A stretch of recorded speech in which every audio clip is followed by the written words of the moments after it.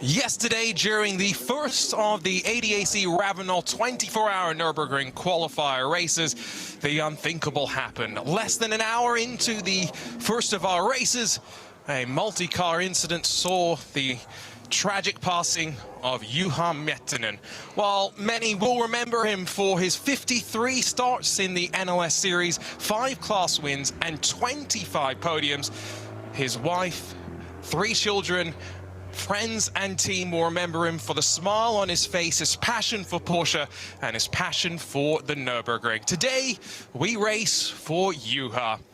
Arjuna Kankipati alongside of Neil Cole as the second 4-hour race beckons. And Neil, while this weekend was meant to be preparation for most teams building up to next month's big 24-hour race, I think it's fair to say on this Sunday, we race for different reasons.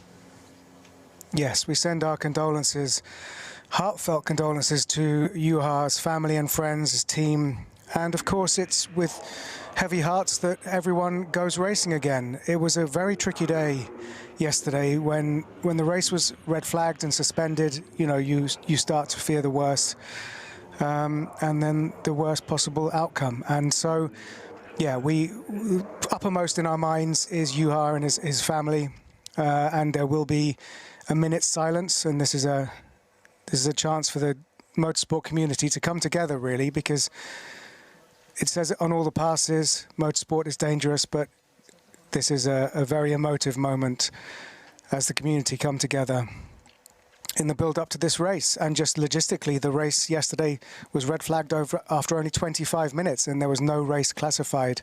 So this is our first race of the weekend, which should have been 2 4-hour races. At the front of this grid, Yuha's team will stand as we get ready for this minute of silence. You can see the rest of the grid passing their condolences on as they all get into formation. But like Neil mentioned, a chance for our motorsports community to come together. We will have a minute of silence that we will observe for those listening as well as those watching in vision, in memory of the recently passing Yuan Metinan.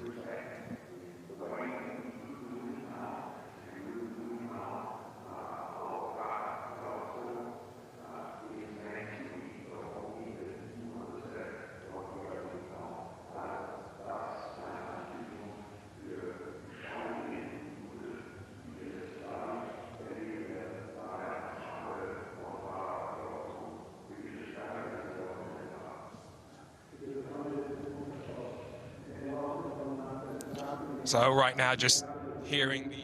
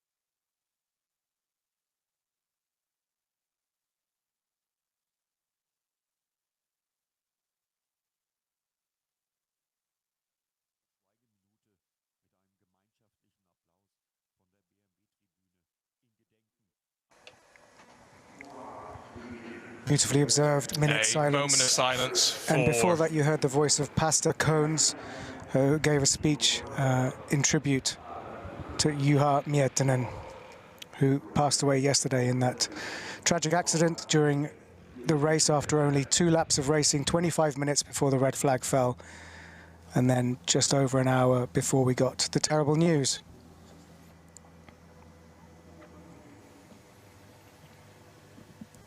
And now our field passing their condolences on to his team as well, who were stood at the front of the grid. A reminder of the dangers of motorsport, and a reminder as well to maybe those who are new to racing at the NLS as to why there are such stringent requirements around permitting and working your way up to the fastest cars. So focus then on the race that we do have today, because as we did mention, it's preparation for next month's 24 hours of the Nürburgring, Neil, but with some track running lost yesterday, specifically into the night, where, you know, some drivers would have appreciated some experience of what it's like navigating through the green hell without any external help and only with the headlights. Now it's more just about working through processes, getting through data, and maybe just making sure your car is ready to go for next month.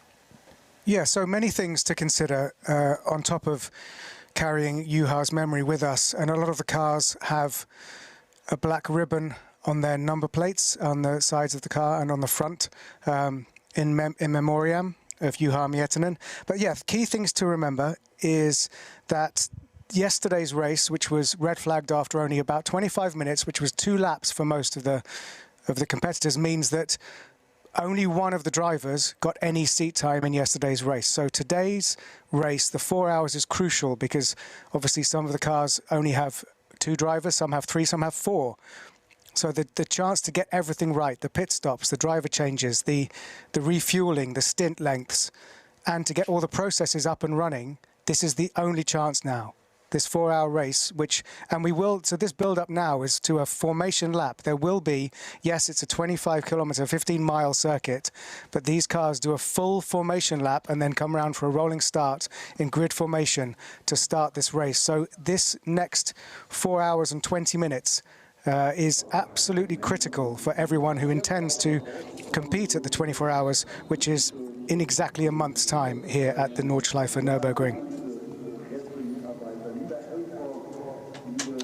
In some ways add 20 more minutes on as well, because once the checkered flag flies, there's, you know, time for everyone else to finish their lap, and you're allowed 20 minutes after the first car has crossed the line to finish your own race. So if you're having some issues limping the car back around, that's your 20-minute sign to make your way back to the checkered flag. For those that got the national anthem, let's get ready to go for the 5th NLS race this year.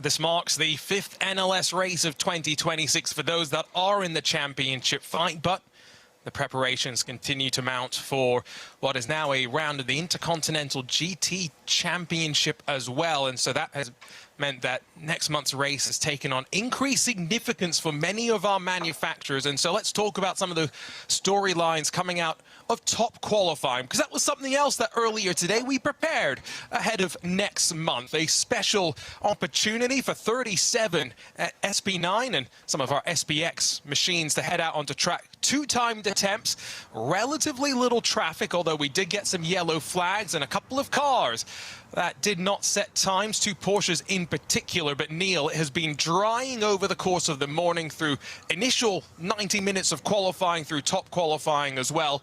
And it's a Ferrari that will get ready to lead us to green in the first of our 3 qualifying groups. Yes, so if you're just joining us now and you missed qualifying earlier, it was thrilling. And yes, the Ferrari of Vermeulen got pole. Lucas Auer in the Max Verstappen car is in P5 on the starting grid, so 1 place better than started yesterday. And of course, you're saying it's NLS 5, but technically now this will only be the 3rd race of this series. So really, you know, limited running for a lot of the field. And conditions were damp, let's just say, this morning for qualifying. But luckily, while it is chilly, I mean, it's 10 degrees, or if you do Fahrenheit, that's about 50 degrees. And the track it's dry, you know, pretty much dry all the way around. But you can see it's overcast and humid, and only pockets of sunshine as the clouds drift across this Nordschleife. And don't forget, this is on a huge scale. This circuit is unlike any other circuit in the world. So you can leave the pit lane now in bright sunshine, and you could, probably not today, you could hit snow when you get to the top of the carousel. But it is a tricky circuit to predict what you're going to come across corner after corner, even notwithstanding traffic of the huge field and the different groups that will set off on this formation lap. You know, you could very well still have a sprinkling of snow at this time of year. You never say never in the varying microclimates that surround this wonderful track.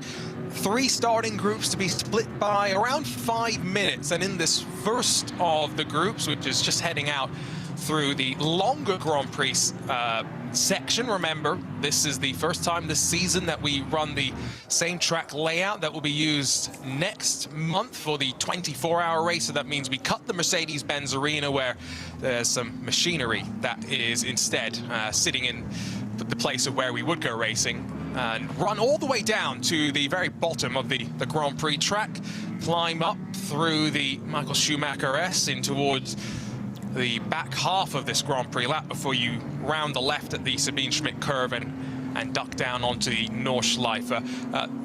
I was stalling slightly, trying to see if I could figure out, there, I found the right page. About 42 cars entered this weekend in this first starting group. That's likely come down through attrition from various bits and bobs, but 41 cars in Group 2, 49 cars in Group 3, which are the production cars. And Neil, because they start almost 10 minutes behind the SB9, the GT3 machinery, effectively, by the time the fastest cars are finishing their first lap, they are catching up to the slowest cars on the track.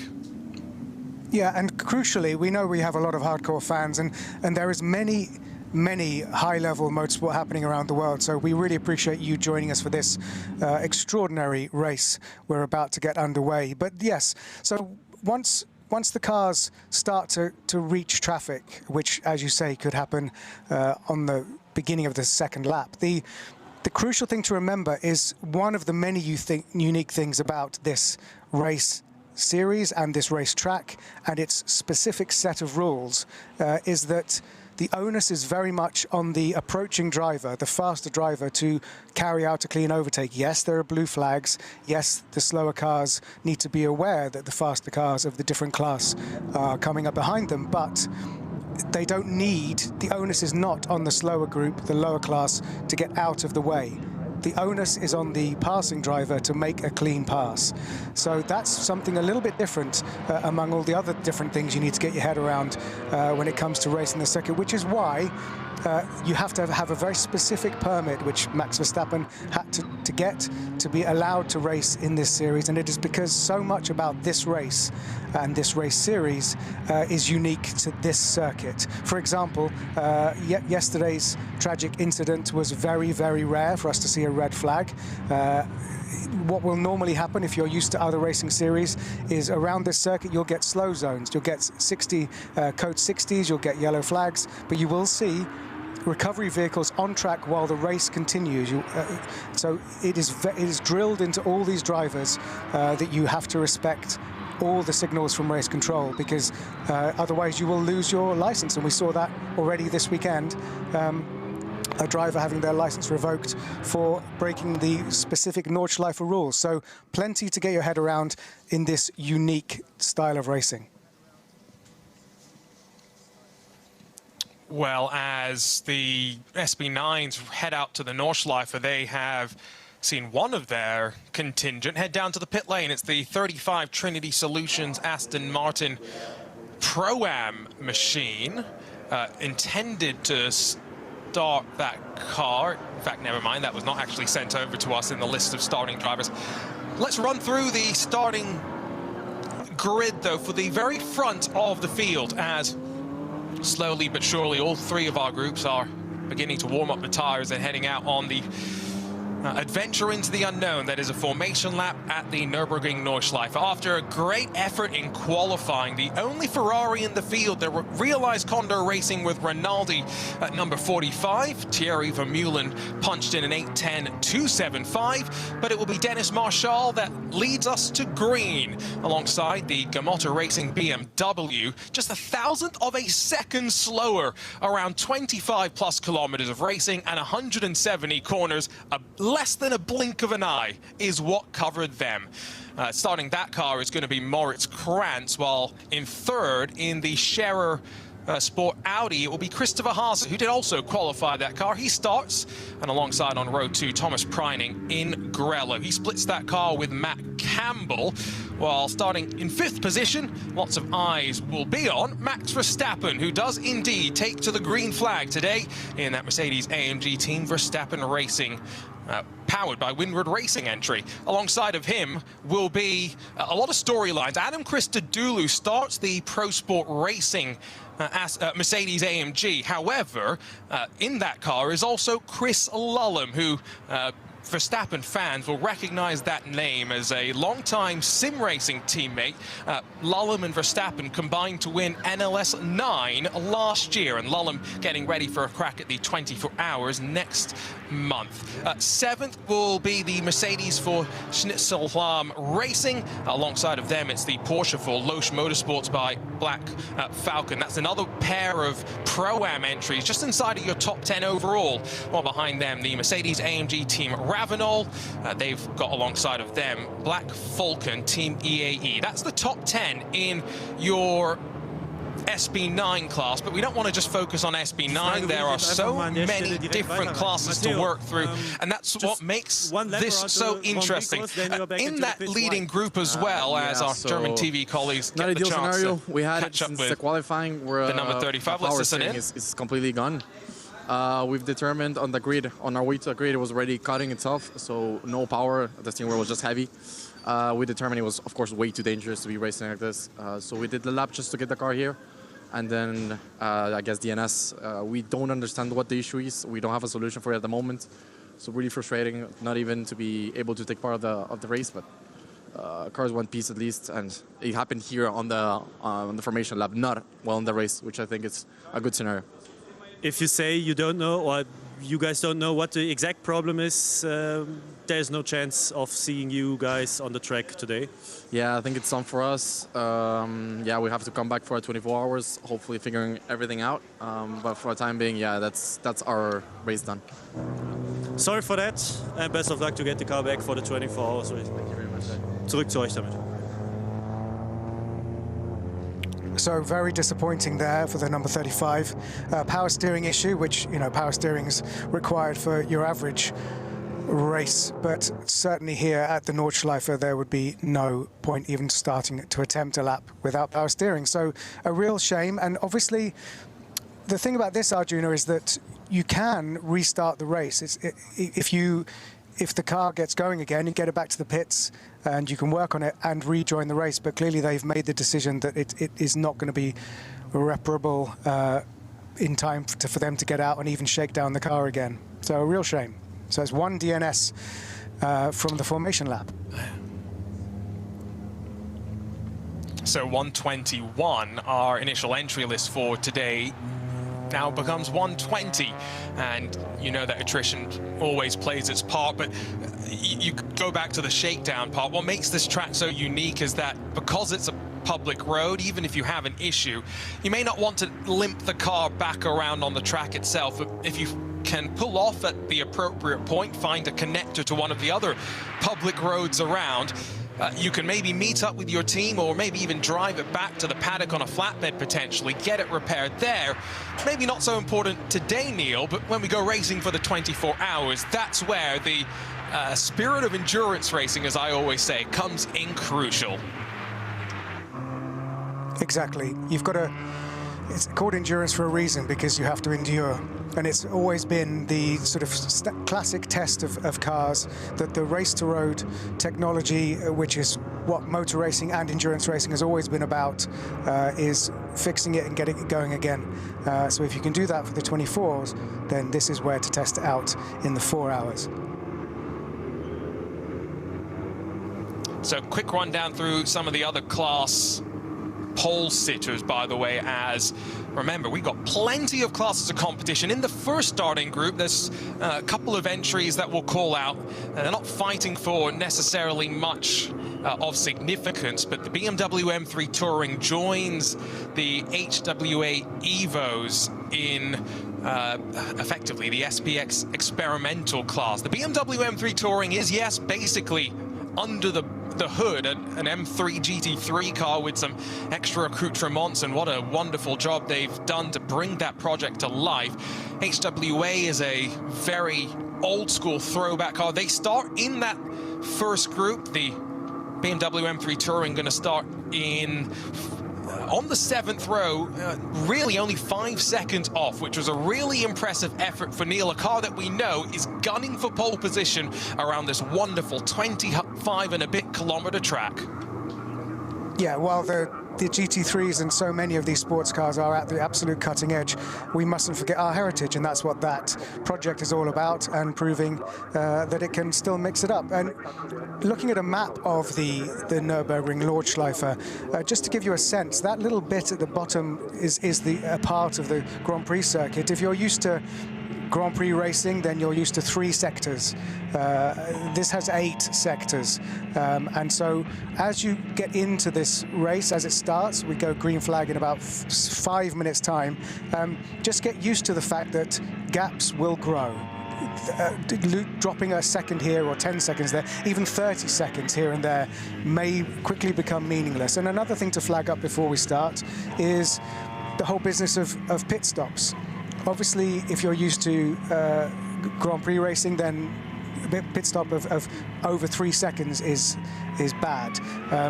These have a regulated amount of time for the pit stop, for the refuel, and so that we don't even see quick driver changes like you would in other endurance racing formats.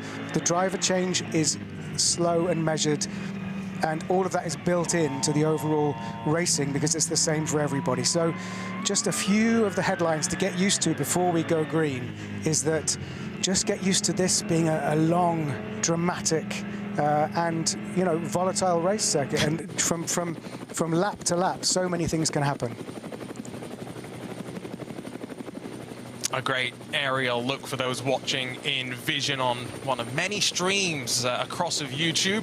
Remember, for those who may be traveling today, we will be live on RS1 through the entirety of our 4 hours, part of our Radio Show Limited network of channels, but there's plenty more racing. Yes, there's World Endurance Championship action to come, and our team ready to cover that. It's a relatively cool, crisp morning. Let me quickly run down some of those other pole sitters in some of the other classes. We've got Porsche Esports, Porsche Endurance, I should say, rather, Trophy Nürburgring competition. They have an esports version of that category as well. We've got 7 starters. That's important because they get maximum championship points towards the overall NLS championship, fought across all the classes if you're new to the world of NLS. Muller Motorsports, an 8:38, 5:05 pole for them in the mixed conditions.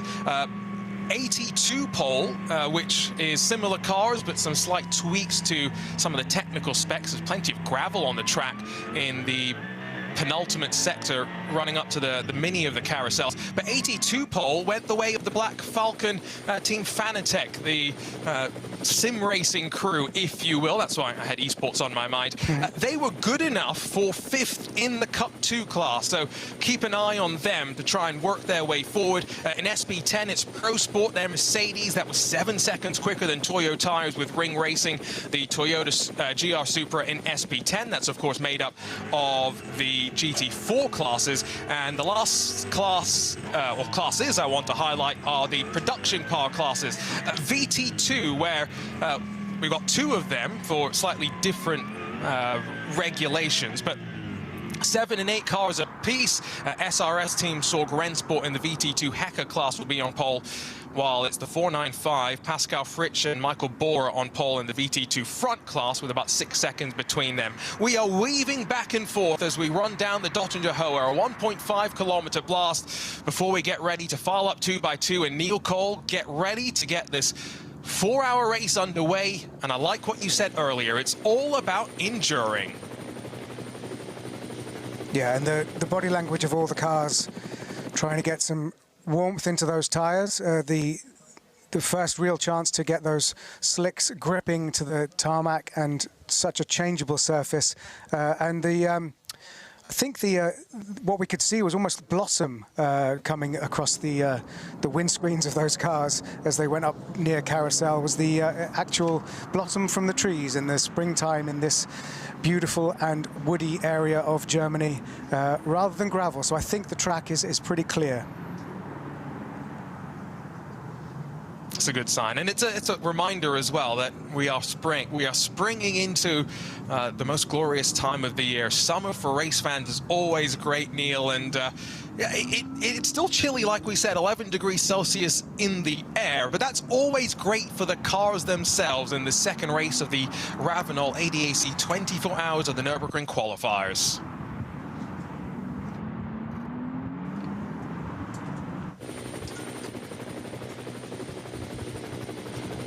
Such a great feeling as we build up to the end of the formation lap. The cars building their way up, checking everything, a last chance to fully make all your final checks, because when they hit the start line and the flag goes green and the safety car will pull off, we will be racing at the Nordschleife. And remember that we won't go racing until much further down the start-finish straight than maybe you have been accustomed to in years previously. So a long wait before the realized Condor racing with Rinaldi 45. That as Dennis Marshall at the wheel. On the inside of that front row, will be able to punch the throttle and head down to turn 1. And again, remember, we're running the full 24-hour layout. That means we don't run the Mercedes-Benz Arena. Instead, we shortcut left straight out of turn 1 and run a slightly longer run through the Grand Prix loop. A final dress rehearsal, if you will, today. But racing for some will be on the back burner. Today we race in the memory of Yuan Metinan in the second of our 24-hour ADAC RAVENOL Nürburgring Qualifier races. Yes, a bit of a misnomer. We're not qualifying for the 24-hour race, but we're building up to the great event. Green light, and we are racing at the green hell, and instantly Grello pops out of line as we shovel our way down to turn number 1, and the lights flash as some drivers get run out of room. Big send from the Gamotta Racing BMW to try and hang on around the outside, but as we tiptoe out through turn 1, it is going to be the realized Condor racing car that holds on. Grello defends from Scherer's Audi as we now run down the Grand Prix loop. Max Verstappen has jumped up to 4th position as well as they flick down through the left, continue descending. Tidy start, still with the tires coming up to their full temperature and pressure range. Finally, Grello's gotten himself up into 2nd and single file down to the Dunlop hairpin, but only momentarily, because around the outside, a bold move to try and make things happen so early. Grello runs out of room and the Ferrari leads us on the climb up to the Schumacher S. Neil Cole. a more dramatic than expected first couple of corners there, and some position changes already. Verstappen up to fourth. Grello, we call it because it's green and yellow, up from fourth to second. Very dramatic. It's Does Thomas seem to be some Preining weaving. who starts Still that trying to get some car. temperature into the tyres at the front there, which is odd. Not surprised as well, given that you don't set your car up for the Grand Prix part of the track. It's all about maximizing performance once you hook the left through the Sabine Schmidt curve. And it is going to be Dennis Marshall that leads this race. As into the Hudson back we dive for the very first time, with a couple of car lengths now starting to build between the front couple. Gamotta Racing, that BMW, has been dropped down quite significantly all the way out of the front five, and that goes to show the danger of turn one and maybe overcommitting on the outside and running yourself out of room. The hands fast there for First chance to Max ride on board with Verstappen Max as he Verstappen. clatters over the curbs. In the Winwood Racing, Verstappen Racing Mercedes-AMG GT3. Remember, GT3 is the, that's why. So we have SP9 is GT3, SP10 is GT4. Those are the two main classes, with SPX as the special cars. So if you're used to endurance racing, then if we say SP9, that's the GT3 class, which is the leading class in this race. As those SP9 machines funnel out now through Schwedenkreuz and down into Arenberg, already now settling into the run through the Nordschleife. It's starting Group 2 that is ready to get us underway. It's Porsche Cup cars, 992.1 generation Porsche Cup cars. We have a new generation Cup cars racing in 4 select Porsche series around the world, and no doubt they'll make their way to the ring eventually, but the fight for the Porsche Endurance Trophy Nürburgring is already 4 wide as we fly down through the stripe and in towards turn 1. It's that blue and white Porsche that holds the inside, the red and blue asymmetric Porsche that now finds the danger of going on the outside. He runs himself out of momentum. We got a car pointed in the wrong direction as well. Believe that's one of our Subarus, unfortunately, that's got entangled up with one of the BMWs, but the first signs of trouble in starting Group 2.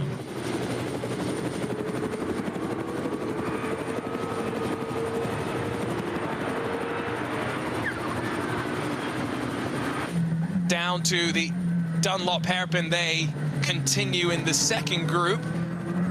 For those watching, we can now see the perspective of a Hyundai Elantra, and you can also get the sense for the Thank you for joining us. We vehicle types that are racing now. The opening stages of the NLS 5, the Nürburgring 24-hour qualifiers. The 24 hours of Nürburgring Nordschleife are in a month's time. And so here we are in the very early stages, 5 minutes into this 4-hour race. And remember, settle in, because while it is a sprint, it's also a marathon, and the leading field had a bit of a tasty battle into the first few corners, but now they're kind of settling into a racing position. Max Verstappen is in 4th position in the Mercedes-AMG GT3 Winwood Racing Verstappen racing car, and it is Marshall at the wheel of the Ferrari 296 GT3 Realize Kondo racing car that is leading this race from pole, although the Grello appears to have taken the lead. I'm just trying to see from the pictures here, while we await the third group to start the race.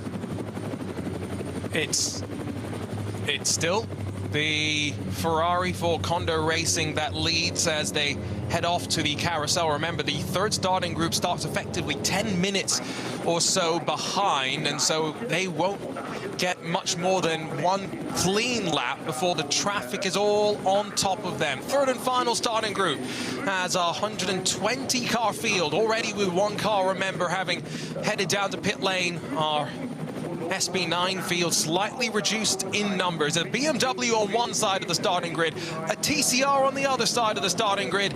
As the third group gets underway, that TCR gets a big launch courtesy of the extra power, while the BMW M2 Racing tries to defend. We've got all different production cars now, remember, trying to fight with each other. Group 2 had a bit of a tangle as they worked through the slither of the left-hander at the bottom now of this turn 1 and 2 sweep back, but the slower cars navigating through safely, tiptoe their way through. A big send from one of those red BMW 330i's, I believe, as onto the brakes hard, continuing to descend down the hill.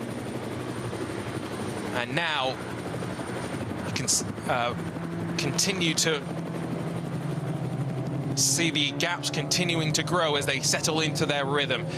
The SP9 cars, they are right around the Stefan Beloff S's right now, and that's going to mean short run in through that mini carousel, then out through Galgenkopf. Such a hard corner sometimes to judge. It requires patience. You stab on the throttle, you get it wrong, and then you're off throttle, understeering out wide and into the grass. Already a 0.8 of a second lead now built up for Dennis Marshall. Our timing is clever enough to eliminate these gaps in the starting groups, so it's finally just clicked through that we've got about 10 seconds covering 17 of our SB9 machines. The BMW M3 Touring is also included in that mix, but the Audi sits in the draft of Grello. Closing is Christopher Haase and Thomas Preining as they rise to the end of the Dottinger Hoa in towards Antonius Bucher. And he'll pull alongside, and this is where side drafting plays its part. You can see him pull to the left side of the track, try and avoid Preining, pulling alongside, disturbing the air and slowing that Audi down. But no matter, the Scherer Sport machine through to second, and Neil officially now will come through the final corner and realize Condor Racing with Rinaldi have converted pole position into the lead of this race. Yes, and that's a classic overtake that we will see many, many times during the course of this race, because there's no push to pass, there's no energy recovery, there's no extra power that they can put into the powertrain or the engine to get an advantage, and no DRS. This is simply racing skill, aerodynamics, and reading the road ahead of you. Although there was the Max Verstappen seemed to have worked out a hack about the optimal distance behind the car in front, even through corners, to continue to get aerodynamic efficiency to build up to an overtake. So I wonder if he can deploy that during his first stint here before he hands back over to Lucas Auer, who put this car in 5th on the grid, and the car is now in 4th. And as you can see, Max Verstappen is now putting himself in the optimal position behind that Porsche car number 911. But as you quite correctly pointed out when we were rolling on the formation lap, blue flags, unlike what Formula One viewers may be traditionally accustomed to, are not the pull out of the way and get out of my way sign. Instead, they are just informational, and that's where indicators, yes, the same things that you use on the road to try and communicate to those around you on your highways and interstates that you're trying to change a lane, well, they are crucial to the communication between the cars when we get into the midst of that traffic. The slower cars will use them to indicate which direction they're going to go, and similarly, some of these faster cars will try and use them to say which way they want to go. Mistake, uncharacteristic from Thomas Preining, and it almost allows Max Verstappen to squeeze alongside in through the Hadson back, out wide over the curb. It unsettled the Porsche, and now Verstappen staring up the gearbox of the Porsche 911 GT3R Evo. And that's the crucial thing here, is that there's so much about momentum on this circuit, is if you lose a couple of tenths through a mistake going a little bit wide, like we saw the Grello Porsche, then that can carry on for the rest of the lap. You'll be slightly on the back foot, and here we go. Are we going to see an amazing overtake up into 2nd place from Max Verstappen, because he is continuing to capitalize on that slight mistake earlier in the lap? No yellow flags on the track just yet. We'll keep you abreast as to where those develop and maybe where code 120s and 60s build through there. That was, by the way, for those who are watching, one of the most amazing camera angles I've ever seen in motorsport. We were literally inside, behind the grille of the Mercedes AMG GT3. They found a way to nestle a camera in there, and it gave you a great perspective of being down close to the road at speed through Schwedenkreuz, which is one of the most precarious points on the track. Verstappen's going on the offense. In front of him, Christopher Haase. Let's not forget, Verstappen and Haase had a great tussle between the two of them a couple of weeks ago. Haase's really pressuring Dennis Marshall in that Ferrari as they head into the first real switchback sections of the Nürburgring Nordschleife. Yeah, we've got several battles right up at the front, and of course that will be being repeated out of vision right the way through the field. And note that Michael Azcona in the touring car class has pulled into the pits, so that's way too early for it to be a standard pit stop, so that's a shame for one of our internationally known drivers. We hope that they will be able to get out successfully. But yeah, these battles out the front, and as you said, that grille shot, that onboard camera from the front of Max Verstappen's car will, I'm sure, be doing some rounds on social media later today. That's very much. I come from the world of sim racing, as you know, some of our RSL listeners may know, but that is right up there with sim racing camera shots. Race controllers, no one will be surprised to hear, are investigating the start for Group 2, so the Porsche Cup cars, where we saw some of that tussling further down through the field, including that Subaru that was pointed in the wrong direction. Very much under review. Climb the hill, though, out of Bergwerk, one of the most important corners on the track. Ferrari almost looks like it might be a sitting duck as the Audi breathes closer and closer. Jinx one way, then the other. It's forced to the left, not quite into the grass, but nothing Dennis Marshall can do as Christopher Haase and the Scherer Sport Audi started a little bit further down than maybe he would have wanted to, but in towards bravery, sweeps through to the lead as we hit traffic for the very first time. Timed that to perfection. It was an absolutely clinical move, and as you say, to get it done just before they start to come upon the back markers for the first time. Brilliant overtake. Verstappen through, and Verstappen, Neil, through on Thomas Preining as well. He is hunting to try and make his way past that Ferrari as well. But the problem is, as you rise to the highest point of the track here towards Hoa Act, it becomes very, very difficult to find your way through. It is single file at best through here, and that's why traffic management is so important. Lucas Auer, when he was qualifying this number 3 Mercedes AMG Team Verstappen racing car yesterday, got involved in some contact with one of our slower cars and got a grid penalty as a result.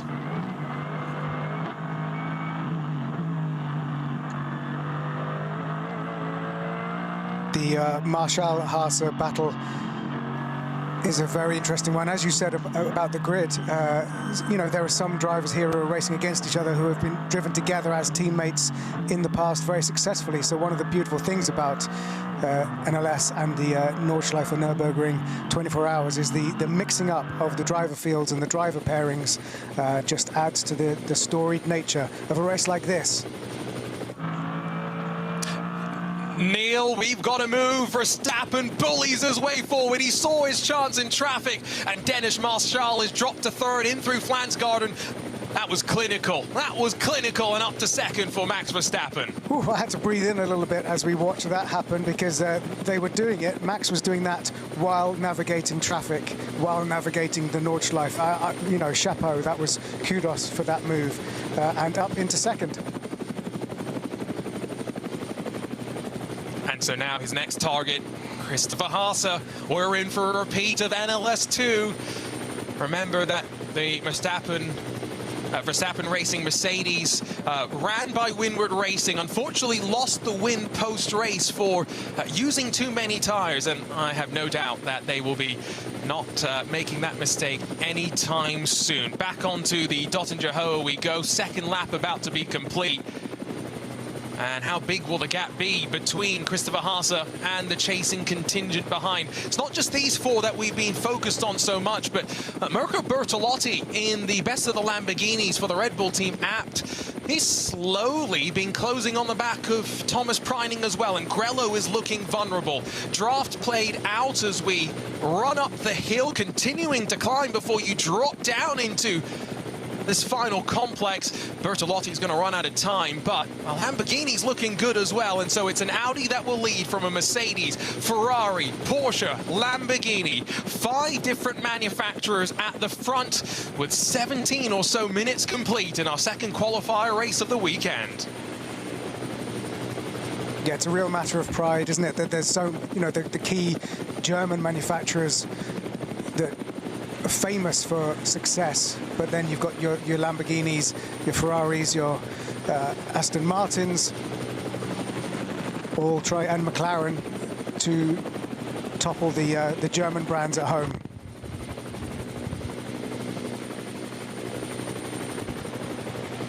Down the hill, they continue to go. The BMW M3 Touring is sat in 11th, by the way, overall.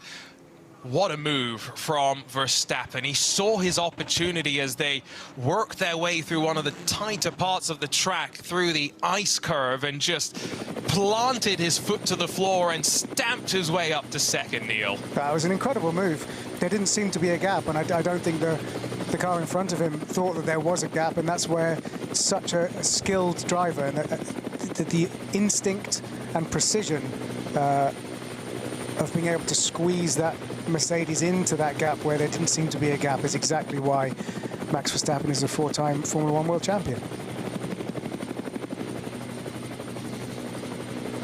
But it's a very different skill set, I would argue, racing these sort of scenarios with traffic as compared to Formula 1, and maybe that's where his iRacing experience, and he's run some of the digital Nürburgring Landstracken Series races. I remember commentating on one of those going on 2 or 3 years ago now, where Verstappen was teamed up with Rudy van Buren, and kind of that effort was the catalyst for a change in the DNLS rules, where now those that are successful in that championship earn some progression towards their Nordschleife permit in the real world. If you needed any further proof of sim racing's ability to develop talent, well, look no further than both what the Nürburgring Landstracken Series are doing, but also Max himself. He is hungry as they drop down on the run towards Flugplatz. The lights flash, the mental mind games are being played. Verstappen, no stranger in the sim racing world, I have no doubts, to using that headlight button plenty. Yeah, and it's obviously, you know, if you're the car in front, it's a distraction. These guys have got an incredible mental ability to put distractions out of their minds, and otherwise, you know, most of them wouldn't be able to go racing today after yesterday's tragic event. So that is one of the tools that Max and the drivers can use to try and break the concentration of the car in front, but you have to, you know, you have to try a little bit harder than that, I would say.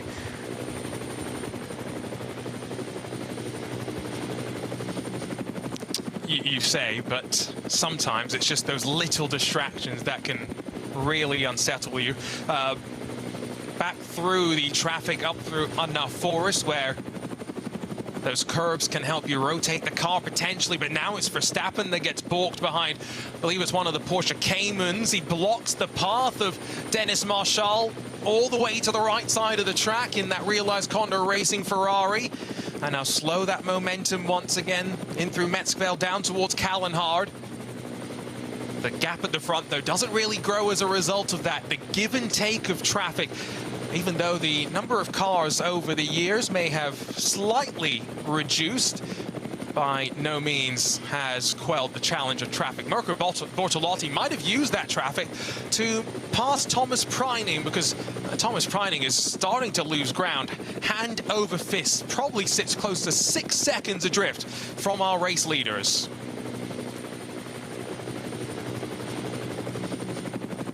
Yeah, 120 cars is still a pretty sizable field for everyone to navigate around, and we're 22 minutes into racing here, so 3 hours and 40 minutes left to go. There'll be many passes of different classes. Couple of updates, Neil, after the start fracas in starting Group 2. The 88 Subaru Technica International entered in SP4T. That has entered the pit lane, and I don't believe it has left just yet. Also, one of our BMW M240i's, the number 665, has been pushed back into the garage, so that's a slightly worse sign, I would say, that the crew needing to make some more significant repairs on the Gitti tires, motorsports by WS Racing, one of our Permit B cars, so laps important for them as well. Our SP9s fully breathing now as they continue to climb, working their way towards the Caracciola carousel, with Christopher Haase enjoying a couple of car lengths over Max Verstappen. And as much, Neil, as yes, you know, we're not talking so much about managing batteries and things, we shouldn't forget that they're still managing tires, managing fuel, and managing traffic. There are elements of management in sports car endurance racing. It's not just 24 hours of an all-out sprint, as much as maybe some sometimes believe. Yeah, of course, and it looked like in Carousel there, which is that beautiful banked curve where you can sort of do the equivalent of ditch hooking around the inside of where it's been cemented. But there was a slightly sketchy moment from Haase, and like we said earlier, a sketchy moment where he went slightly sideways and twitched a little bit on the inside of the banking has meant he's like potentially lost half a tenth or a tenth, and that has brought Max Verstappen closer to the rear spoiler of that Audi R8. He's menacing, weaving one way than the other. In the Cup 2 class, it is the 920 that leads currently. However, that is the Raphael Renhofer and Noah Nagelsdick entered car, no team name for them, but being chased down by a car that I know many will be cheering on, the Black Falcon Team Fanatec car, which is not a full Cup 2 entry, running some slightly different suspension, some alternative fuel as well. Only a couple of tenths splitting those two right now, though, as it stands. It is a very close fight, and I'm sure plenty will be cheering on Jimmy Brockman, Steve Brown, Misha Shadowroon, all as Manuel Metzger currently takes the start responsibilities. Bit of a gap building between second and third now as that Ferrari focuses more on the charging Mirko Bortolotti. That Lamborghini looking very promising inside of the opening 30 minutes. But once more back onto the Dottinger Hoa, the SP9 cars will drop 1.5 odd kilometers for them to slowly breathe, Neil, to relax, because they've got 25 kilometers and 170 corners to repeat as a roller coaster once more.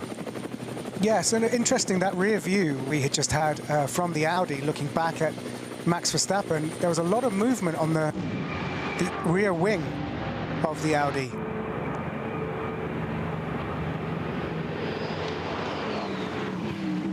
Lots of airflow, I think there's no question about that, and see the disruption sometimes when they sit in the draft. It's always interesting, the fluctuations. Mirko Bortolotti breathes past Dennis Marshall as they crested over the top of Antonius Bucca and dropped down in towards Tiergarten. That's third now that swapped hands, and the gap at the line that Mirko Bortolotti is now trying to close up to the top two is going on about 2 seconds. A half-hearted look from Verstappen there as they drop down into turn one, but let's be real, Christopher Haase is a wily veteran. He will not be fooled by that. I love the lap idea time of was Max an Verstappen doing anything 8:17.41.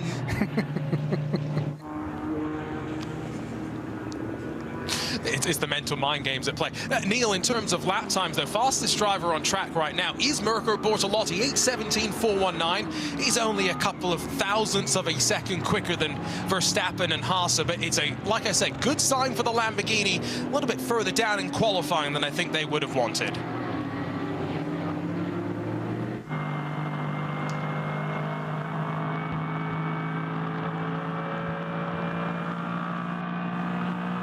back up through the Schumacher S. They work. I've got to say, sometimes you would say that a smooth race car is a fast race car, but at least through the Grand Prix section, not particularly smooth for Verstappen there. But again, goes back to maybe what I said slightly earlier. You set the car up for the much bumpier and slightly awkward Nordschleife when the slightly razor smooth surface on the Grand Prix section of the track maybe doesn't suit it so well, Neil.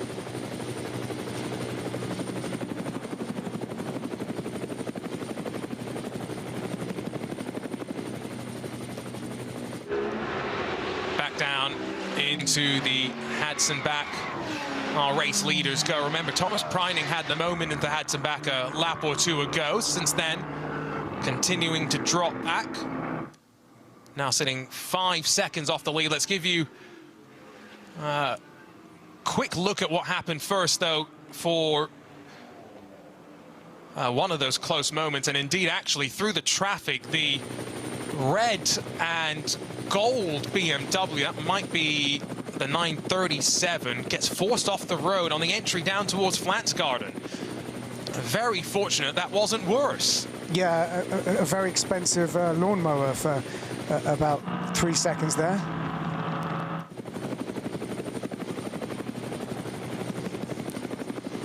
Just looking through my entry list to try and figure out which of the cars that would have been, but we've had a change for the lead. Verstappen passes Christopher Haase on the run in towards Schradenkreuz, and now down into Arenberg. They'll drop in towards the foxhole, and Verstappen will try and build his lead. Yeah, big moment within the first half hour of this race. Max Verstappen takes the lead of this 4-hour race, and his body language for the last lap and a half has been, I'm going to get past. And now, can he pull ahead and extend that lead? It doesn't look so like at the moment. Haase is staying with him. The good news, Neil, is that just taking a look at the track map, they've got plenty of clean air before they'll catch the next group. The second group is made up of, plenty of fast cars. Those 992 machines are a rocket ship in a straight line. Maybe don't have the aerodynamic performance through the corners of a GT3, yes, but can very much match, if not best, them down the Dottinger Hoa. 3 drivers for this Scherer Sport Audi 16. Christopher Haase starts, but he'll hand the car over at some point to Alex Sims, with Ben Green as well. Pair of Brits waiting in the wings for Verstappen and Lucas Auer. Just 2 drivers in which to split their time between. And Verstappen has said candidly over the weekend that one of the tasks for him being here at the track is to help Lucas get as much seat time as possible. Yeah, it's an interesting pairing, isn't it? Of course, these two have previous that goes back over 10 years, Formula 3 days, and Lucas Auer very much known for DTM, I guess, more, but a very, very established and talented driver. So yes, they've got to balance the amount of time that they give Lucas in this car with the amount of time that Max Verstappen, with his limited schedule, is able to get behind the wheel of this car. So yeah, everything is a balance. So that's clearly one of the reasons why they have 2 drivers in that car, whereas many of the other cars and teams have 3 drivers, in some cases 4. For Grello, they were entered yesterday with 3 drivers. The road chief, Christopher Breuer, was called up to racing Grello. He knew what a prestigious honor it was and what his task was as well, which was to do the opening stint, stay out of trouble. Don't see him entered on that entry list today, but there are plenty of drivers who, as we've called out before, Permit B, they are trying to get their final license checks done ahead of next month's race, with no real further opportunity to be able to do that. We have seen a change, by the way.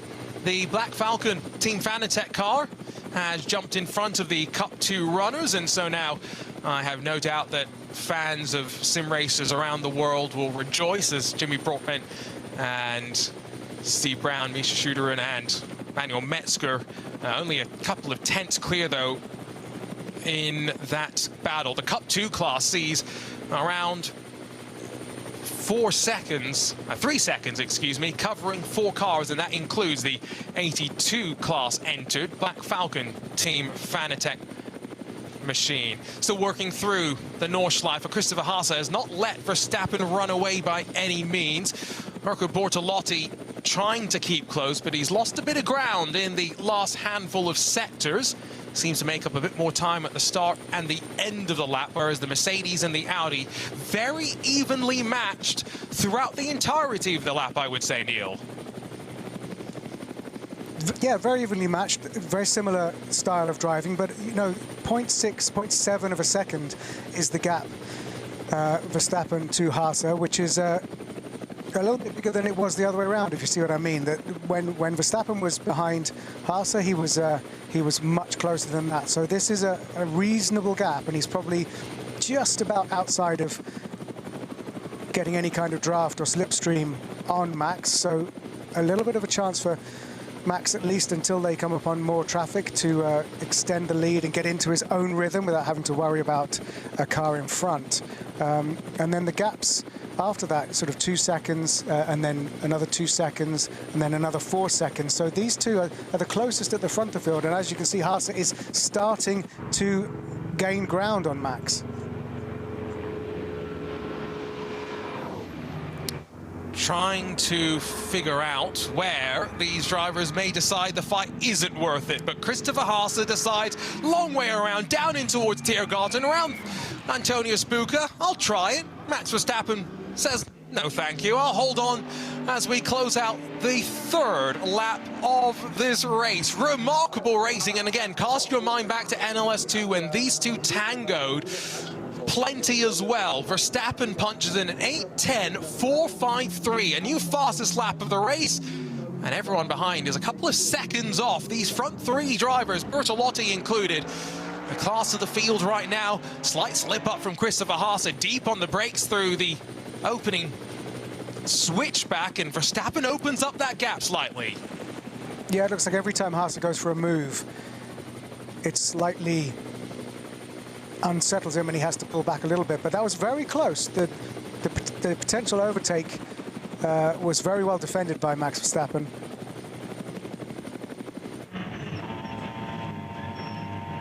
There's been car off the track, the 651 BMW, so slightly misidentified that number, I believe, down at Flansgarden, but for the Adrenaline Motorsports team, Manhattan Wheels, 4 drivers at the wheel of that BMW M240i Racing Cup car. They have been able to continue and nurse that car back around. Back through the Grand Prix loop. Let's run you down through the top 5 in SP9, where it's the Mercedes-AMG Verstappen racing car that's only half a second in front of the Scherer Sport Audi. Verstappen being hunted down by Christopher Haase. Then the Lamborghini for Mirko Bortolotti in 3rd. The Red Bull Team Apt number 84 with Realized Condor Racing by Rinaldi 4th, and Manthey Racing's Porsche in 5th, and almost now 9 seconds off the lead. It's not often, I think, that you see someone reassert their authority on the race lead like that on the climb up towards the final corner, but Max Verstappen, maybe he's done that in sim racing enough that he trusted Christopher Haase he could do it here as well. Yeah, extraordinary. The car was a full half a length ahead, but Max just did not back off. Don't think I've seen that before.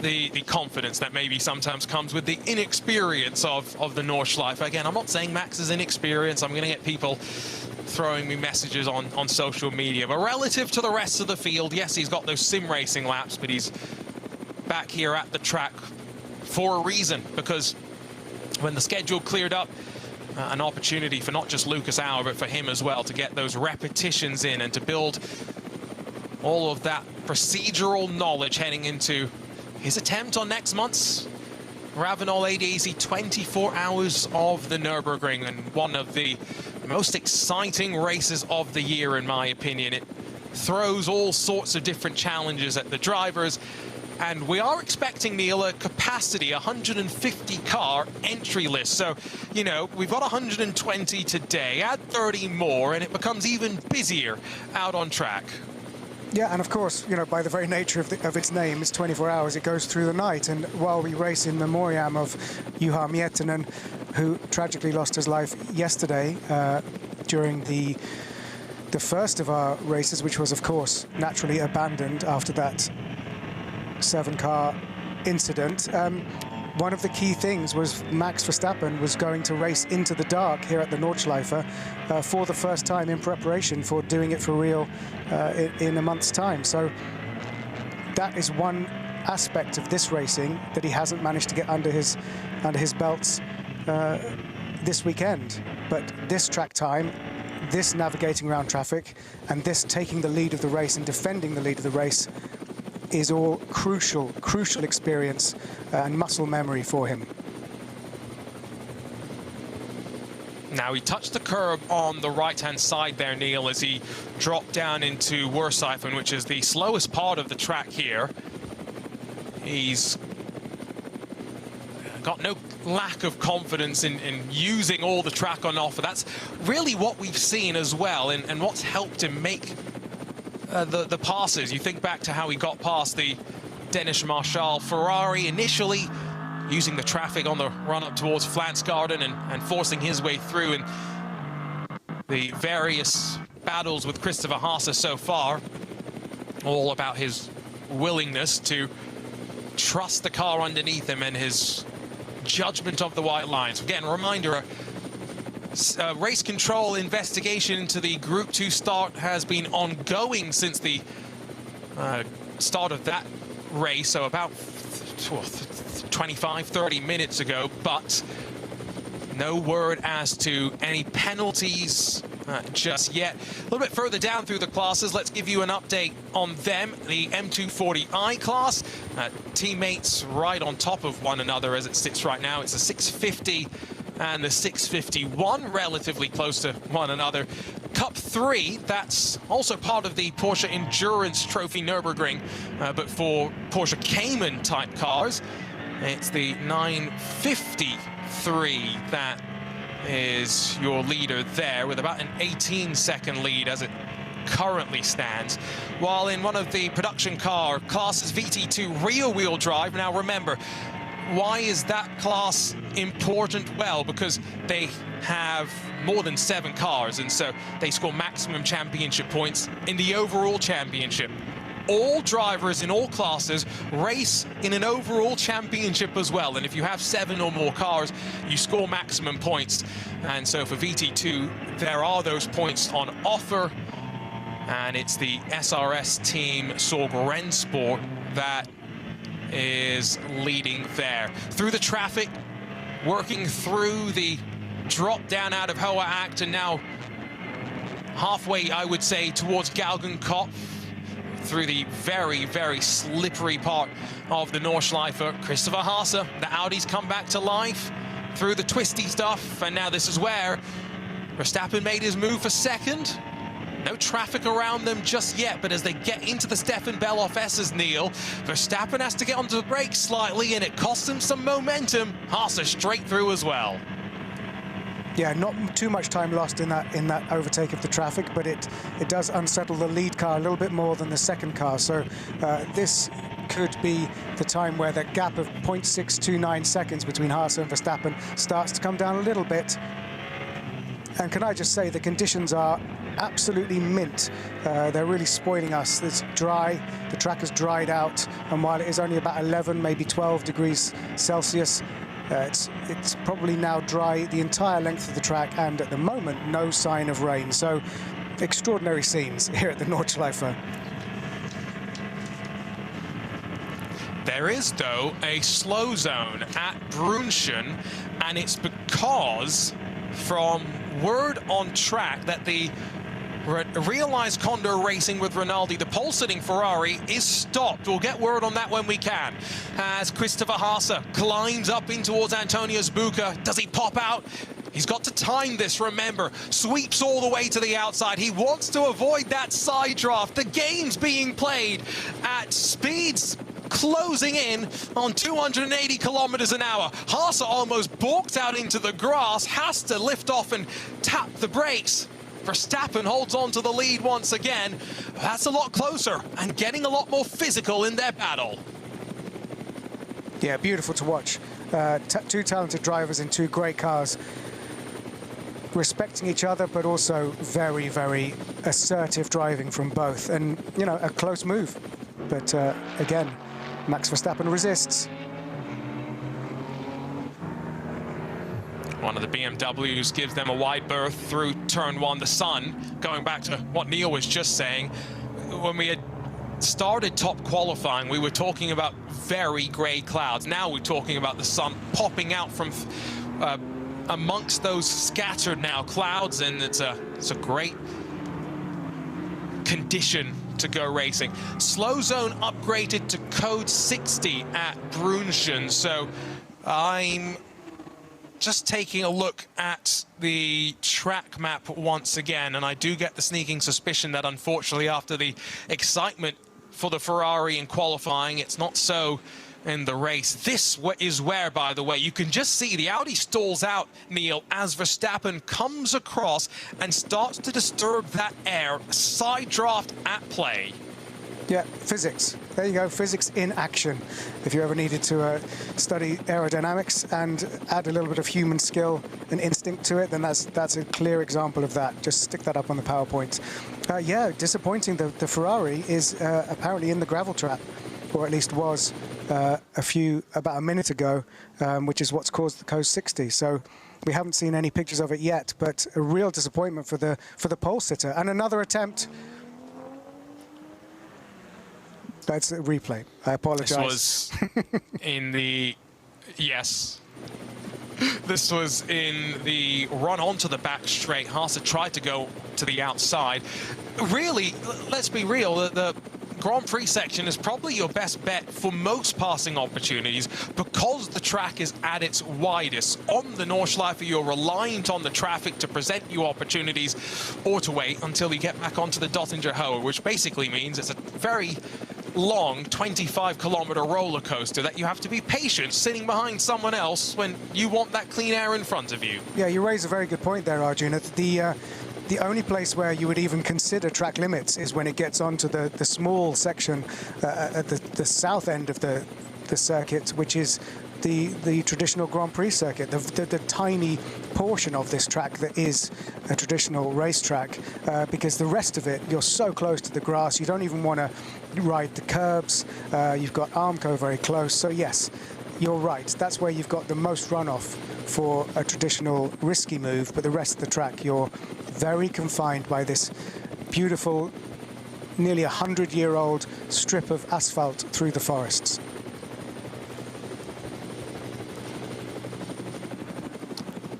I've got to say, I have watched many a race at the Nordschleife, commentated on my fair share of virtual races in the DNLS. Trying to commentate on one of these races in the real world is one of the most interesting experiences I think I've ever had. With all the different classes, all the different storylines, trying to keep on top of what is happening.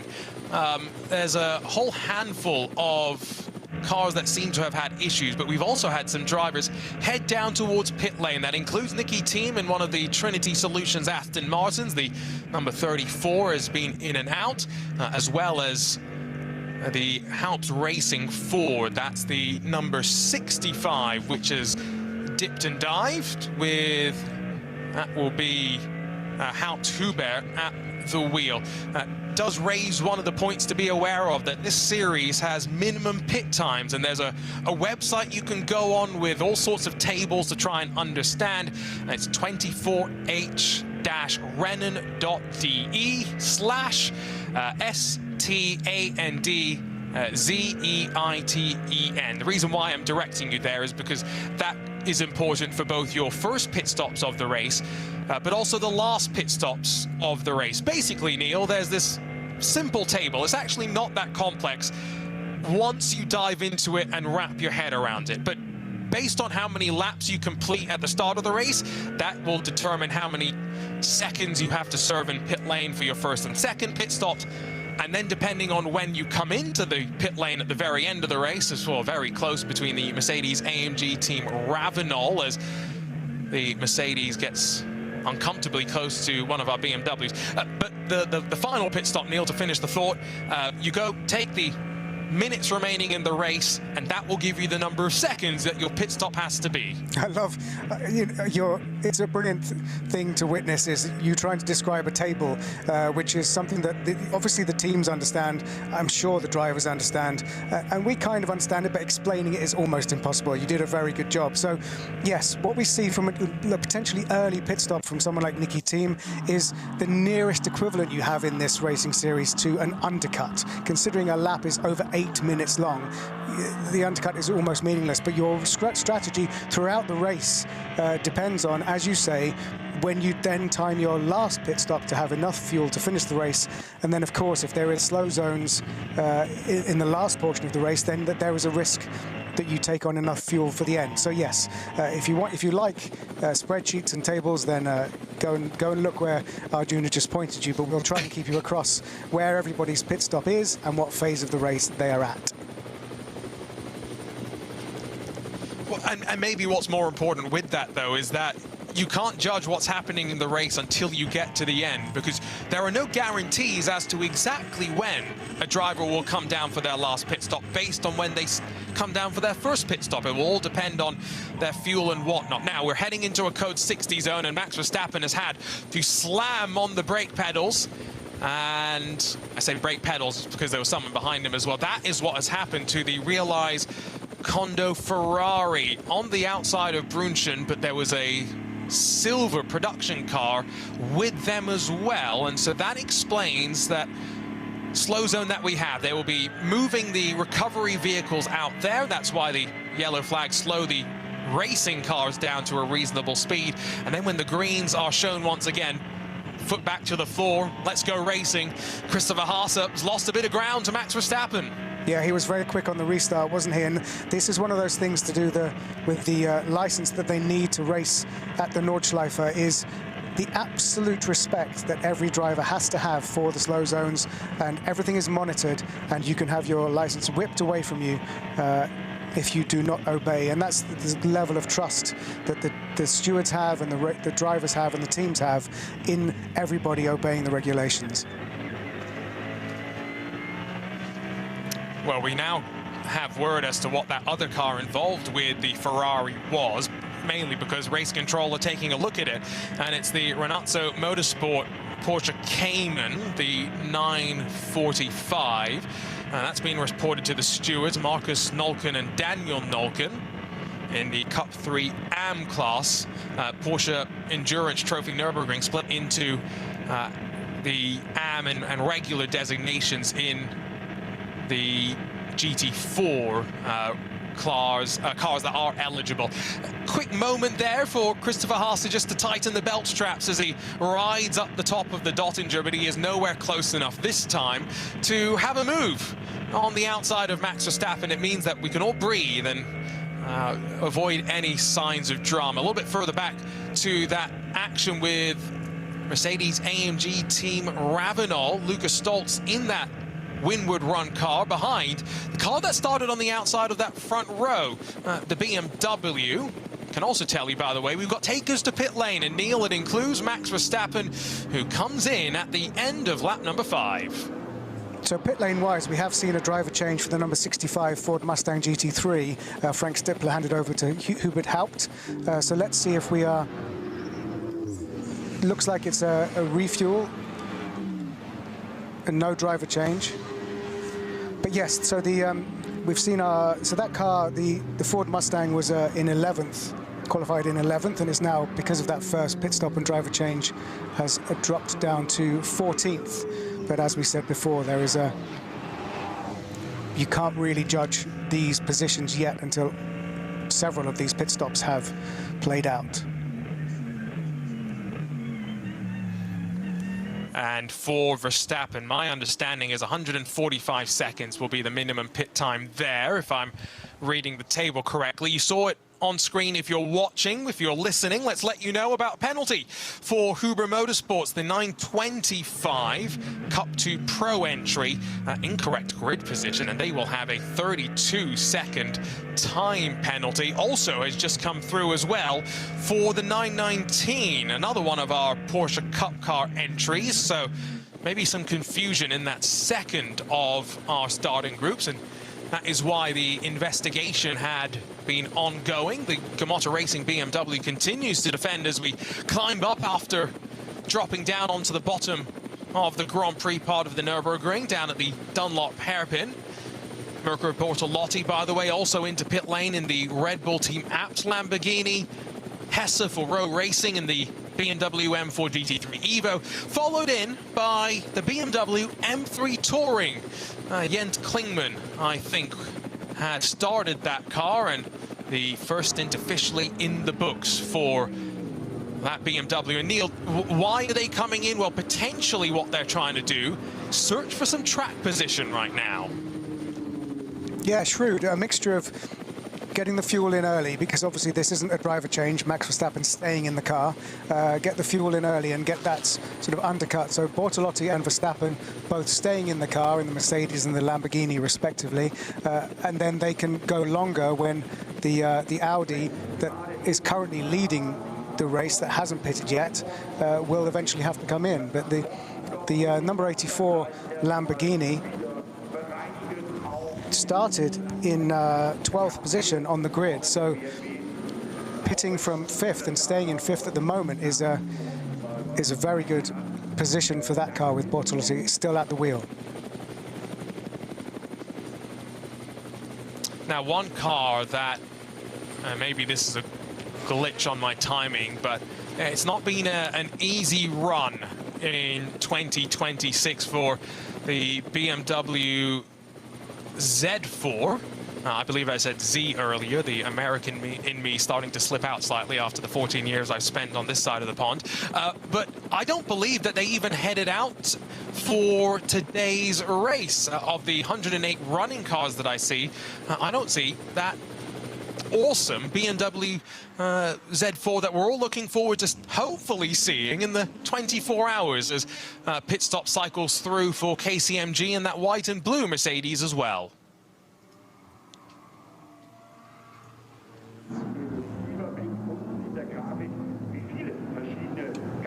So once we start to get some more sector times, having pitted, Max Verstappen Racing, Winwood Racing, Mercedes-AMG GT3 is in 2nd place, and the Haase-driven Scherer Sport Audi R8 is currently leading, but that will have to pit for fuel at some point, probably within the next 10 minutes or so. In pit lane is the number 62 HWA Evo. That's the yellow-white, the more easy to spot on track car in terms of the color combinations. Plenty of driver changes, by the way. I see Alessandro Gueretti has jumped into the Dynamic GT Porsche Pro entry, and that's just one of the handful of driver changes that we did see. No driver change, though, for that BMW M3 Touring. You can see that no real rush because of that minimum pit time, and they are working through the process of strapping in the new driver into that car. And so, gotta say, it looks spectacular. Slightly awkward dimensions when I first maybe saw it, but now that I've seen it out in full motion, especially now that we've got 2 of them in the SPX class, what a fantastic addition to this year's entry list. Climbing up out of Bergwerk in the SP9 class, Gamotta Racing still trying to fend off the blue and yellow Mercedes-AMG RAVENOL powered by windward Mercedes, and this is where it does take some bravery to make a move. I'm not sure if that's necessarily what Lucas Stoltz was trying to do. Pops out of the draft, maybe to try and stall his own momentum out, but no, storms up the inside and up a spot past Gamotta's BMW.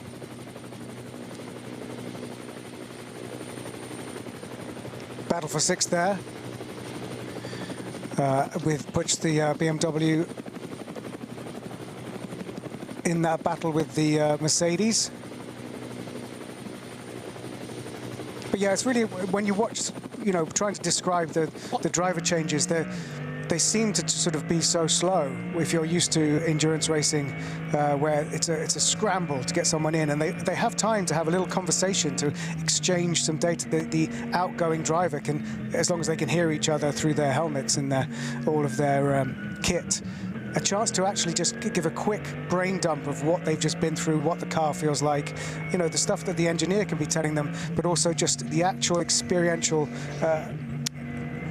feedback anecdotally from one driver to the other is absolutely crucial. And on this race series, there's a unique amount of time for them to be able to do that.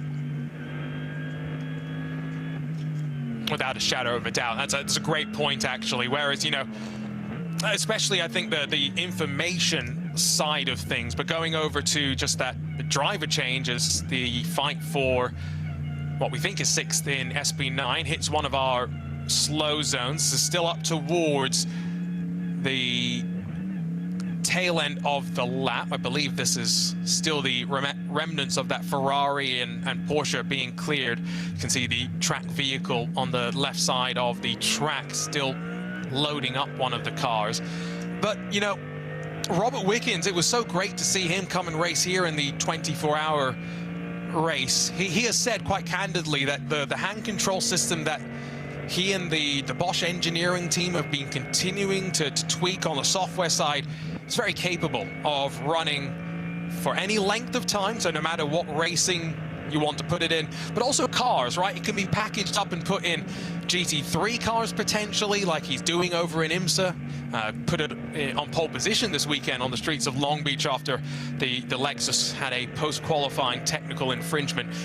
But he's also said, you know, prototypes, maybe an Indy car in the future. And so, you know, think about all those challenges for global motorsport that someone like a Robert could come and take on. Here at the 24 hours of the Nürburgring in a GT3 car as part of this SB9 class, Neil, I think he would probably be very quick. Robert's one of the quickest racing drivers, I think, that you'll find just in terms of pure talent. But with that more lackadaisical driver change, it gives them more time. They're not so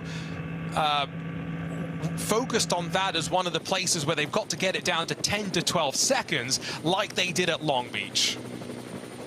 Yeah, that's a very good point about the accessibility of the sport. And, you know, it's good that you mentioned Robert Wickens because, of course, he is having a very good weekend over the other side of the Atlantic. So, so much to shout globally about this racetrack and this race series and the format compared to, you know, so many other great racing series that we also follow. More takers to pit lane. Christopher Haas is already in. Adam Christodoulou and Thomas Preining find their marks for Pro Sport and Manthey, respectively. I see the door opened for Grello, and so yes, there is going to be a driver change, and so that means only one thing based on the entry list.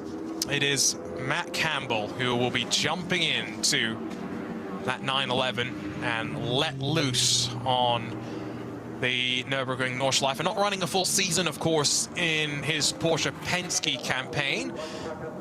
And that's part of the reason why he is here, unlike some of the rest of the motorsports paddock. Race control, non-respect of speed limit in pit lane. So that's as simple as not hitting the speed limit either by pit entry, so braking too aggressively, or releasing the pit limiter too early and getting on the power, leaving the pit lane a bit too quickly. It's not often that you'll see that, but it is one of the Adrenaline Motorsports BMW M240i's that has gotten themselves that penalty. Always better to get these penalties out of your system now, Neil, than in the 24 hours.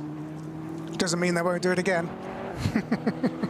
I mean, it's you know, you're coming into the pit lane or you're leaving the pit lane, whichever is more appropriate, full of adrenaline, and you know, it's no guarantees that you'll learn your lesson. But yeah, a real shame. Something as sort of is seemingly simple as that can drop you that amount of time is a real shame. Now we, as we predicted, the first set of pit stops have shaken things up a bit, and as this pans out, we should have Max Verstappen in the lead again.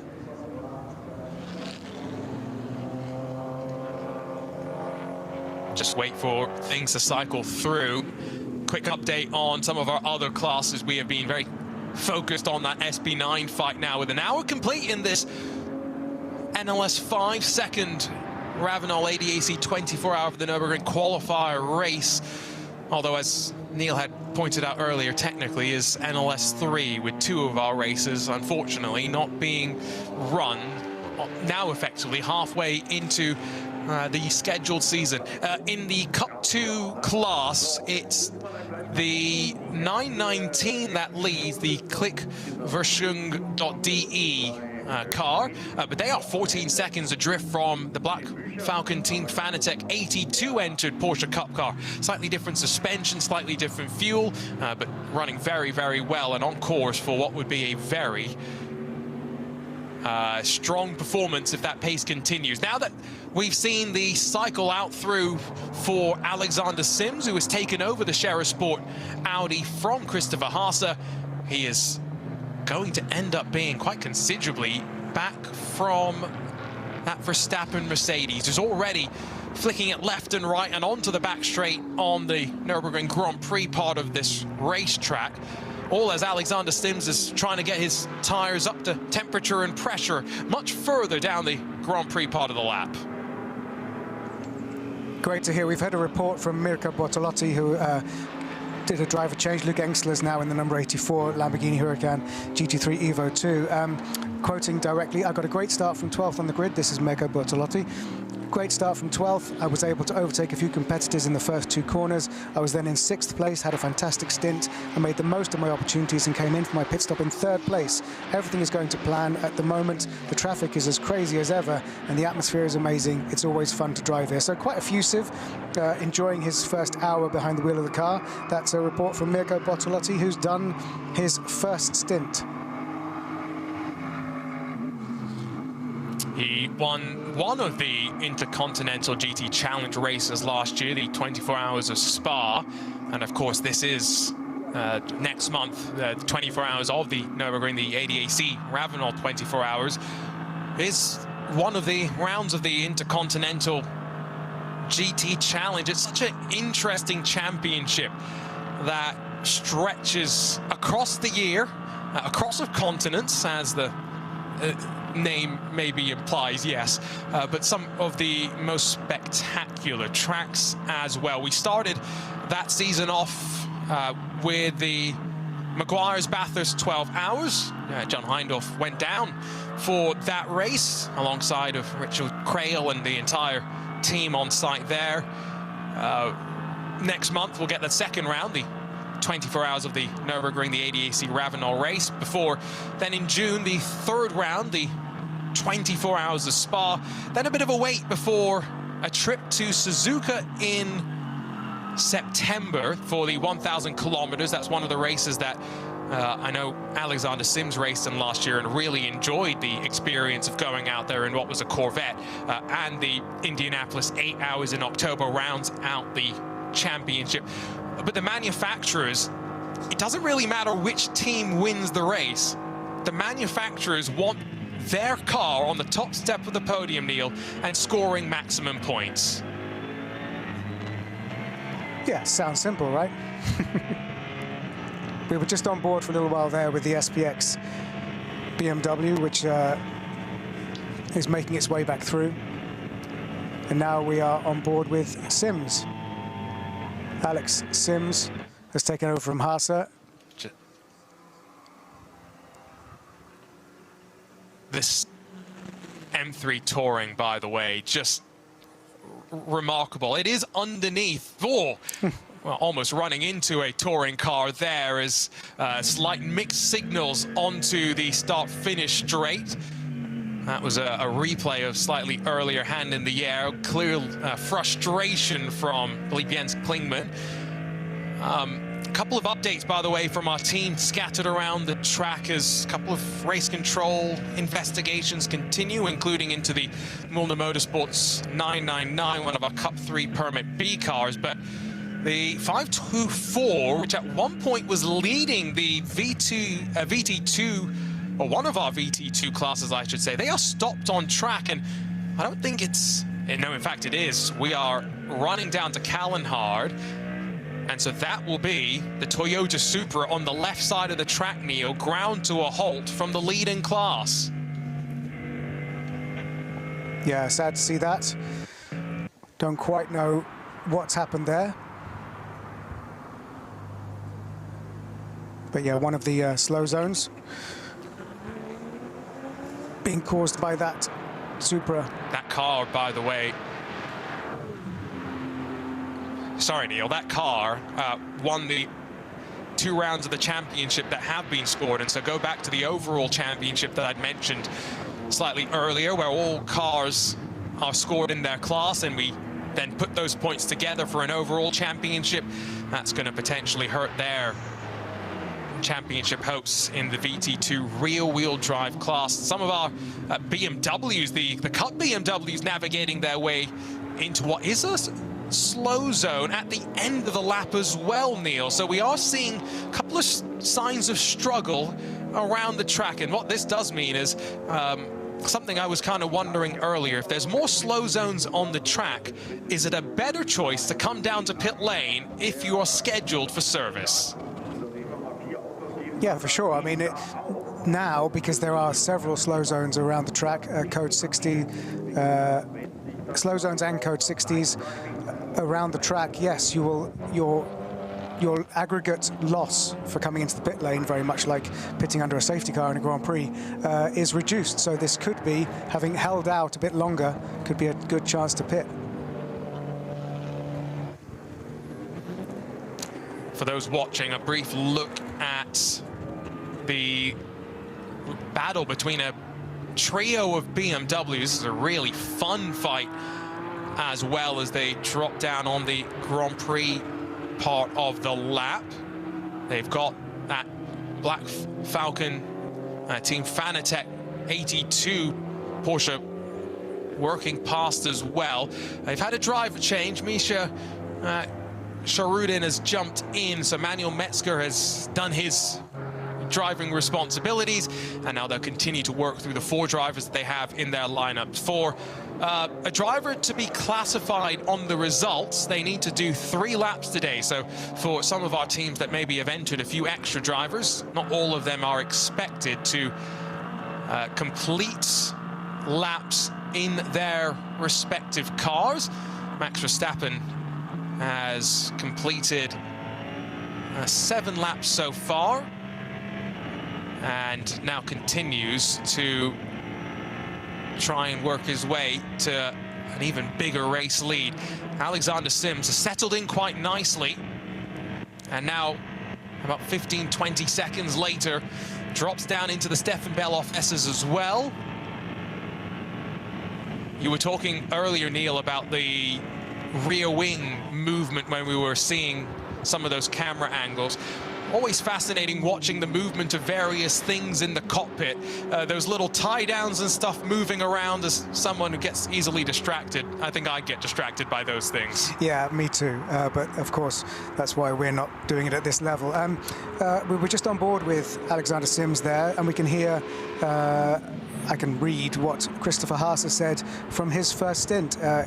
I quote, "Max and I had another duel. To be fair, I have to say I had a harder time this time. I don't think we have the balance we need. We have too much oversteer, and it's therefore too unpredictable. It's due to the cold conditions. That makes it a bit harder for us, and then it makes it harder in a duel. The battle was very respectful again, and that's what makes it fun. I was never in a position where I could have been the one to overtake. You just have to accept that. It's part of the game. But the moment will come when I'm perhaps better positioned." So brilliant praise from Christopher Haase, but also slightly ominous words for this race as it progresses.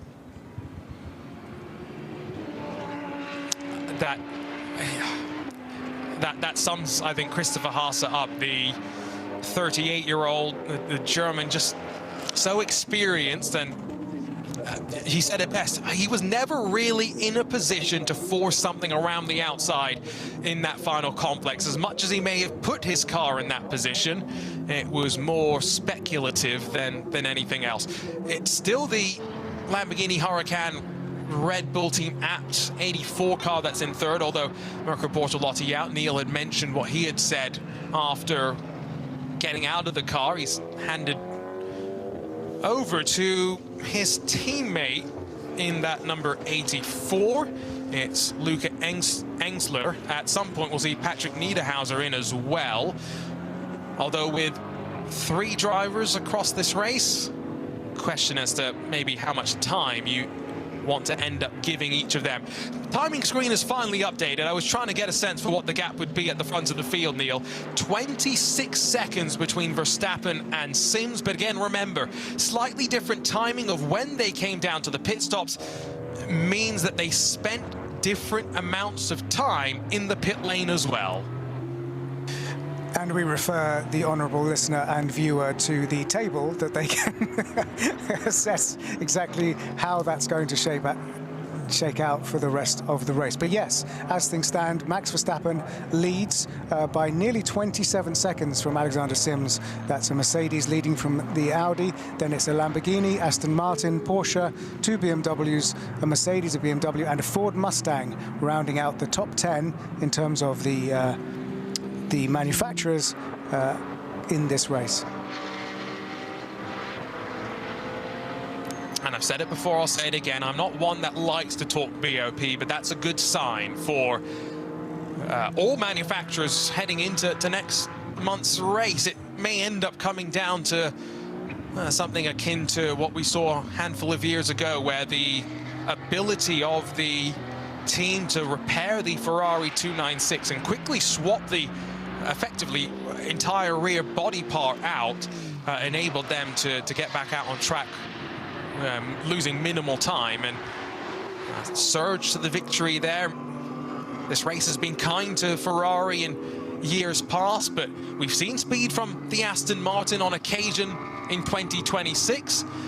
Currently the Manthey Racing 911 Grello, Matt Campbell at the wheel, hunting down Nicky Thiem, who was one of the first to come down towards pit lane. He was quickest in the opening qualifying session of the day, was Nicky, although that was partially due to being on slicks at the end of the session when the track was drying up. We didn't see the same level of speed from the Pro Sport Aston Martin when we went for our 1 hour top qualifying sessions. 2 attempts, full fuel, and it was the 45. Realized Condor Racing with Rinaldi. Thierry Vermeulen at the wheel, that by just 1,000th of a second put it on pole position over Gamotta Racing in the Pro-Am BMW. That Gamotta Racing car, they've done a driver change, I believe. They're down in 9th as it stands right now. Meanwhile, some of our production cars making their own trips down pit lane. And Neil, what is different for them in this particular race, as we talked about that table, but this is the first time this year that the production car classes are also having to adhere to the minimum pit stop times.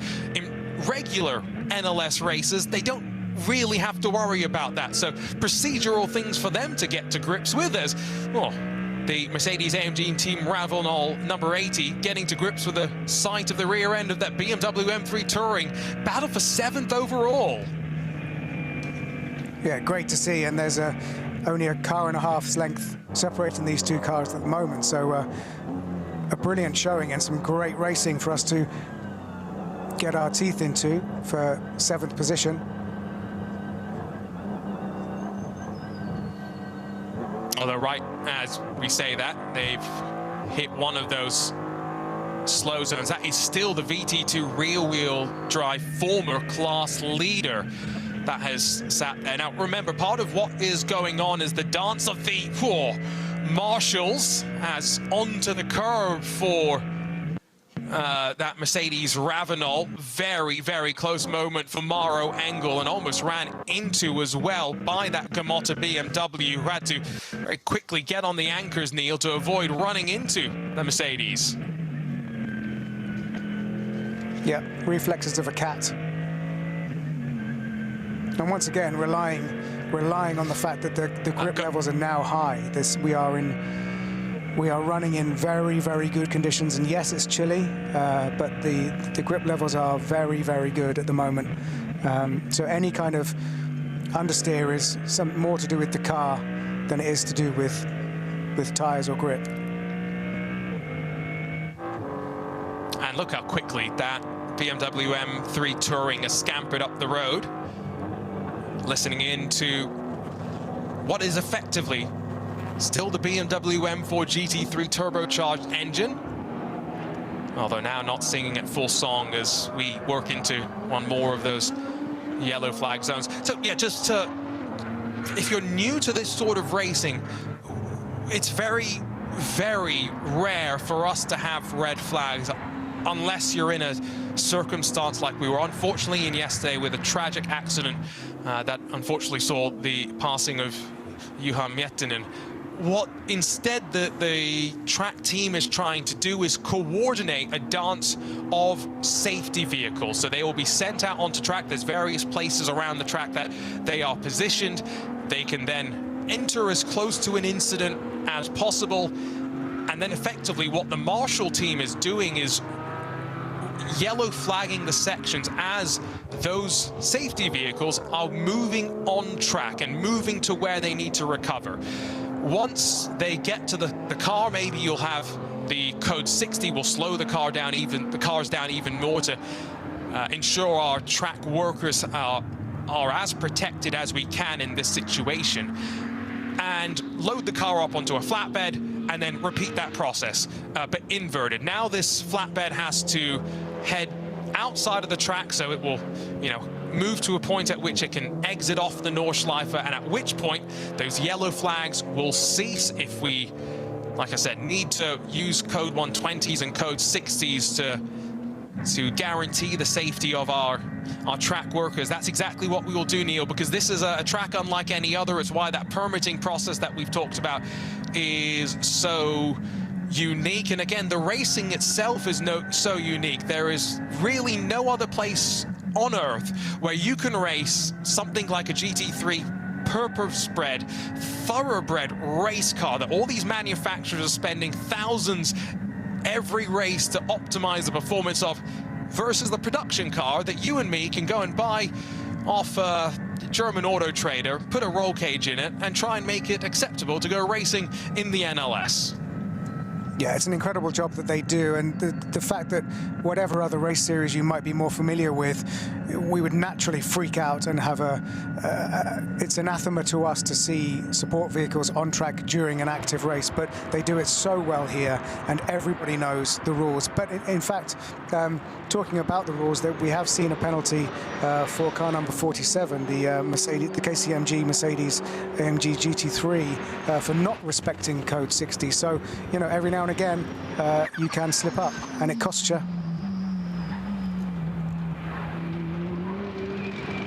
Sometimes it's intentional, sometimes it's not. And when I say intentional, I mean trying to just push that little bit extra to catch that car in front, to ensure the gap is as minimal as it can be. Engsler gets checked up behind traffic as the fight for second puts the power down out of Tiergarten.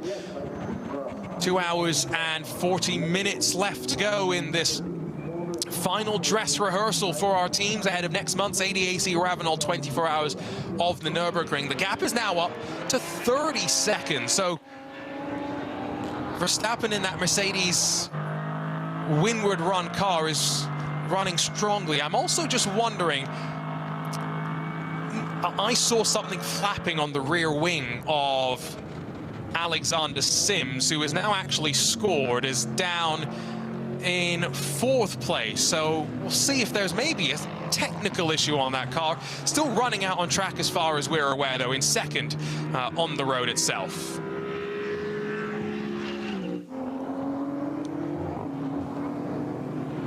But yeah, that's sort of sizable gap. Maybe it was a screen glitch. Seems to be solid in second, but in a bit of a battle with Engstler in the Lamborghini.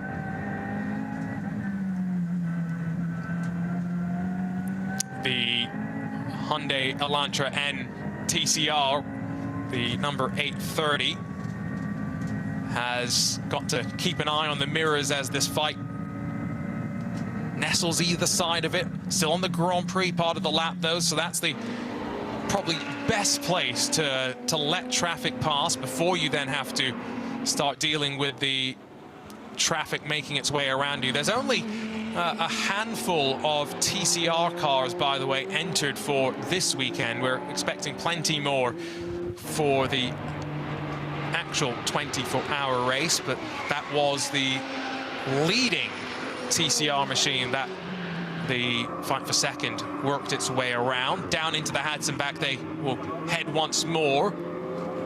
Started in 12th, let's not forget, and Mirko Bortolotti, I think he may have slightly undersold what an impressive opening stint he had. To go from 12th to 3rd, that's not just making the most of your opportunities, Neil. That is basically everything going almost perfectly. You're not turning the AI down to 0 difficulty like you might on a video game. Yeah, you can understand why he was sort of so positive when he gave that interview, having stepped out of the car, Mirko, because, yeah, that's a huge effort in the first hour. And confirmation that the time penalty for the number 47 car is 45 seconds, which could prove costly towards the end of the race. You were talking about the touring car there. Baseng took over from Michael Azcona, and of course they did have an issue earlier on in the race. Came into the pits very early on in the first 20 minutes and went out again. So it's good to see them getting some serious and competitive running in that Hyundai.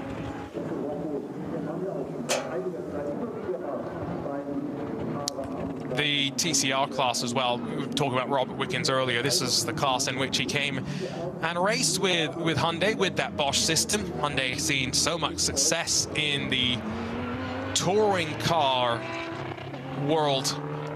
I say world, literally around the world. So successful that at one point they had multiple models competing, and both at the front in the i30 and Elantra racing simultaneously. A slight change to the touring car regulations, the TCR regulations, to give it the class its actual title as it's officially named, will allow slightly bigger engines, and the wording in the rules has been changed. Previously it specifically said, if I remember correctly, only 4 or 5 door cars were eligible, and I think now it's a lot more permissive, so you may see some 3-door TCR machines. Of course, TCR racing around the world in various sprint championships, but here at RSL, in our partnership with IMSA Radio, we see those cars as well on track stateside in the IMSA Michelin Pilot Challenge, where sprint turned to endurance. It's a very different ball game, and Franco Girolami did kind of find that out the hard way when he headed to Daytona at the start of the year for the BMW M Endurance race, the 4-hour season opener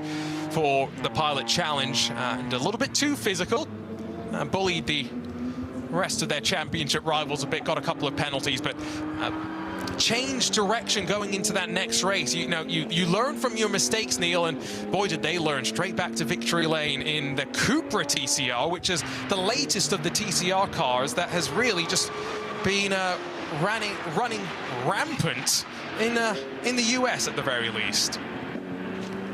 Just a quick update on the fact that the car number 48, the Arrow Assenheimer Müller Pereira Black Falcon Porsche, driven by Pereira, may still be stuck in the Pflanzgarten, which in our continuing attempt to translate the many corners of the Nürburgring Nordschleife is one of the easier ones. That's a plant garden.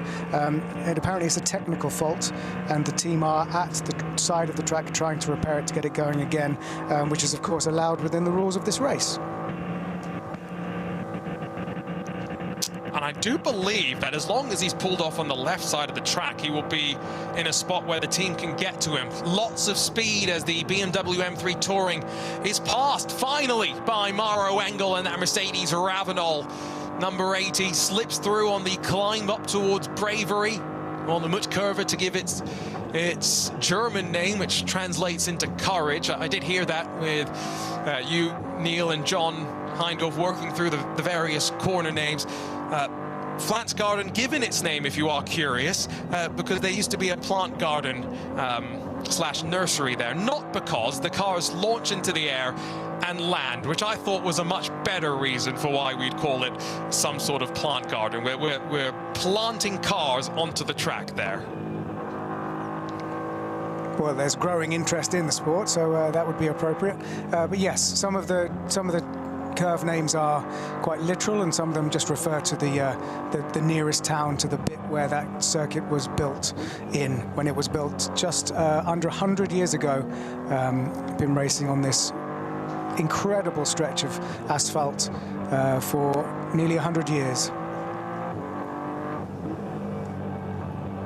And sometimes it's corner sections that get the names. So many famous parts. You drop down here, use the curb on the left-hand side. You've got some runoff to use before the cars have dug out a ditch effectively on the outside of the track through all the running that we've seen here. There's plenty of fighting outside of the SP9 class, where, courtesy of our pit stop, things have somewhat settled down right now, I think it is fair to say. This is 64th and 65th positions overall that are contesting positions. It's two BMWs that are heading down to turn one. Of course, a variety of different BMW classes. There's the BMW M240i class, the just now BMW M2 Racing class with the G87s in that.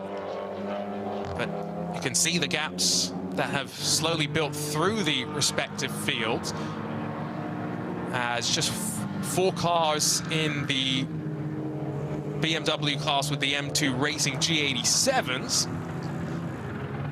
These must be a lot of fun, Neil, I would assume, to kind of throw around the track. Not much grip, and you're very much asking for momentum everywhere you go, as Ranko Mijatovic tries to hold on to 64th overall. Well, given half a chance, I'd love to try it out and let you know and report back. But having not sat behind the wheel of one of those particular BMWs, I don't know. But we're now watching the Rover car being hunted down by the Mercedes. How quickly Maro Engel cleared Jens Klingmann and, yeah, instantly started to put the pressure onto another BMW. Don't think there's much that Max Hesse is really going to have in reserve, as all sorts of different traffic. A Subaru, a BMW, a Hyundai in the mix as the SP9 cars hold the inside line on the brakes down into the Yokohama S. The blue and gold Ravenol Mercedes now up yet another spot, as Maro Engel, after taking over from Lucas Stoltz, is now up into 6th position. Only a couple of seconds now up the road to catch up to Matt Campbell, who will be the next target. And we all know just how quick Maro Engel can be around the ring. It's a chance for him to set some benchmark times. Although the other windward ran Mercedes is headed down towards the pit lane. So another 5-lap stint by my calculations for Max Verstappen. And so 90 minutes in, slowly releases the belts, and I get the sneaking suspicion Lucas Auer might jump in to the checkered flag, in 2 hours and 30 minutes for him to gather up some final experience after being yet to get in the car. Now, they are going back into the garage. Is that a sign of something more ominous, or just, again, lackadaisical pit stops here with the timed minimum pit stop time that you must adhere to?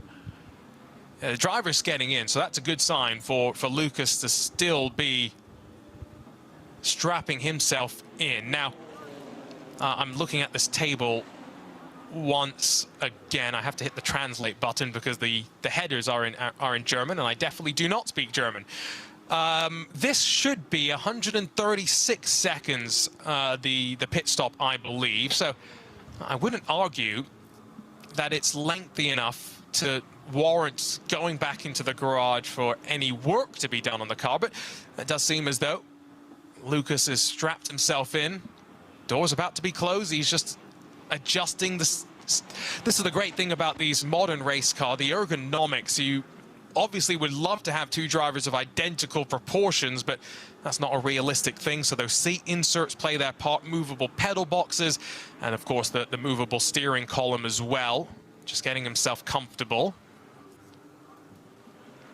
Yeah, but very exciting to have. Whoa, there is the reason.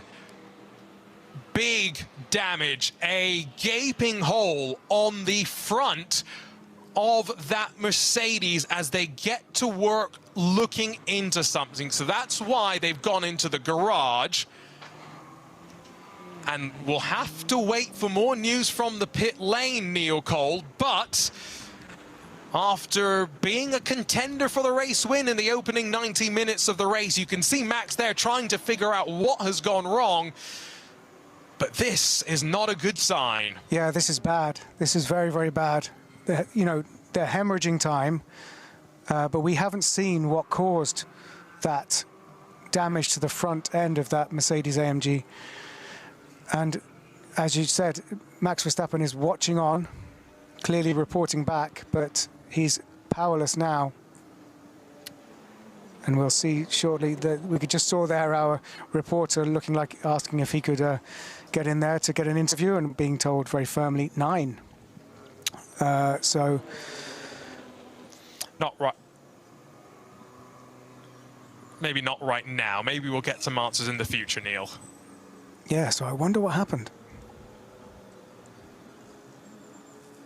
And it's not the kind of view so it's that definitely going to be longer than Lucas 136 seconds. That's not the view Lucas Auer was hoping for when he was going to get into that car and head out onto the Nordschleife. He's looking at the apron of the pit lane, and for every minute that he sits there, he can just lose the momentum of the race.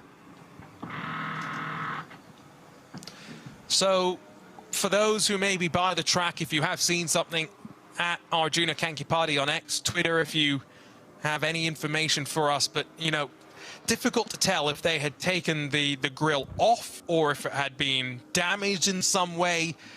It did kind of look like they were, yeah, there's a bit of, right by that Mercedes emblem on the front, there is a little bit of that blue vinyl that's been ripped off. And so I get, they're lifting up the bonnet.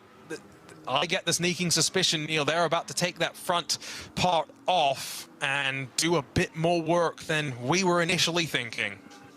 Yeah, I think your prediction is correct, or at least they're trying to reattach it better rather than replacing the whole front unit.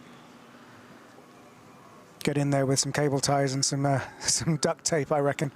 But yeah, I think the engineer on the right was simply trying to hold it in place so they could reattach it more firmly, but this doesn't look like it's going anywhere soon. It's a disaster. So while we wait for the official word, we'll send our team off, of course, down to try and gather up what we can. Three-way fight between SB9 and, well, the SBX BMW M3 Touring. But again, remember, it is effectively just a GT3 car with some extra accoutrements and bodywork added onto it. Penalty has come down for the 945 Renazzo Motorsport team. Now, I believe that was the one that was involved with the Ferrari, the Realized Condor Racing with Rinaldi Ferrari that was on pole position. They had their issue at Kesselchen, if I remember correctly. Good spot. I think you're right. And so I wonder if that is maybe... Yeah, so, I mean, clearly if they've given a penalty out, the car has been able to return to the pit lane and head back out onto track. Small shots for those watching in vision as the crew's still working. The Windward Racing team, and we should give them, you know, some some recognition as well. They're not just running one car for Verstappen Racing, they're running the Ravenol car as well that's in this three-way fight, Neil. And Winward Racing, they've got this European operation, but we see them as well in IMSA WeatherTech Sports Car Championship, where the Winward, Bryce Ward and Russell Ward, they race, and we really enjoy the passion that they bring both sides of the pond to racing. Yeah, I completely agree. And they've got their work cut out now, because the eyes of the world are watching them repairing the front end of that Mercedes. No pressure, guys. No pressure. Quick update then on some of the other classes. Cup 2, it's still Mulner Motorsports leading in that Porsche Endurance Trophy Nürburgring eligible class. Raphael Renhofer in the 920. That's the team without a name. It's Raphael Renhofer alongside of Noah Nagelsdijk. They've been running up and down, but second on the road, 20 seconds adrift. And then third on the road, but in a different class, is the Black Falcon Team Fanatec Porsche Cup car. It's running slightly different suspension. It's got some alternative fuel. And so while it is the same car as what's being competed in Cup 2, it races under a slightly different designation. In SP10, it's one of the Pro Sport Mercedes that leads, the 176, currently up front in the car class that is run with GT4 machinery. That is the Pro-Am Pro Sport machine as well. While in Cup 3, Smiralus Racing in the Porsche 718 Cayman GT4 have got a healthy advantage over SRS Team Sorg Rennsport. In the production classes, V2 rear-wheel drive, that's now led by Adrenaline Motorsport, while V2 front is led by one of our entries without a team name, but it's an Audi S3 that leads in the T2 front-wheel drive.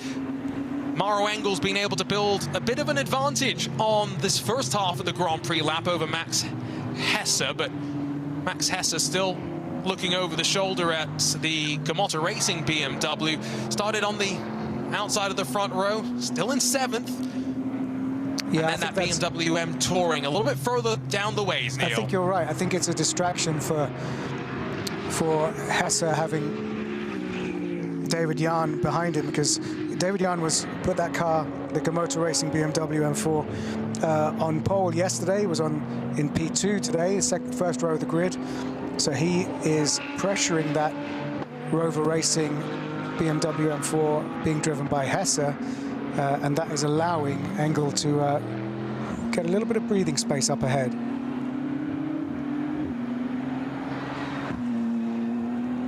Looks like the number 47 is now stationary at Klostertal. So remember, that's the KCMG Mercedes, that blue and white Mercedes that got a penalty for speeding in one of the code 60 zones. Not seeing anyone else that's stationary. That is just on the exit of the Muck curve, so it's a very fast corner as well to be stationary and also be blind-slided from the cars that are going to be making their way up there, as we're on the 11th lap of this race, 20 minutes away from the halfway mark in the second of our 24-hour ADAC RAVENOL qualifier races. The 9:45 corrected penalty for them being sent through the race control message board, but fortunately, race control relatively quiet right now. They're having to work some of our track safety team out to Klostertal to help the 47 Mercedes, the KCMG Mercedes, but outside of that, we have a relatively clear track right now as Alexander Sims leads for Shera Sport with Luca Engsler only 2 seconds back in the Lamborghini for the Red Bull team Abt, and suddenly what had been looking like a 30-second deficit, we weren't sure how the pit stop times were going to cycle out at the end. With the Verstappen Mercedes sitting in the pit lane, Neil, this fight between the Audi and Lamborghini suddenly becomes for the overall net lead of the race.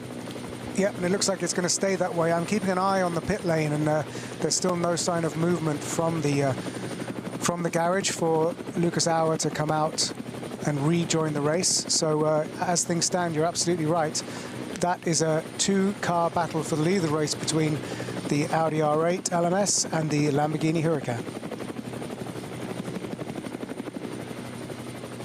It's confirmed, by the way, a front splitter defect for Verstappen and Lucas Auer. Lucas Auer still sat in that car and waiting to be released once more. What a glorious day it is. We're from the mixed conditions in qualifying, where, yes, wet tyres were required, as well as the grey cloud cover that we had for top qualifying. The sun has made its presence known and increasingly will be slowly warming up the track. There is a slow zone around Bergwerk where these three are fighting through right now. Engel, a 1.3-second gap back to Hesse and to David Jan, who have actually now found themselves trapped behind one of the slower cars, and Mauro Engel has been able to close right up onto Matt Campbell, who's really lost out through traffic in some of these slow zones. He's a full 30 seconds adrift of Nicky Team in third, and on the wave of the green flag, is there an issue for Grello? Because very slow to launch, still not up to speed, and here come those other three, including the M3 Touring, to breathe by on the climb up towards the Mutkurve. Yeah, there must be a problem there. Something must have happened, because that lost a lot of time and momentum. Bergwerk, of course, in our translation, is mountain factory, and there used to be a lead and silver mine close to the track there, which is why it's called Bergwerk. I've just had a report, by the way, Neil. I want to give a thank you to Ruben Bonga, who I've commentated on many a sim race for, but he has just told me that Verstappen went around the Grand Prix part and then hooked the right. Instead of going onto the Nordschleife through the Sabine Schmidt curve, he returned to pit lane. So clearly something went wrong on the Grand Prix lap. As part of the report that I've been told is there was some vibrations on the Dottinger Hoa as well. That part I'm not 100% sure about, but clearly something went wrong, and maybe that does explain the awkward sort of visual that we had of that front grille on the splitter. Yeah, I wonder if the use of the word defect in the report that we got means that it was like a part failure, or if there was an incident, and based on your reports, it's still no clearer.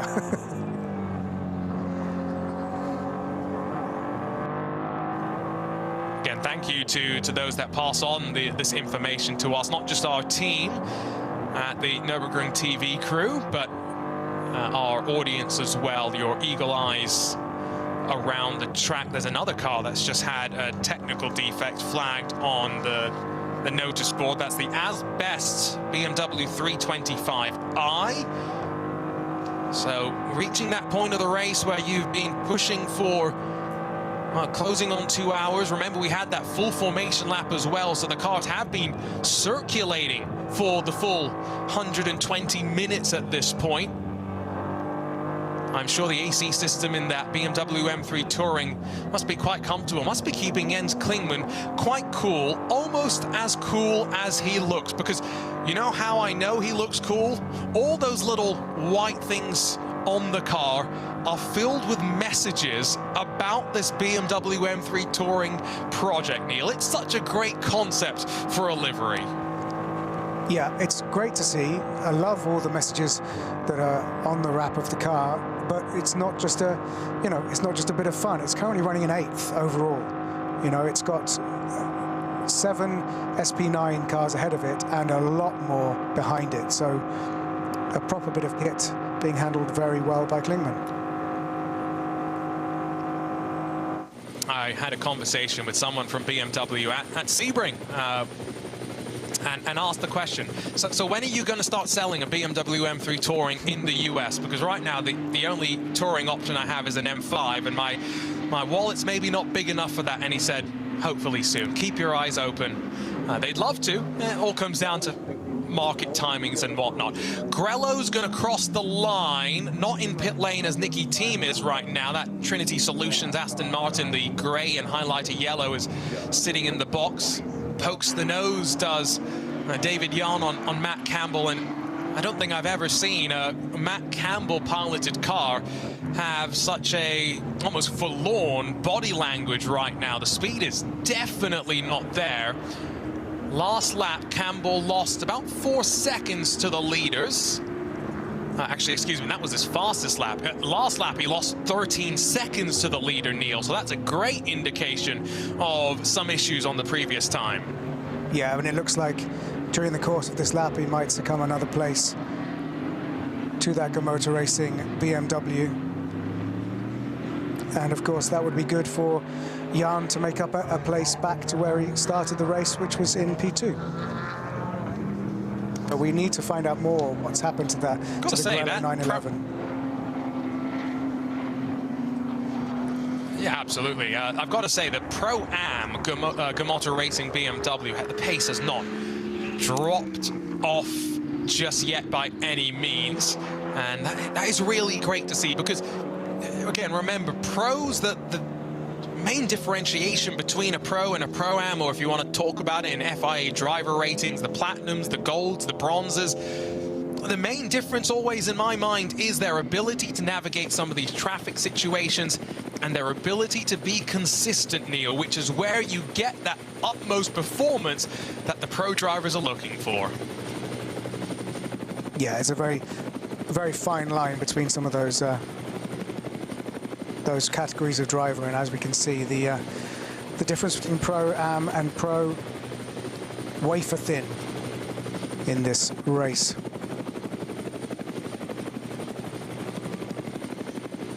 Thank you to John Dalton, who's just messaged on Twitter to say that there was big vibrations down the Dottinger for Max, and then as it compressed into Tiergarten, so I would assume that's as it reached the bottom of that complex and just begins the rise up into the braking zone, a large clonking noise. So I'm not going to put the two and two together, but I think it might be elementary to Sherlock Holmes as to what potentially has happened there. And no word as to when they will be back out onto track.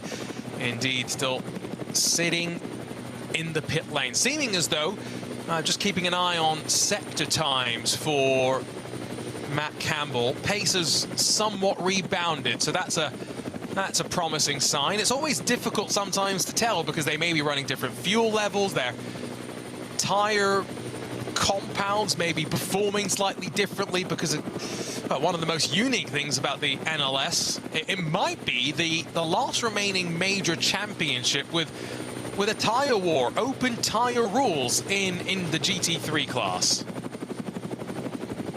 And I think, you know, a lot of our listeners and viewers might, that's something that can be ignored, is that there is no set tire for this race. Everyone is allowed to bring their own tires, and some of the teams have tire manufacturers as title sponsors of them, but many of them are working their own compounds. And a classic example there of the way that the safety zones work perfectly here at the Nürburgring is a flatbed making its way around the track and the drivers obeying the rules to make sure that it's safe for everybody involved. And so slowly, that's the rolling yellow flag zone that continues to push around. 48 seconds off the lead is Matt Campbell right now. It's still only half a second between Alexander Sims and Luca Engsler in the Scherer Sport Audi and Red Bull Team Apps Lamborghinis respectively. And again, a top 5 rundown shows 5 different manufacturers. Aston Martin sat in 3rd, although now with a driver change, Nicky Team has, I would assume, completed his drive time for the day. In jumps Christian Krognes to get to the end. Mercedes in 4th with the RAVENOL windward car, and then rounding out the top 5, the BMW M4 GT3 Evo, a Rowe Racing Max Hesse piloted car. Meanwhile, in that fight for the lead, they've just exited a slow zone, and that glorious sound of the Audi rumbles up towards the carousel. Now, these are two cars that in many ways, a lot have argued, are similar. Yes, they may share some of the basic underpinnings, but there's a brand new Lamborghini that is coming. They have been, through the years, slowly learning more and more. This Lamborghini Huracan was their own interpretation of the Audi R8 platform, and what an interpretation it was. Their brand new Lamborghini Temerario has debuted in IMSA, and we'll see it slowly making its way around the world in increasing customer numbers through the next 18 months, I would say. More driver changes, and this time it's for the Equipe Vitesse Audi, as one of their drivers gets strapped in and the Goodyear tires get attached onto the car.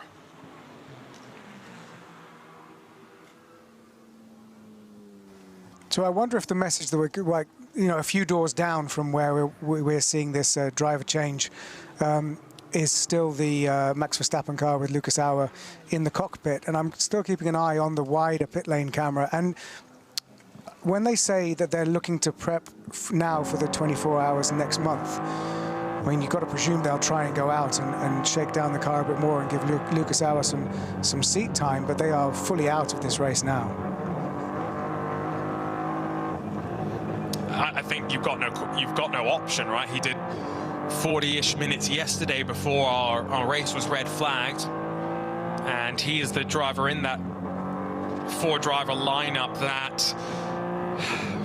has the least experience this year. I was framing that as carefully as I can, because Lucas Auer, no stranger to the Nordschleife, and no stranger to a Mercedes as well. Interesting that they did give Max the start, though, which I do wonder if Max might end up starting the 24-hour race. It's not the most important of race starts, as long as you survive. That's the crucial thing, but some may argue the more experienced drivers might be the wisest call. At the end of the day, he's the one bringing the entry in. Might he be given that opportunity and privilege to start the race? But it's going on 23 minutes now since it entered pit lane, and no word as to when it will leave. It's just been a fastest lap punched in one of our Porsche Cup cars, so there is some time out on track if you can find your way through our slow zones, and that's exactly what the overall leaders have been doing. It's still only half a second between them as they will cross the line and end lap number 12. Yep, less than a second separating our leaders. Sims leads from Engsler. Audi leads from Lamborghini, but they're coming up against traffic as they enter the traditional Grand Prix section of the Nürburgring Nordschleife. Conditions very good, and of course, you know, in theory, lap times should increase because the track rubbers in. The conditions are perfect for racing. Even the sections of the track that are under many overhanging trees that might have kept their moisture and humidity from earlier in the day should be fully drying out. So we can expect the new drivers coming into the cars to be setting some pretty tasty lap times. And maybe a new driver into the Rowe Racing BMW, because the 99 has just made its way down to pit lane, and expectation would be for Max Hesse to jump out, one of Jordan Pepper or Kelvin van der Linde, a pair of South Africans, to potentially take over in that BMW M4 GT3 Evo. Kelvin, if I remember correctly, has been jumping between various different BMWs this year. He's been testing out in the hypercar a little bit. I think also did some of the running for the M3 Touring, so the versatile South African back in the regular M4 GT3 right now. To give you a quick update on one of our classes, I won't give you a full rundown right now. In 33rd position overall, it is still that TCR Elantra Hyundai that is running out on track. Mark Baseng is the best of our front-wheel drive cars on the road. 33rd overall. We don't have many TCR cars on track, and so his main focus, Neil, is going to be finishing as high up the overall positioning as he can. He's doing a great job so far. Yeah, and again, just to remind that when Mikel Azcona was in that car in the first hour, that did have to make an unscheduled pit stop. So there, you know, that could be running even in the top 30 if it hadn't been for a slight hiccup earlier on in the race. So yeah, very impressive from that front-wheel drive TCR car currently being driven by Baseng. On board with Alexander Sims, we're listening to the engine note as he heads up towards Schwedenkreuz. Let's listen in. Nary a lift, and if there was a lift, it was about as imperceptible as you're going to get down through the gears, in through Arenberg.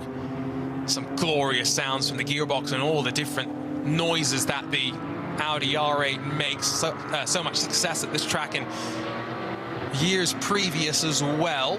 There's a big SB9 field, though. Let's keep that in mind, and so they are starting to get strung out quite considerably through, including some of the Porsche Cup cars that are continuing to show their pace. The Mulder Motorsports 904 still leads in Cup 2, but only 2 seconds in front of Raphael Renhofer. And I'll go back to talking about the importance of sim racing, Neil, because Raphael Renhofer last year won the Porsche Esports Endurance Trophy Nürburgring, the virtual edition of the championship that he's competing in now in the real world. It goes to show that crossover exists at the grassroots level as well. And for Porsche, they have recognized the importance of sim racing to the point where their Porsche Junior shootout to pick their Porsche Junior drivers for the next year, the first thing they did at the end of last year was send them to the Porsche sim racing team to see just how quick they were. I mean, quite rightly, it's almost a conversation we don't really need to have anymore. You know, the difference between esports and real sport, you know, the difference between sim racing and racing. The lines are more and more blurred, and quite rightly, because the skill level is being proven time and time again, weekend in, weekend out, that real world experience and sim racing experience are directly translatable. And you were talking earlier about Kelvin van der Linde, and I do think it's worth a mention that considering just how much racing is happening internationally this weekend, it's one of those pinch points in the schedule for a lot of endurance racing. The class of the field and some of the big names we have racing here in NLS at the RAVENOL ADAC Nürburgring 24-hour qualifiers is particularly impressive, and it just goes to prove the draw of a race like this. We are closing in on the halfway mark of this 4-hour race. I can inform you that Lucas Auer has left pit lane. There he is, if you're watching us in vision, carving his way through the chicane at the end of the Grand Prix track, but after losing close to 28 minutes, the Mercedes Verstappen Racing number 3 no longer a contender for the win, but an exhilarating opening hour or so of this second 24-hour ADAC RAVENOL qualifying race.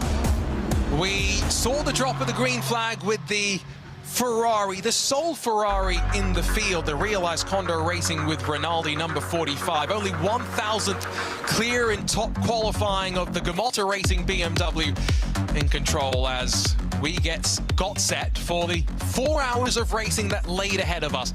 The track continued to dry as we headed out on the exploratory formation lap here. And then finally, green lights, racing underway, and the Ferrari would pace us down to turn 1. Not the wisest call, I would argue, for Gamotta Racing to really overcommit down to turn 1. It left them off canter as they then switched back through the left as we ran through the Yokohama S, all in build-up for next month's 24-hour race. Tidy start for the SB9s for the most part. Mirko Bortolotti went from 12th to 6th, but in the second of our starting groups, 5 minutes down the road, a little bit more hectic, and a couple of cars were out of position. That saw them incur some penalties, but as the top 15 or 20 in this group funneled through, the Subaru tagged around, and a couple had to come to a complete stop to avoid barreling in. Christopher Haase was one of the drivers on the charge at the start. He flew past Thomas Preining in the Grello Manthey 911 as we saw plenty of the side draft on display and the drivers trying to time their runs to perfection. In traffic on the run down to Flansgarden, Max Verstappen saw his opportunity and planted his foot to the floor and swept through to second, demoting the pole sitters down to third. And then, when he saw his chance to go for the race lead, never say no. Around the outside on the run-up towards Schwedenkreuz, Christopher Haase didn't really want to fight it too much. They would go on to fight several times on the run down in towards Tiergarten. Several times, Christopher Haase was more than a car's length, I thought, in front. But Max Verstappen, not one to say no easily, bowled and held on to the lead as we cycled in to the first sequence of pit stops. That went through smoothly. However, Max Verstappen bringing that car in about 28 minutes ago with front splitter damage has seen them drop out of contention. It means, for those just joining us, Alexander Sims in the Scherer Sport Audi leads the way in NLS 5, the second of our ADAC RAVENOL 24-hour of the Nürburgring Qualifier races. But on the hunt is Luca Engstler for the Red Bull team apps in a Lamborghini Huracan. The Bulls are singing at full blast. Arjuna Kankipati alongside of Neil Cole on RS1 if you're listening to us on the Radio Show Limited suite of channels and across of, well, a whole host of different streams if you're watching us on video. Lucas Auer back out on track and crucially trying to pick up some experience. Neil, as we head into the closing 2 hours of this 4-hour event. Yeah, it's a shame for that car, but Lucas Auer, you know, he started the race yesterday, which was, of course, red flagged, and we raced today in memory of Yuan Metinan, who tragically lost his life during that race. So Lucas didn't get much running yesterday. He was qualifying this morning, but this is his first chance to really get to grips with that car today in these conditions, and presumably we'll see some of these conditions in a month's time in the 24-hour race. So it's crucial track time for him, and whether they had to replace the front splitter or just do a fix on it, we don't know yet, and whatever caused the damage to the front splitter, we are yet to find out. But for this race, no more chance of a victory or even a reasonable result for the Max Verstappen Winward Racing car, but a valuable, crucial seat time for Lucas Auer. I think now the only result that they'll care about is the experience they carry forward. Busy pit lane as Scherer Sport Red Bull team apps followed into pit lane by the BMW M Motorsport M3 Touring entry. I would have to assume Jens Klingmann is going to jump out of that car. Looks like Alexander Sims is being replaced as well in the Scherer Sport Audi, and expecting Ben Green potentially to jump back in unless it is Christopher Haase. I would assume maybe save him for the end of the race. BMW M3 Touring has hit its marks. It's next to the Lamborghini for the Red Bull team app, who are also doing a driver change. So Luca Engstler has been swapped out there. Assumption would be Patrick Niederhauser is going to take over. And now which of the young Americans jumps into this BMW M3 Touring? Neil, exactly what you were talking about earlier, though. The opportunity, the time during this pit stop with the regulations to have a conversation. Yeah, imagine the jealousy, the NVIDIA sana that's coming from endurance races all around the world to be able to see that leisurely driver change. There's almost enough time to have a quick espresso while you wait to get in the car, but valuable information face-to-face, anecdotally, between driver getting out of the car and driver about to launch into the Nordschleife. Our camera operator is getting an up-close and personal view with some of those quotes on the front of the BMW M3 Touring when it was announced as an April Fool's joke, and some of those saying, now let's go racing with it. One of them said, I hope this was true. It is now, and we'll see it for 24 hours in just about 3 weeks' time. It was quick in qualifying, only 5 seconds off in what was a slightly interrupted top qualifying session. That was definitely something that played its part. So we'll see how it runs for 24 hours of uninterrupted running. The SB2T class leader, the Opel Corsa GS Line 130. This is what makes this race so cool. The fact that we've just gone from talking about the biggest and best of GT machinery to talking about an Opel being run by 4 Germans, all searching for their Permit B this weekend. That's the beauty of this race weekend and this race series and this wide field of different classes, all mixing it up together. There is an issue, I think, for the Grello car. We saw that it was not firing on all cylinders at times earlier on, and it has been reported as driving slowly in the Brunchen area, the number 4 car. I also saw the Black Falcon. That's the number 4 car that is slow or was slow in the Brunchen area. The number 7, the Conrad Motorsports Lamborghini, that's on the tow truck at the Mutkurve section. And that maybe explains why we had some of the slower zones up towards that part of the track as well. A couple of other driver changes. It wasn't just Ben Green getting in, replacing Alexander Sims. Patrick Niederhauser taking over in that Red Bull team Abt, number 84. Neil Verhagen, 6 of one, half a dozen of the other on how you say that name. He's in 6th position right now. He's taken over, so that will mean that Connor De Filippi will jump in for the final hour of the race.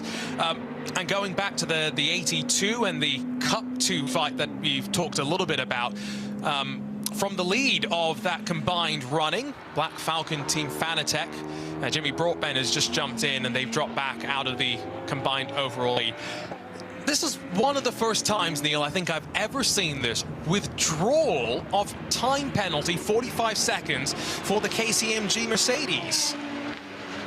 Yeah, the plot thickens. You don't very often see a penalty withdrawn. So maybe the team boss went up to the stewards and remonstrated, and for once they listened and withdrew the penalty. Extraordinary. So the 47 was, I'm just double checking because there was a couple of different things reported. So they had a time penalty for failure to comply with minimum pit stop time. There was no argument about that. It's 32 seconds plus the amount of time you were underneath. So in their case, it was only 1 second. That wasn't too bad. They were under investigation for not respecting code 60. So I think that's what they've been able to argue. Now that's traditionally a GPS derived judgment, so the fact that they've been able to argue their case says a lot, as Ben Green a bit wide out through Schwedenkreuz, still maybe with a full fuel load and tires coming up to temperature, not quite on the apex. Not the only, by the way, non-respect of code 60. You know, the importance of these procedures, it's hard for us to understate them given the nature of the racing on the track. There's been 2 non-respect code 60s that are going to come with both time penalties, but more significantly, Neil, points on the license, and that's for the 999. That is the Mulner Motorsports Porsche Cayman GT4 RS Club Sport, so one of the Cup 3 entries for today's race, but also for the Gitti Tire Motorsports by WS Racing BMW M240i. So there's 2 drivers that have been found to be much more egregious than what KCMG was alleged to have even done. Yeah, and it's impossible to overstate just how serious it is if you get enough points and you get your license to drive here, specifically here. It doesn't have any impact on the rest of the circuits anywhere else in the world, and vice versa. Whatever your experience anywhere else in the world has no relevance here. You have to come here, you have to get your license to be allowed to drive, and if you lose it through disrespecting the codes, which is why we're allowed to race in this format where the slow zones and code 60s and the safety vehicles on track, everyone has to trust that and abide by that. So yes, quite serious if you are flagged for that. It's not just a time penalty. And we can see that Lucas Auer is definitely keen to get going again. Yeah, lights are flashing, and I think this is a good way for us to judge the speed of the BMW M3 Touring relative to one of our former race leaders. Now, yes, Niels Verhagen is getting himself up to speed and bedding himself back in. He's maybe not got as much recent running as Lucas Auer might have had, with maybe a bit more experience coming in from yesterday as well. However, I've repeated it many a time at this point, this is effectively just a BMW M3 GT3 car, a BMW M4 GT3 car, I should say, with some extra body panels and stuff, of course, to give it that touring shape, but obviously to adjust the driving dynamics as well. And they've done a great job so far. It looks very stable as they worked up towards the Lauda links, running in front of the Row Racing BMW. Jordan Pepper has taken over here after the driver changes have completed. Also, Christopher Mies, he's jumped into the Haupt Racing number 67, and a couple more teams now making their way down to pit lane. It's Ravenol's Mercedes, Mauro Engel, followed in by the Gamotta Racing BMW, David Jan, who had that sterling effort in qualifying to be 1,000th of a second off of our pole time. And just to back up what you were saying about how serious that former joke, the BMW M3 Touring car is, it's currently running in 6th. That's 6th, or it maybe just dropped to 7th, but it's running in the top 10 in this field of, huge field of SP9 GT3 cars. So even if Verhagen, tomato is bedding in and warming up the tyres, he's doing a great job. Excellent there. I haven't talked to Neil about, you know, his involvement in the project, but I have talked to the other American in that lineup, Connor DeFilippi, and he said, when I chatted with him at Sebring about his involvement, he was just kid in a candy store, the smile on his face. You know, a lot of these drivers, they get to race these GT3 cars all around the world, and that's a great life, don't get me wrong, but it's a competitive life. You know, there's a week in and week out grind that can sometimes wear you down. When you get to be a part of something like this where, you know, maybe then they're not really fighting for, I think, the overall win. Pole, yes, but I think the win over 24 hours might be asking for a lot. There's no one really in their class they'll be necessarily fighting with. This is an opportunity to really enjoy 24 hours of this great track. And Neil, I have been dying to ask you. It's taken me 3 hours on air today before I've succumbed to the temptation. But talk to me about that experience of being on track with Sabine Schmidt in the passenger seat, talking you through this historic place. Well, you know, it's a bucket list thing. I was very lucky enough to do a show I used to host for the World Rally Championship, and we had scheduled to have a full afternoon to do several laps with me in the passenger seat and Sabine Schmitz driving me around, showing me how to do the Nordschleife, and then you know, we would swap places and I would get a couple of laps, one to bed in and then one to attack. And of course, the nature of TV, we got there and we had like an hour. So we had one lap with me in the passenger seat and then one lap with me in the driver's seat to get the feature completed. So planning meant that it was all very quick, and she was incredible. I mean, she was an incredibly talented driver. But she was, more than anything, was an incredible sort of guide and passenger, because I came upon a minibus, because this was a tour, you know, when it was open as a tourist track. So I went in as a, you know, just paid my, whatever it was at the time, 25 euros. And I came upon a slow-moving minibus in front of me, and I could see in my rearview mirror that I had two motorbikes approaching very, very fast. Now, bear in mind, I was in a Safari rally spec Porsche 911 on rally tyres, so it was not suited at all for the Nordschleife, and I pretty much lost it, fishtailed for a while, nearly spun, somehow, I don't know how, managed to save it, and she was incredibly gracious and laughed in her distinctive laugh, I think at me as much as with me. But you know, I kind of partially blame her for losing it, because she was going power. She was gunning me. You know, she was egging me on to go faster. So I did, and you know, luckily we managed to get the feature done, and I managed to put some of it on my socials over the last week as a very good memory of an amazing person. I think, like you say, the personality is what was the greatest loss of all. Such a great ambassador for this track as well, and sorely missed, but at least now will be remembered forever as the corner that brings you on to the Nordschleife as well. I think that is a pretty fitting tribute for someone who, you know, as a young kid, I distinctly remember watching Top Gear and watching her. I mean, the way she drove that transit around the track, it still is something that I will go back and watch occasionally. And like we said, great ambassador for this track. The slow zone at the end of the lap is cleared, so we've been able to move the stricken vehicles back into pit lane. Been looking at a couple of the different classes. SP4T, that was being led by the Hyundai Motorsport N group, the 303, they've got a considerable lead. The Cup 3 class, this is one of those classes eligible for the Porsche Endurance Trophy Nürburgring. Cup 3 is made up of the Porsche Cayman, the GT4 variants, they're non-turbos, although this may be the last couple of years that we see a Cayman in this sort of scenario, because there were some spy shots that I saw in the last week or so, Neil, where the next generation GT4 car that Porsche will release has been revealed into the world. It may have actually been testing here at the Nürburgring Nordschleife.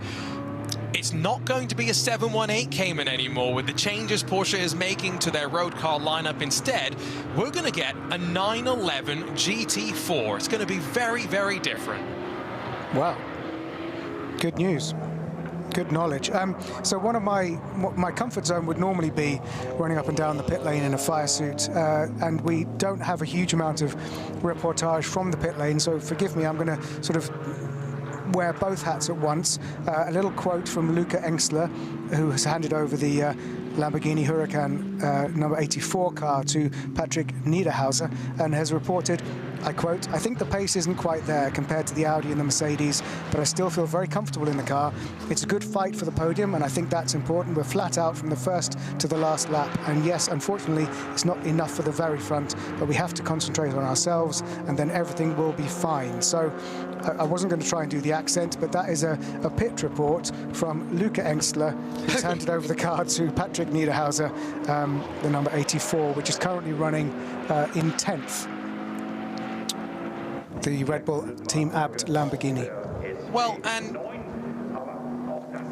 you know, I wonder if, Neil, he's selling the team may be a bit short, because he was staying right there with the Scherer Audi, and now with the Verstappen Mercedes having dropped out of contention, those are our two net leaders. Yes, we're still unsure as to pit stop timing, if it's going to come back towards some other team in about an hour's time when we're in that final pit stop window. But, you know, Mirko Bortolotti, what an amazing stint he put on to open the race up. And then, I mean, Luca himself was very, very competitive as well. I think he's being pragmatic more than anything, but yeah, it's very hard to judge, isn't it? But the people who can judge the best are the people who sit behind the wheel of the car, and they know. I mean, they know. There are micro tells every single sector around this track. Every few hundred meters, they can tell exactly where they're ahead and where they're behind their competitors. So. Yeah, they always have to be quite careful and diplomatic with how they report back and publicly, but yeah, I take your point, definitely.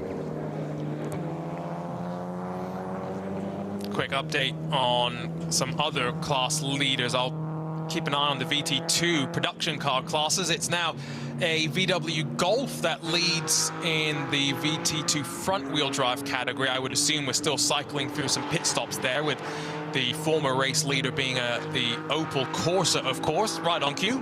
The VT2 front leader is hit pit lane, and so that the Golf GTI will cycle through in V6, which is a production car-based class. This is the same car that they could drive onto the public roads during a tourist foreign day. It's about restricting the engine capacity and output. That's where a lot of these classes are made up of. A slightly older Porsche 911, slithering and sliding all over the place, but currently running 61st overall is the 415. They'll promote themselves up a spot in the overall running as a result of that VT2 class leader heading down to pit lane. VT2 rear-wheel drive, which is also one of the bigger production classes in terms of the number of cars that we have. It is Adrenaline Motorsports, the 500, that now leads, and they've got a pretty significant gap, about 40-ish seconds, I think, to those on the prowl, on the hunt, sweeping out of the carousel in the SB9 class. The Yokohama adorned GT3 reaches the top of Hoa Act. It's a white, black and red GT3 car that then wiggles as they begin the drop over the top. And now into where, again, this is where you really have your fun. Go back to what we were saying earlier with it almost being a rally stage. You've memorized where you need to be. It's easier said than done, though, Neil, to hit your marks with all the undulation coming at you and so many different nuances that you have to be aware of. Yeah, and even over the years and recent times when sections of this circuit have been resurfaced and flattened a little bit, so there aren't as many massive bumps and jolts as there used to be. It's still it looks deceptively smooth when you're watching it, but it is incredibly dynamic. And you know, as you do that section, Wipperman, Eisbach, Brunken, Ice Curve, that section coming down is takes quite a lot to be fully committed. I don't think this is the type of track that many drivers in the world, regardless of skill, could come to and be confident straight off the bat. It's one that you work up to, and you know, go back to Sabine Schmitz as the example. You know, you construct your map of this track over time. You do it section by section, and then you start to piece those sections together, and it's through the thousands and in some cases, tens and hundreds of thousands of laps that some of our drivers have done through their career that you build that ability to effectively drive with the blindfold on. You never want to do that, but I'd wager a lot of these drivers can sense their way around even this slightly unique version of the Nordschleife that we're running for this weekend, and that will be running next month for the ADAC RAVENOL 24 hours of the Nürburgring. So excited for that. We'll have our RSL team, at least part of them, on site. Part of that commentary team will be remote as well to get you through 24 hours of uninterrupted coverage. And what a great effort from the TV people at the track as well as our RSL team back in London to keep us on the airwaves in sound and vision. That's just your reminder, by the way, that if you are wanting to try and follow along for a 24-hour race and follow all 24 hours, you don't have to watch them. You can listen to them as well, Beal. And that's why sometimes our commentary, it may seem a little bit like we're missing the action, but we're trying to keep you abreast of all the different battles happening out on track. And there's a lot of battles amongst 120 cars that were on the entry list this morning. I've regularly been a customer, I've regularly been a listener when I can't be in front of a screen, and it's a essential service that is being offered. So and I shall be listening again in a month's time. So kudos to the team for always being able to pull that together. And thank you very much for listening and watching wherever you are in the world. We love your company, and we are just fans like you are. Absolutely. We're fans who are talking about racing right now because we're waiting for that race to come back to life in the last hour. The way the pit stop cycles work in the 24-hour qualifiers, it will be the same next month for the 24-hour race. But in all our classes, that's in the SP9 class all the way down to the production car classes, for this weekend we have minimum pit stop times in effect. There's a whole fancy table that helps you walk through how that works. We're not going to get into those nitty-gritties. What I will say is 24h-rennen, RENNEN.E. You can find your way over to that table if you're one of those people that likes to think about all the different strategy options that are available to you, because in these 4-hour races, there are a couple of different options. Also an update for the RSL faithful that follow along for the majority of the Nürburgring Landstraßen Series races. Usual contributor to the broadcast, but we shouldn't discredit him. Accomplished racing driver as well. Peter Kate, he has just jumped out of the 145 that he is sharing this weekend. So out of the comms booth and into the Cerny Motorsports BMW M4 GT4 Evo. Just gotten out of that car, so things are going quite well. 7th in class. And if you haven't read Racing Hell, a collection of stories, not all about the Nordschleife, but many of them are included in there. It's a great book from Peter. I've got it on my iPad. I've been slowly reading through those stories and just going through not just his stories, but some of the stories of this great track. Neil, you mentioned racing here for, you know, a century plus. There's so much history around all of these different corners, and for so many drivers, this is a bucket list opportunity to come and race around this track, and specifically in the 24 hours next month. Yeah, absolutely. And we've just been treated to a very sizable section of this track on board with Ben Green leading this race. And after he cleared a bit of traffic, it was just, I was kind of mesmerized by the commitment that he had, because, you know, he's got a reasonable lead at the moment. Yes, this could switch up in the last hour of the race as pit stops start to play in again, but you know, it's just an absolutely mesmerizing to watch him, and the sound you can hear now is on board with Lucas Auer in the Mercedes-AMG GT3, the Windward Racing Team Verstappen racing car, which, just to remind you, if you've just joined us recently, is going strong, but has spent more than 20 minutes in the pit lane with a front splitter issue, and therefore is no longer in contention for a good result here. But of course, valuable seat time for Lucas and huge amounts of data to be gleaned in these glorious conditions at the Nordschleife for that team in advance of the 24 hours in a month's time. And they have just made their way past one of our 2 HWA machines in the field. I believe that would have been the yellow, white and black. So that's the 62, I want to say. They are still on the leading lap. They are having a good run in the retro-inspired boxy cars. Once you see it, you'll know exactly which Mercedes they are harkening back to. Been a really strong race as well for, well, one of just a handful of TCR entries, but relatively trouble-free for the 830 Hyundai Motorsport N Group as they look to try and add yet another TCR class win to the many that they have accrued across the world, and indeed here at the track as well.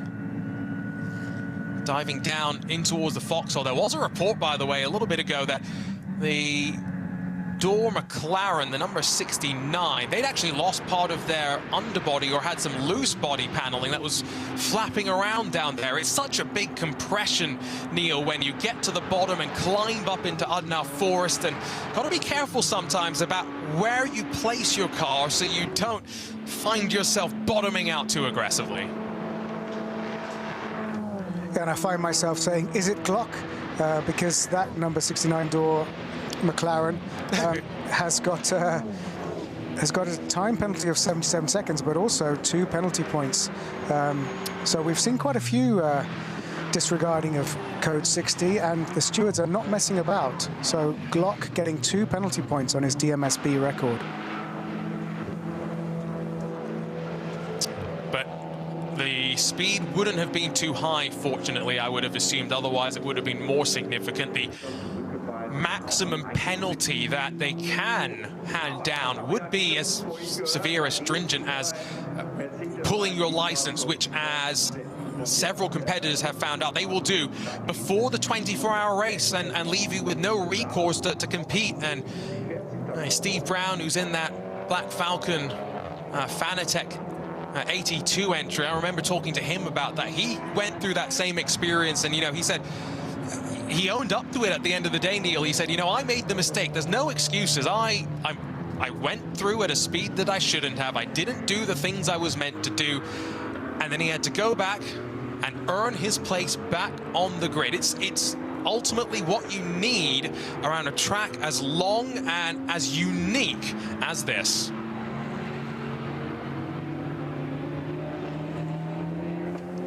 Yeah, it's very important that they and just in fact, obey the another rules. confirmation is... Sorry, I was just about to say another confirmation of those 2 penalty points for Timo Glock has just come up on our timing screens, Neil. Let's hope that's not another one. I think it's probably the same one that I mentioned. So, yeah, and it's crucial, you know, the level of trust involved in allowing a race like this to exist works both ways. It's not the only driver, though. Let's not just flag Timo. It's also Alex Schneider, who in the VW Golf GTI, who's in one of our production car categories, the VT2 front-wheel drive class. He will also get 2 penalty points and a time penalty of 75 seconds. So these little things that you don't want to make the mistake when it gets to the big race, because you're not necessarily going to get a chance to make up too much ground. Modern endurance racing, with reliability being where it is for the most part, we very much need to keep out of trouble, stay on track, and minimize time in pit lane. VT2 rear-wheel drive, as the name implies, rear-wheel drive, turbocharged cars with relatively small displacement engines. This is a class in which you will see some of these teams at the end of the year fighting for the overall championship. Again, remember, the cars are scored in their own class, but then those points are totted up, and often the overall champion of the NLS is someone in a BMW, in one of these production-based cars, and at the front of the VT2 rear-wheel drive class is a BMW 330i. It's still Adrenaline Motorsports in that number 500. We've got a couple of laps over the rest of the field right now, and sometimes, Neil, this is what happens in these slower classes where the attrition can be maybe a bit higher of a factor. The gaps grow. It becomes on the driver to avoid mistakes, which when you're running by yourself with seemingly little to play for, it can be very, very easy to do. Yeah, across all motorsports, there's a sweet spot where you need to keep your concentration levels up. You need to be pushing. You need to be close to 100% just for the car to function properly, let alone you to maintain competitive concentration. So it isn't easy when you're in that kind of no man's land sometimes.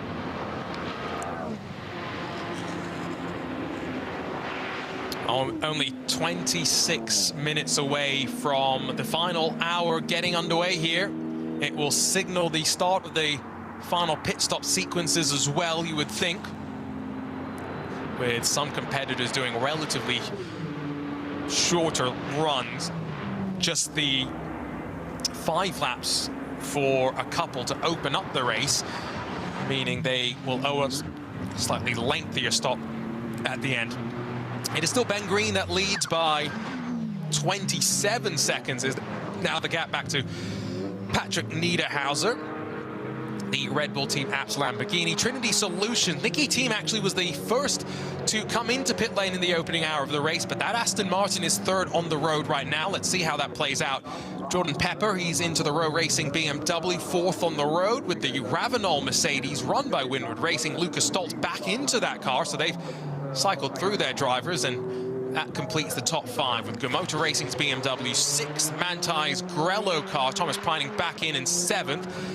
And then the BMW M3 Touring in 8th rounds out is at least the best of the non-SB9s in that top 10 with Schnitzel Lahm and HRT Ford Racing.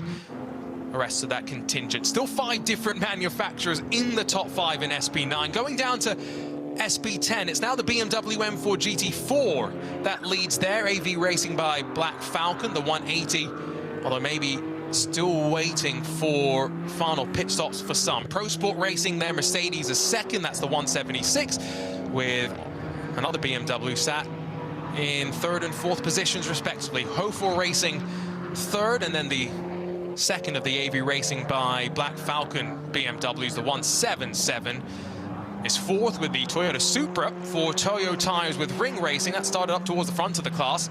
5th as it stands right now.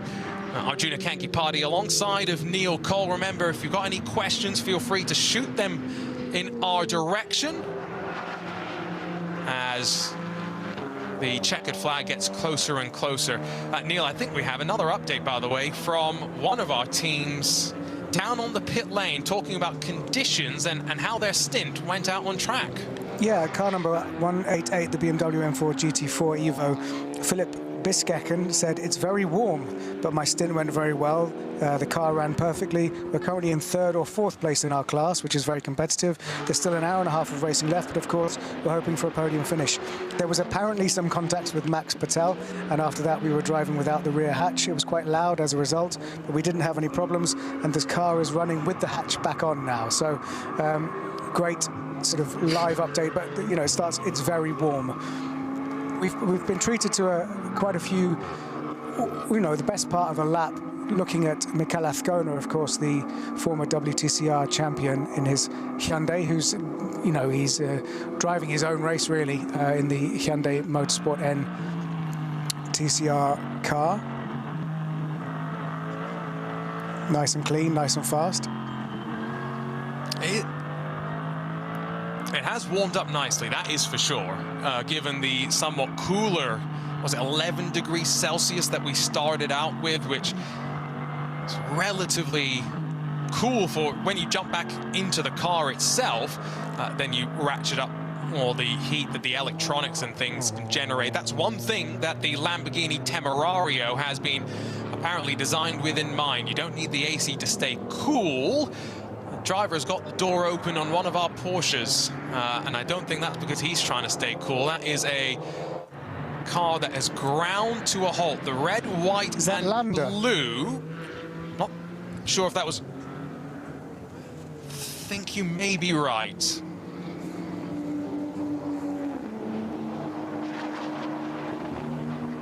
Luckily, well off Try and get an update track on that, Neil, but yeah. I think... Yeah. That was from, if that was Lander, and I think you are correct there, that's 3rd in that Porsche Endurance Trophy Nürburgring Cup 2 class, and will promote a handful now into a fight for that 3rd and final step on the podium. Still as Lucas Auer continues to get some laps in at the end of the day. That's all he's really doing. Where did they end up, Neil, after spending the 28 or so minutes in pit lane? How many laps did they end up losing before they were able to get back out? That's a very good question, which I should probably know the answer to. I'll have a look. Please hold, caller. I'm scrolling through my timing on my side as well. Try to find their name. It's a long way down the list, isn't it? Well, they're 4 laps down, 3.5 laps down. So Auer is currently on, that's on their 15th lap. or so. And they're about 17 minutes down.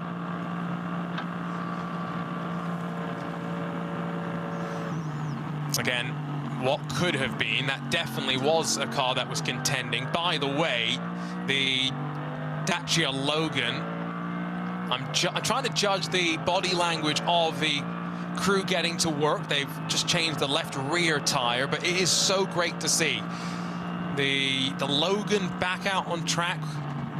We've often talked about these sort of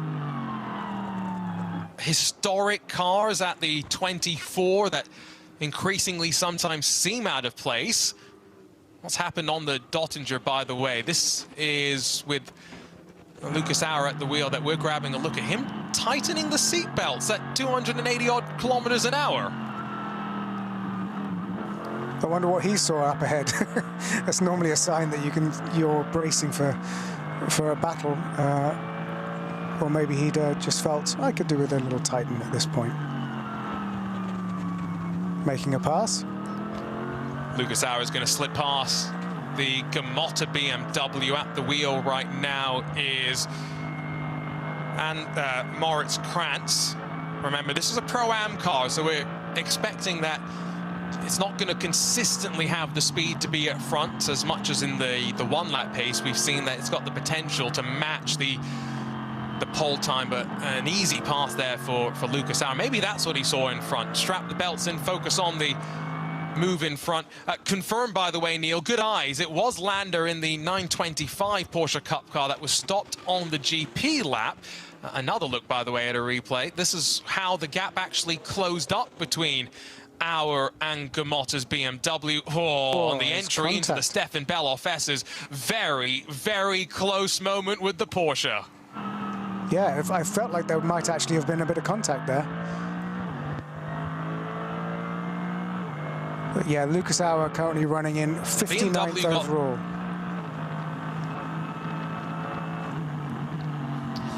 So not fighting for position, but that BMW got just checked up on the drop out of Flansgaard, and you literally, if you have enough speed, leap onto the ground, turn the car right, and then there's a second right-hander where that BMW lost all its momentum. Auer very lucky. That could have been a bigger moment. Lucas Stoltz is about 5 seconds off the top four right now. The Aston Martin of Trinity Solutions is the car he's on the hunt with. He's right to that inside through Schwedenkreuz. That's right where you want to place that Mercedes. And meanwhile, in the pit lane for one of the Hyundais, that is the former SB40 leader. Damage on the right side and heavy damage as well.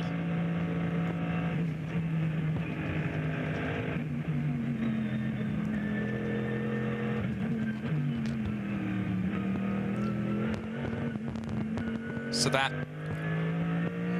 leaves just one of the Hyundai still out there. Excuse me, it was not the leading Hyundai. So that's still out there on track. It was a second place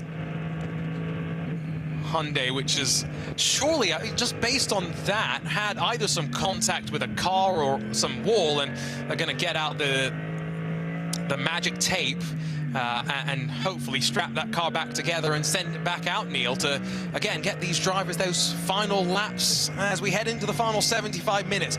We are inching closer and closer to next month's running of the 24.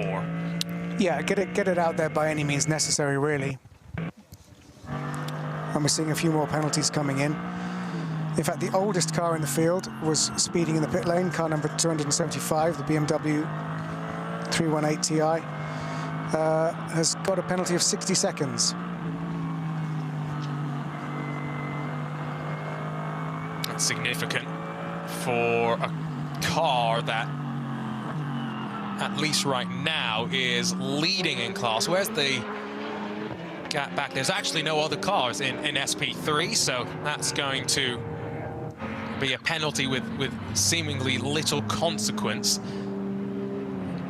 SB40, just quickly on that, yes, it was the second place car that was involved, but that could be of consequence because there is a Subaru WRX, one of the cars that was involved in the starting fracas in Group 2. That could take advantage to grab a spot as a result.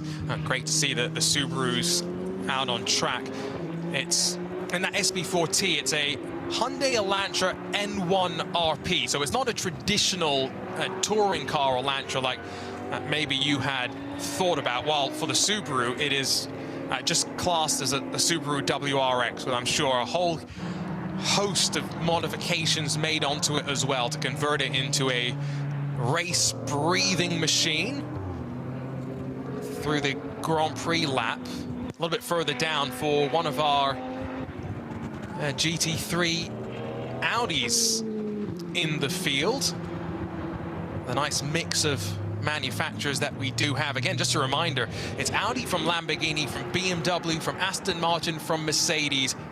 That's your top 5 in terms of manufacturers. And really, I don't think we've seen the best of the Porsches today, Neil. That Manthey Grello car, it started off strong, but then really started to fall backwards.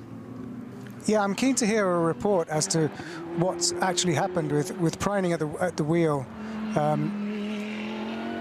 We still don't really know, but it has not been as competitive as we expected to see it this weekend. And it is, you know, technically the four running Porsche 911, and then the next one is the Mullner, which is currently in 14th. So yes, we need our spies to inform us what seems to be the problem with the Grello car. That would be the benefit of our on-site coverage of the 24-hour race next month, when we'll have some of our team indeed back at the track. Last year it clashed with the Watkins Glen 6 hours, didn't it? So our RSL team was kind of split in 2 directions there. Not as split as we are this weekend, with World Endurance Championship action alongside of this, Creventic, IMSA. Lots coming for you on the archive if you want some racing to follow up on in the next week or so. Lights on for our drivers. The darkness maybe has slowly settled back over the track, and that is really just in terms of the cloud cover right now. Still as Ben Green continues to run at the front of the field, but the gap has been going back and forth to Patrick Niederhauser in the Red Bull team-apt Lamborghini Huracan. It's now 21 seconds. Last time by, Ben Green gave up almost 6 seconds, so must have lost out with a slow zone or traffic. This time by has found a couple more seconds, but based on the speed here, I would not be shocked, Neil, if we see another driver change and potentially Christopher Haase back into the Scherer Audi to close out the race. Yeah, I think you're right. That would absolutely make sense. And just if you've wondered, we haven't really given a full update what happened to the Lamborghini Huracan number 7. Patricia Stalizzani, the Latvian-German driver, she said, we tried to push for 1 lap and ended up with a puncture. I had to retire the car. We tried a risky strategy and it didn't work. The car is running perfectly, but I don't think it's worth it for us to go out again now. So puncture for the number 7 Lamborghini Huracan GT3 Evo 2, with Patricia Stalizzani at the wheel, is retired from the race. And might this be the last year in which the Lamborghini Huracan is the main focus of the Lamborghini brand? The Temerario has debuted already with FAF Motorsport racing it out in IMSA competition. We'll have some more of them racing in Europe, and indeed increasingly you would assume customer cars to come in the years to come. But could we see a Lamborghini Temerario, the first fully in-house GT3 car built by the team at Lamborghini, with lots of nuances that they have focused on? If you want to hear a bit about that, Peter Mackay did a great piece with Andrea Caldarelli at Sebring. They walked around the car together. Unfortunately, there's no cameras, it's just the audio, but Peter was smiling like a kid in the candy store. I think Andrea probably was as well. Didn't share all the secrets.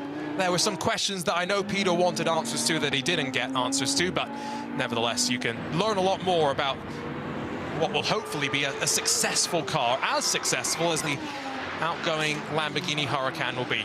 Into pit lane, 1 hour and 10 minutes to go. I'm not 100% sure if you will need to save some fuel to get to the end from here, but it is a pit stop for the team that came in first. Trinity Solutions, Aston Martin. Nicky team did the first couple of stints. Christian Krognes has done a decent job so far, and I would assume if they're coming in now, Neil, they are confident in getting to the end without coming back down to pit lane. Yeah, we're getting to that point now, aren't we? But it looks like Krognes stayed in the car. So if they are going to the end, that means that Nicky team will take no further part in this race.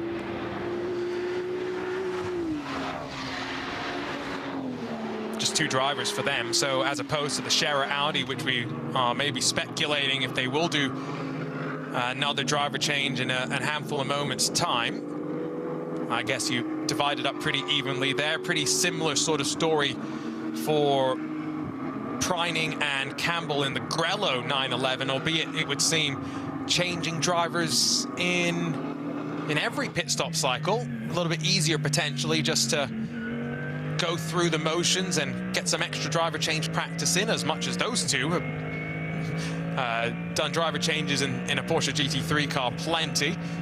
Down in towards the foxhole for the Mercedes-AMG Team Ravenol, the white and orange. But an issue now for the 830. You can hear the right front dragging on the ground, the only of our TCR entries.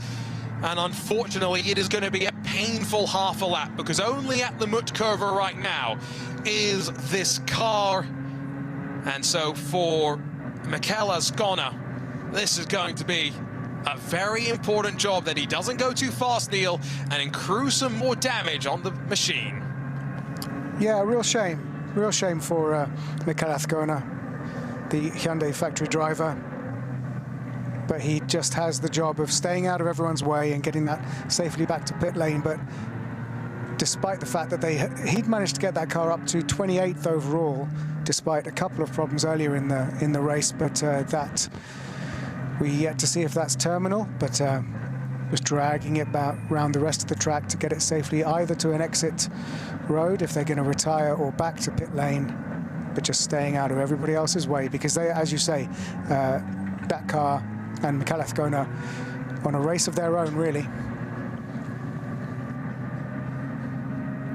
The thing is, Neil, the report that we've just been sent is this happened all the way at Schwedenkreuz. So that is, I mean, he has already dragged the car through, I make a guess, at close to 10 kilometers, maybe a little less than that. And Schwedenkreuz is one of the fastest points of the track as well, depending on which car you are in. So to have gone in with the right sides there, probably a similar sort of incident to what happened to Laurent Vantor last year in top qualifying for the 24 itself, where, I mean, God, absolutely hellacious. They didn't look like an Audi, rather a race car, what was left of the Porsche, with now, of course, Scherer switching from Porsche to Audi entirely for 2026. You can't really tell if you're ever watching, I think, these onboard cameras, but for anyone who's ever been strapped into a race car, once you get the Hans and the seatbelt on as well, it's a very claustrophobic experience, and you don't really have great ability to turn your head and look into the mirrors. And so this must be a very difficult prospect for a driver. You're also relying on your team, who will be telling you on the radio where cars are behind you, Neil, and what you need to be aware of.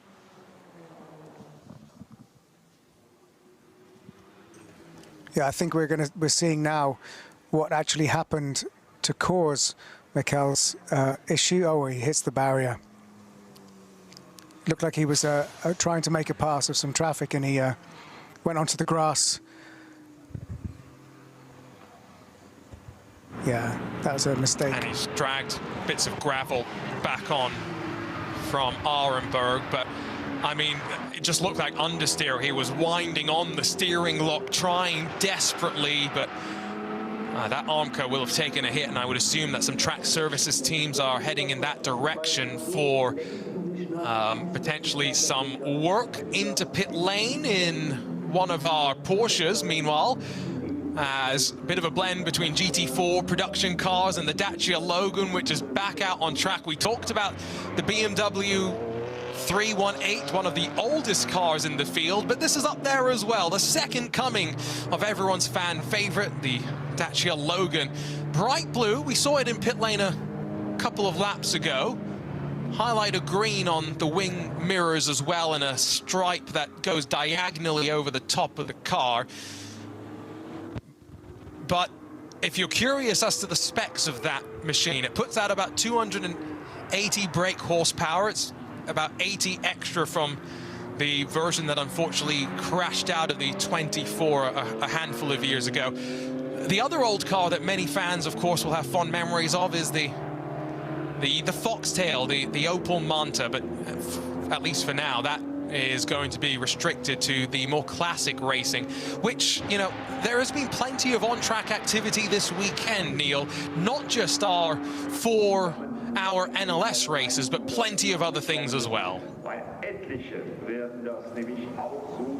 There's something to watch throughout the field, and I'm sure many of these cars and teams have their own fan bases following intensely, but that car is extraordinary. It's a sort of sublime and a ridiculous situation when you watch the leaders in the SP9 GT3 field passing it by. It's just a beautiful moment. Gap at the front's coming down. Patrick Niederhauser, slightly compromised line, I thought, there down into turn 1, but he's the racing driver, I'm the one in the booth, and he's made it work. And now just 15 seconds in arrears to Ben Green. If we are closing on that final pit stop, 3 and a bit minutes left to go till the top of the hour, and remember, with already at least one, we think, having trundled down the pit lane for the final time today. What more excitement do we have in the SP9 class as the pit stop times equalize out and the race comes back together? The former leader in SP2T, the Opel Corsa GS Line 130. The slight differences between what you and I, Neil, got to see at Daytona with the air jacks and the dance of the IMSA WeatherTech sports car pit crews versus a much more grassroots campaign. Meanwhile, the Pro Sport Mercedes-AMG GT4 off the track, and I think that's down at the Dunlop hairpin. Yeah, that's looks fully embedded in the gravel there, so I can't see that going anywhere under its own steam for now. With just an hour, just over an hour left to go, that's a real shame. While we're watching body language and actual language taking place in the driver change in the pit lane, and it looks like the TCR, the Ascona, up as well, not a good sign. The Hyundai has made it back to the pit lane, so kudos to Mikel Ascona after hitting the guardrail at Schwedenkreuz and hitting the gravel at Arenberg. Ascona has nursed that car back to the pit lane, so let's see if they can fix it up and send it out again for a few more laps. It took 13 minutes and 25 seconds, if you're curious, instead of the 8 minutes and 50 that it would normally take to run around the circuit. Good effort there. We'll see if it does head back out onto track at any point. There was one more car in TCR, but they're quite a ways down, so we'll see if there is going to be an advantage. And when I say quite a ways down, it's 3 laps the difference between the Hyundai that now sits in pit lane and the VW Golf. This is a Mark 7 Golf GTI with the DSG in it. No team name associated with the entry, but at the wheel currently, as they run in 75th position overall, is Marco Knapmeyer. He's sharing the car with Dirk Groniek. But again, remember, we'll see a lot of these TCR cars, a global formula, a global BOP as well. It's great that we've got one of these slightly older entries eligible to run alongside of the latest TCR car that Hyundai will offer as well. Yeah, depending if the Ascona Hyundai comes out of the pits, we might actually have a battle on our hands between those two, depending on how many laps the car number 8830 stays in the pits.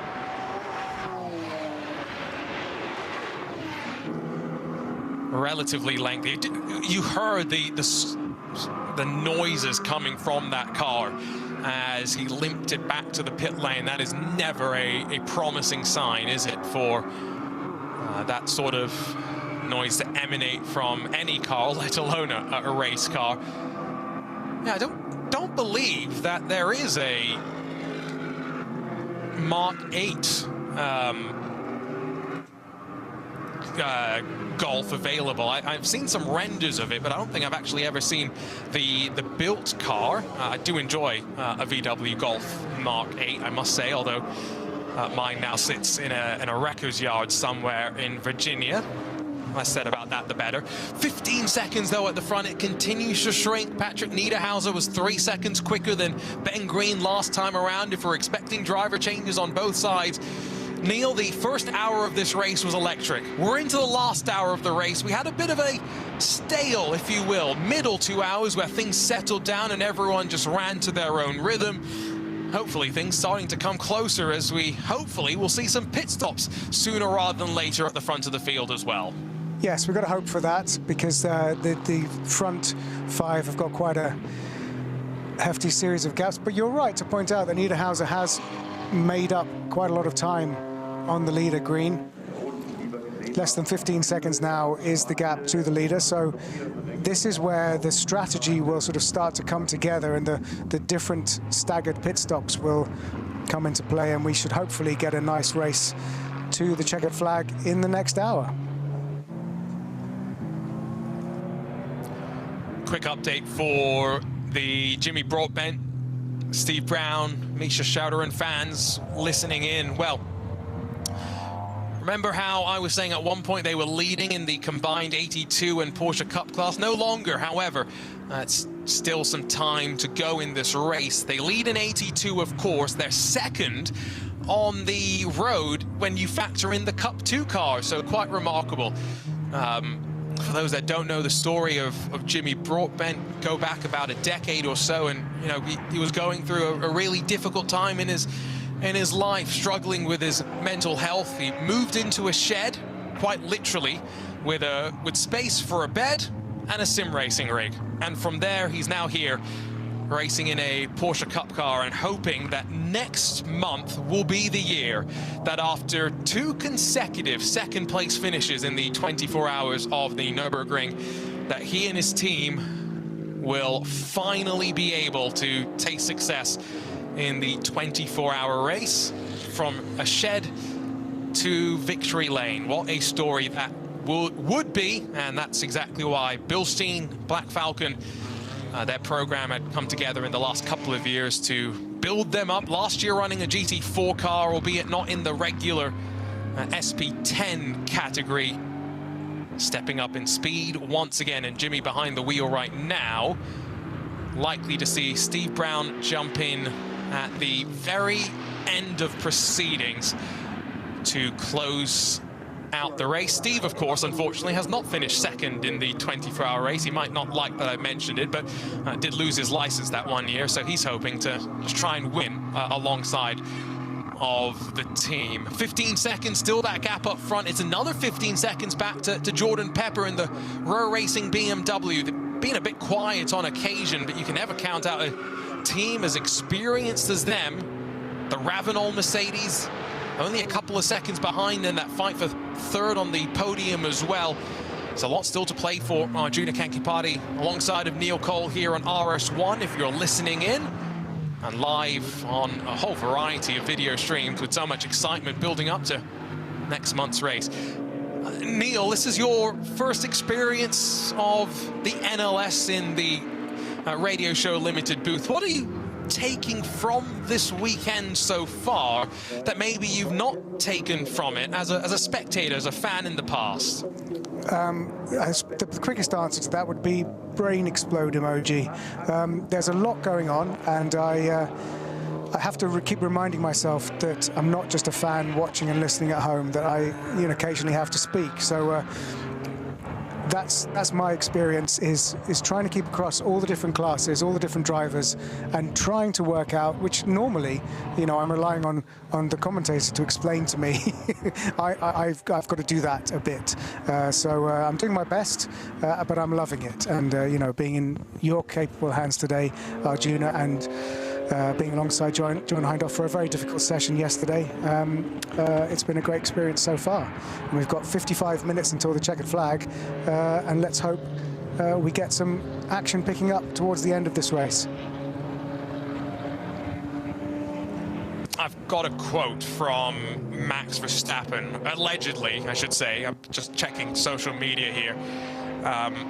But according to the tweet that I saw from Vincent Bruins, who's a very trusted source, to be fair, so I feel in good light sharing this. But Max said, "I suddenly felt a lot of vibrations. The splitter started rattling loudly, so then I knew it had broken off." So sounds like what had happened is maybe the splitter fell off and then maybe comes back up into the path of the car, and maybe that was the scratches on the front vinyl that we had noted. Very strange. To continue quoting, "I didn't touch anyone, so I don't know what happened. We need to see exactly where it went wrong." My gut assumption here, and I'm not going to try and say this as a fact by any means, Neil, but based on what he said there, it just sounds as though, you know, you push the limit of the track a few bit many times here, which we did see Max doing. You catch that splitter maybe on one of these curbs a few too many times, things come unsettled, and then you just get a vibration or some sort of what's the right word, frequency through the chassis that does the damage that ultimately we saw on the car. Yeah, it's fascinating stuff, isn't it? And the difference of driving a noisy, powerful, heavy GT3 car relative to, you know, Max's usual ride, to be in tune to those kind of vibration frequencies. He'll be someone who's hyper aware of every difference in stability and noise going on in a car. So yes, that's going to unsettle you, and you realize you do have to bring it back to the pit lane. We also have a nice quote from Martin Tomczyk, the motorsport director at ADAC Motorsport, about our car that's currently running in second position with Niederhauser at the wheel. Martin Tomczyk says, "We're driving a super clean race. Mirko certainly laid the foundation with his start, overtaking 6 cars. Then we were lucky to get through traffic. And now you can see that the lap times are quite far apart. However, it must also be said that this hasn't been adjusted for pit stops yet. So basically, Martin's doing our job for us." He says, "In other words, the Mercedes behind us is virtually ahead of us. The Audi has a considerable lead. Now we'll see. It's pretty even between Audi and Mercedes in terms of pace. Now we'll just finish the race and see where we end up." So thanks to Martin Tomczyk for giving us that quote and a guide to what to expect over the next 52 minutes. Yeah, I appreciate that, because I made the unfortunate mistake of refreshing my timing screen and losing those stint lengths from the first hour and 2 of the race. So I can't go and do the math with the table, tell you how long we expect their pit stop time to be and where the gap should cycle out. So really do appreciate our team who are providing us all this info as we go. 50 minutes left, though, on the clock.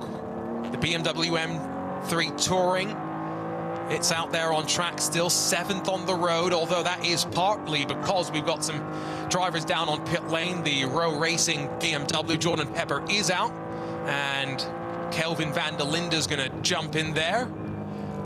Looks like a couple of other driver changes too, although the Haupt Racing Ford may not be a driver change for the 64. Never mind, Arjun Mainy's back in there. Now that he's crossed the pit exit, timing's updated.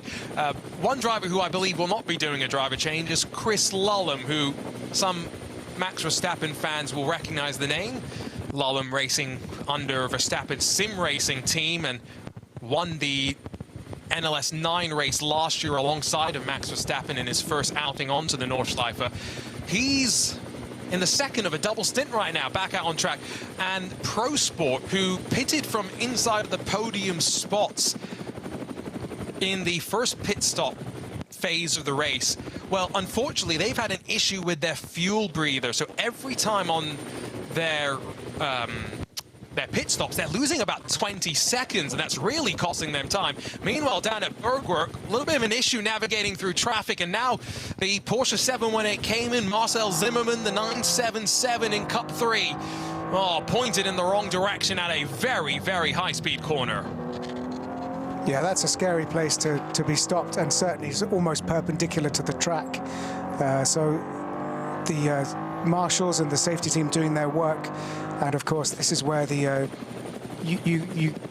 your licensing, your training of how to cope with all the different slow zones, code 60s, and whatever you need to do to obey the rules of the Nordschleife. That's when it comes into full effect, because the race continues while that car is extricated from the track. I believe that might have been cleared up relatively quickly. I've lost my dancing ants, unfortunately, so I don't have the slow zones visualized in front of me, but climbing up in towards the Mut Curve. It's a long climb as well. In some cars, you'll just stay in 5th gear here, and you won't even get up into 6th gear. You just wait, you wait, you wait. Light breathe off the throttle as you tip the car in. And when I say tip, we saw a car in top qualifying caught out by rain. If there is moisture at that part of the track, it is really difficult to judge. And it was Picariello in one of the Porsches, in fact, that found himself sliding off right side into the wall and took no further part in that session. The 8:30, I've just seen on the timing a note about it. So that's a promising sign that they are in the pit lane. So I wonder if they've been able to get the damage on that TCR car fixed up relatively quickly. We'll get some more news shortly as Thomas Preining closes on the back of the Gamotta Racing BMW. This is all as the menacing sight of the black and white BMW M3 Touring lurks over the shoulder. And some more traffic as they pick their way through. This is where all that experience comes into play.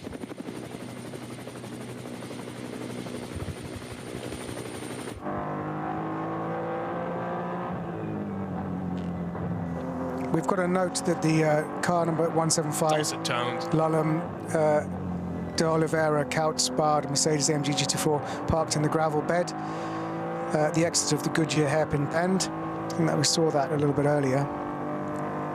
So here's a direct report from Michele Ascona. I had a puncture in a very fast section. I was going at about 250 kilometers an hour. I turned in, the tire exploded, and I was just a passenger. Even though I hit the barrier, I managed to bring the car back to the pits. It wasn't easy as I was driving on the rim, so it was actually a blowout that caused Michele Ascona to hit that barrier in the dramatic style that we saw. But he was able to nurse it back to the pits on the rim. And it looks like it has gone out again after a driver change. But yeah, good work there by Ascona in his second stint to get around that blowout. So that would have been the noise that we were hearing, and how, again, like I said, one of the fastest points on the track. It's the last place you want to have a tire issue. Meanwhile, the Patrick Niederhauser-driven Lamborghini Huracan for the Red Bull team apt. Number 84 is in pit lane. Looks like Patrick staying behind the wheel, though. No urgency to get him out. Wait to see if we'll see any more dive down to pit lane. Scherer's there too. So from the race lead, both of the front two, with 47 minutes left on the clock, have descended for their final pit stop of the race. It's a battle brewing up into Tiergarten here. Looks like Grello's got the momentum back on its side as they slip up into the brake zone. Pit entry off on the right-hand side. We saw Max Verstappen pass some slower traffic there. Grello stays out, so does the Gamotta BMW, but the BMW M3 Touring descends the pit lane where Neil Verhagen will get out and Connor De Filippi will get in. If Patrick Niederhauser staying, though, in the Lamborghini for the Red Bull team apt, as you can see the wheels getting replaced there and a brand new set of slick tires, Michelin slick tires onto the Lamborghini. Question is, Ben Green, will there be a driver change for Scherer in the Audi, Neil? Well, let's look out for it. Now, that battle between Preining and Krantz was really hotting up. It was down to a quarter of a second, the gap, and it's getting closer and closer. De Grello is really mounting an attack here. Maybe cooler conditions suiting it a bit better. Lunges around the long way down at the Dunlop hairpin, but as he straightens that car up, he gets the power down, he'll pull alongside as they rise through the Schumacher S, and Thomas Preining grabs what was fourth, but I think technically actually now is second on the road, but net fourth, of course. BMW fights back to the inside, still on the Grand Prix loop, but it's going to clatter the inside curb. Thomas Preining takes some liberties with the outside curbing there, and then onto the back stretch on the Grand Prix loop, power down, and Grello, bit between its teeth, extends the margin slightly. Confirmation, though, by the way, now that Scherer have left the pit lane. Neil, no driver change. Ben Green will stay in as a little bit of a... we can see a little bit, I should say, of the battle scars on the front end of the BMW M3 Touring. Just all that debris being flung up into the front. So, yeah, we're not seeing Christopher Haase getting back in that car. Interesting that Ben Green stays out for the final stint to bring this car home.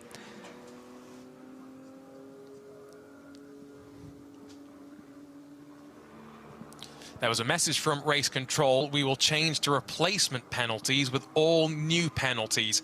I'll get you confirmation on exactly what that means at some point. Future NLS winner right there. BMW, I hope this program has legs beyond the month of May, and we will see the M3 Touring continue potentially for a couple more NLS rounds here and there. Crucially, though, we talked about minimum pit stop times. One team has fallen foul of that. It's the Ravenol Mercedes, powered by Windward Racing. Lucas Stoltz and Mauro Engel have shared the vast majority of the driving duties so far, but they will get a 32-second penalty. And it's not the only one that I would expect. They're all going to be running this as close as they dare to whatever their limit is, Neil. Yeah, just a minor calculation error, I would imagine there, and that's costly on the timing screens, but not sure how much of a difference that will make position-wise. Meanwhile, the Grello is stretching its legs a little bit ahead of the BMW after this overtake. What a great move it was. Not the traditional place, is it, Neil, to go around the outside down at the Dunlop hairpin?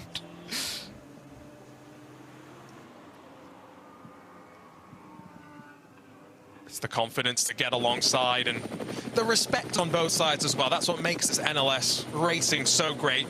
You know that you get these opportunities without traffic to go wheel to wheel, and then once you're stuck in the traffic, especially on the Nordschleife, it becomes a lot more single file. Steve Brown has jumped into the Black Falcon Team Fanatec machine in the AT2 leading Cup machine, but of course, remember, second on the road in the Cup 2 class. Their goal is to win one of those races on the road. It is as simple as that. They may be running different suspension, running some slightly different alternative fuel, but everything else on that car is a Porsche Cup machine through and through. It's a slow zone that Grello has just entered. It neutralizes this fight very momentarily. Now, this is all the way, I believe, at Worshifen. So just before you begin the run-up out of Bergwerk and climb towards the Muttkurve. See if we can spot any of the vehicles who are being recovered. Down through Worshifen, slowest part of the track. Must feel even slower, Neil, when you're under the slow zones and yellow flags. Yeah, I guess it's a chance to actually take a breath, because that already is a slow part of the track, but you're fully concentrated because it's tricky. But then we couldn't actually see what it was that was causing the slow zone, so maybe they just finished clearing it as we came to it. So hopefully that'll be clear by the time we come round again in just over 8 minutes. 8 minutes for the fastest drivers. Of course, for some of those production machinery, it's a little bit of a longer lap. I'm just trying to look, what's the slowest, fastest lap that we have right now? That might be for one of our BMW 325s. There's a close moment there for Grello, just around the outside of a GT4 car on the climb up towards the Muttkurve. One more that he'll pop to the left of and make that move nice and easily, but 11:55 is the slowest, fastest lap that I see on the timing screens.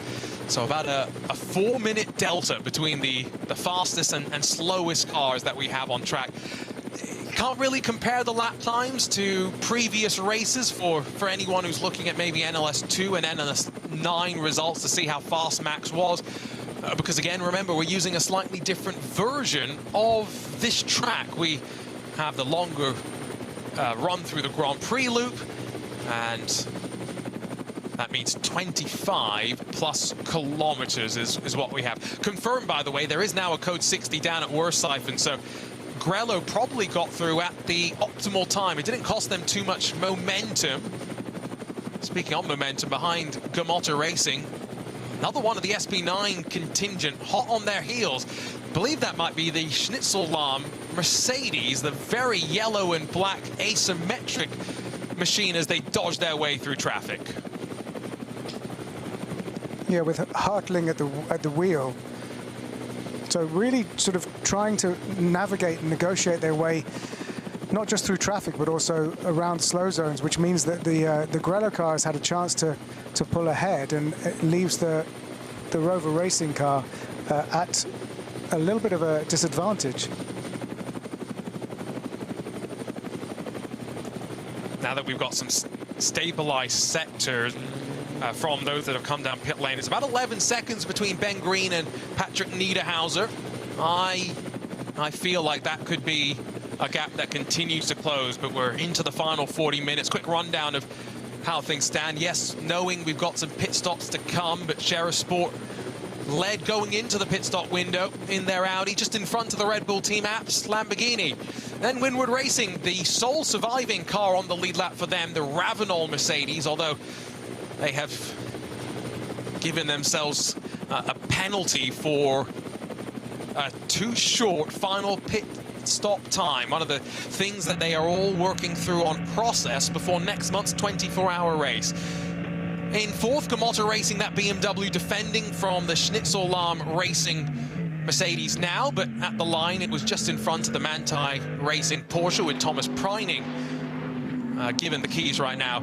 And then the BMW M3 Touring, that's in seventh. That's an SPX, yes, but running as fast as our SP9 class. The Ravenol Mercedes is into pit lane. Let's quickly talk to you about Cup 2 in the Porsche Endurance Trophy Nürburgring, where it is still that Renhofer and Nagelsdijk entry. No team name associated with it, but it leads in class. Second in Cup 2 is Muller Motorsports, but in front of them on the road is the 82 Porsche Cup car entry, Black Falcon Team Fanatec. We'll see if any changes there in the final hour of the race. In Cup 3, it's Smiralist Racing that leads in those Porsche 718 Caymans, the GT4 entries, while in the separate SP10 class with the GT4s themselves, Toyo Ties with Ring Racing currently lead in front of Hofer Racing and the two AV Racing by Black Falcons. A couple more trips down pit lane, but that really was about, I believe, Lucas Stoltz serving the penalty. And I think they may also end up here putting on some tires. They'll do a driver change as well, and then send out, I'm trying to judge by the helmet, Neil, who's going to get into that car, but it's maybe Maro Engel. I would posit to you, though, based on the fact that he hasn't driven today, that it might be Fabian Schiller who gets in instead.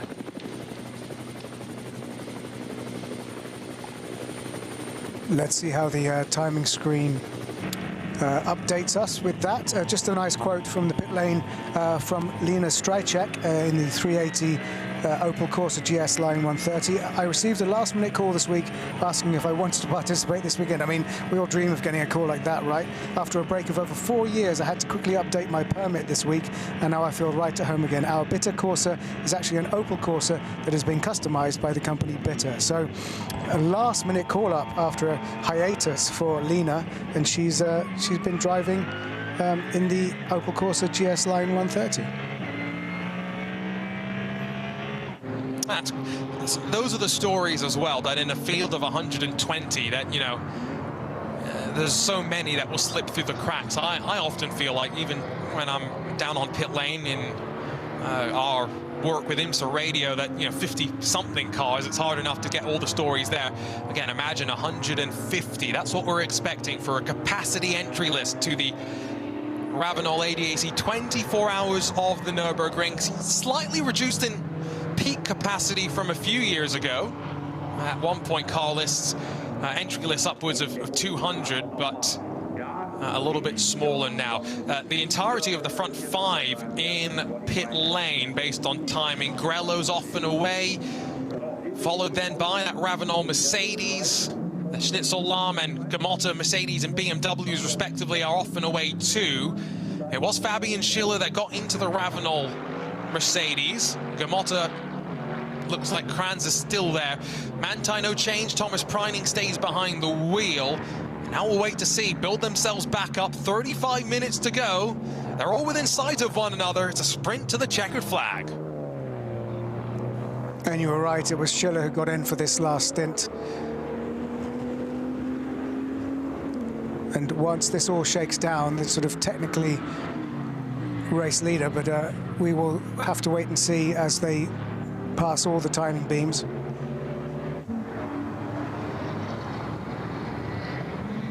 Getting into the Schubert BMW, the number 77.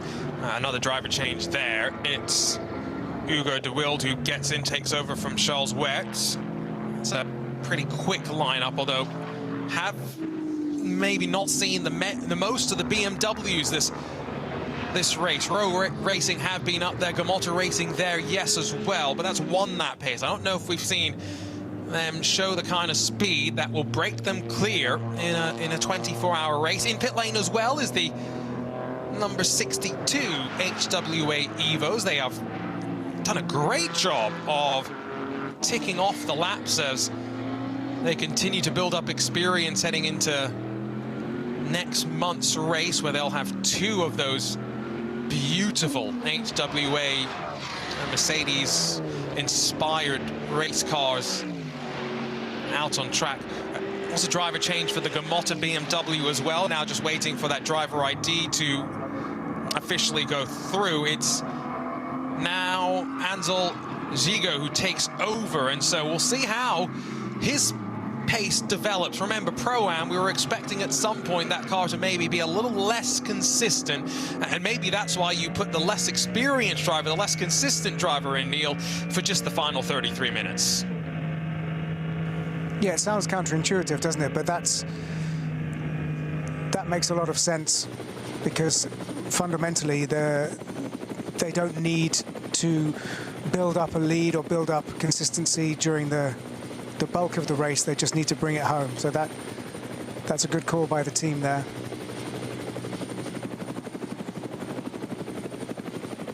In the BMW M3 Touring, it does look as though it's still Neil Verhagen, so it doesn't look as though Connor De Filippi is going to get any running in that today. I wonder if there was a story with that potentially, but Jens Klingman, Neil Verhagen and Connor De Filippi were the three drivers on that entry list. We'll get a good comparison here of M3 Touring versus M4 GT3. Very similar underpinnings, yes, but at least from the outside, looking like two very and wildly different cars.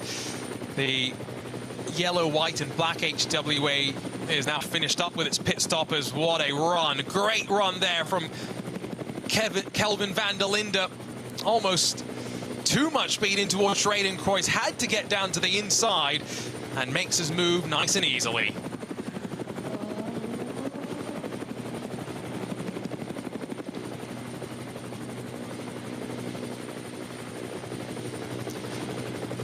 Down towards the foxhole, still chasing down the M3 Touring is Kelvin van der Linde. Remember, the Rowe Racing BMW at one point scored us up as high as third, but now we're trying to get a sense, Neil, for how those minimum pit stop times that we've been talking about have equalized out. And so the Rowe Racing car at one point was way up the road from that BMW M3 Touring, but now things have equalized out. That M3 Touring slides back in front with track position.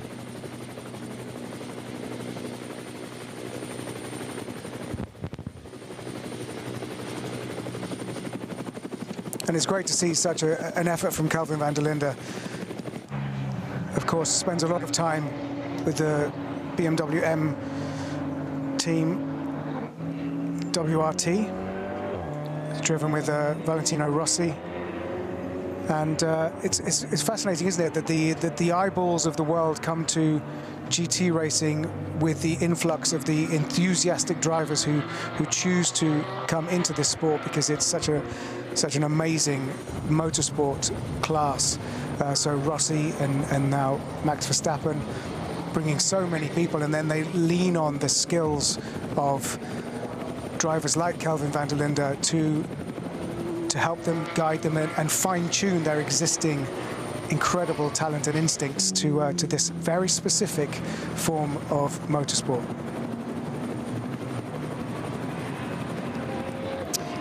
Another confirmation there from race control, by the way, that they are in the process of changing any penalties which have not been served into time penalties added post-race. Kelvin van der Linde got very, very uncomfortably close to the Gamotta Racing BMW, and in turn then almost squeezed another car behind him. The lights flash in a response, but we survived. That's all that matters. 30 minutes left to go. Van der Linde doesn't have the patience to wait much more. He slides past that car as though it's almost standing still. And now as they head up towards the Caracciolo carousel, some more traffic to navigate through, but they'll drop in safely. When you get this right, it hooks in like a dream, like you're on rails and you're spat out on the other side when you put your foot on the floor, and the power runs you up the hill towards the highest point of the track. But that was aggression. Kelvin van der Linde getting the elbows out and forcing a competitor out onto the grass.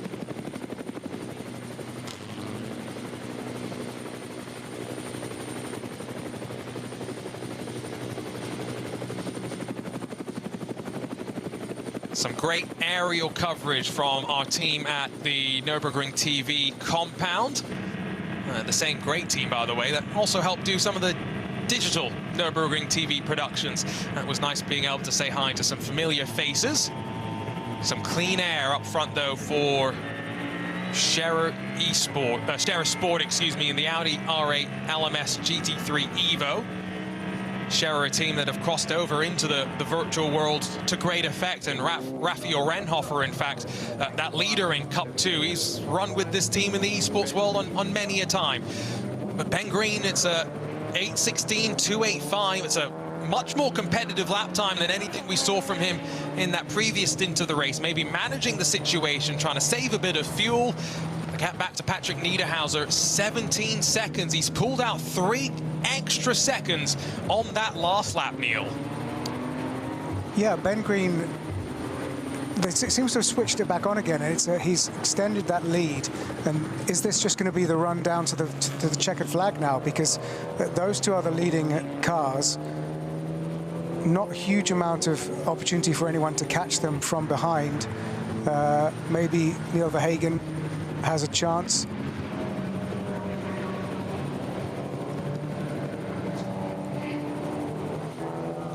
But just waiting for our timing to cycle through, and we'll get some good gaps on the rest of the field as well, Neil. Yeah, it's tricky, isn't it? Fundamentally, though, the race leader, that Audi R8 LMS has been dominant and clean throughout. And with penalties for the number 80 car helping to push that back a little bit further, we wait to see how this settles down into the last 20 minutes of this race to the checkered flag to settle our top 3. We've got some yellow flags at Metzgveld, so that's on the run up towards Kallenhard just after Adnau Forst. Your race leader is descending into the Hudson back as the BMW M3 Touring has just been passed by the Royal Racing BMW M4 GT3 Evo with Kelvin van der Linde. As we mentioned, getting those elbows out. There is no patience on his side.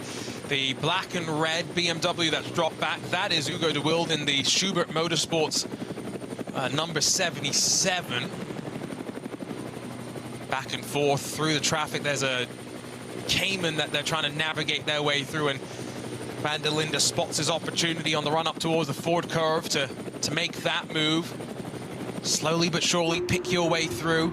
Let's give you a quick rundown now that we do know how that top 10 sits in this SB9 class. It is Scherer Sport and Ben Green, then Red Bull Team Abt and Patrick Niederhauser. It's 17.2 seconds the gap between them, but they've got a big gap back to Thomas Preining for Manthey Racing, 64 seconds off the leader.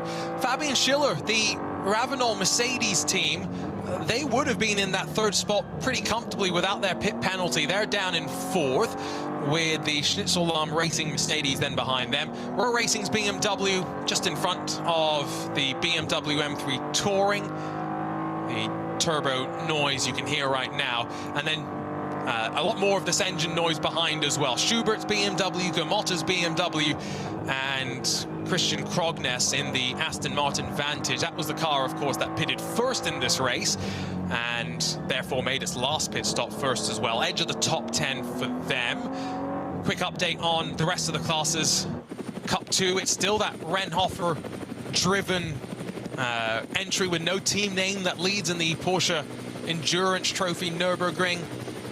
They're about 2 minutes in front of Black Falcon Team Fanatec, who are second on the road of the Porsche Cup cars, but second in Cup 2 is Molnar Motorsports, third in Cup 2 is Kramer Racing. They're just in front of Smiralist Racing, your leaders in Cup 3, while if you go down to SB10, now Hofer Racing, been bouncing around those podium spots. They jumped up to the lead in class in their BMW M4 GT4 Evo, just in front of the Toyo Tires with Ring Racing team, although Hofer Racing have just made their way down to pit lane for what will be the final time today, with 24 minutes on the clock left.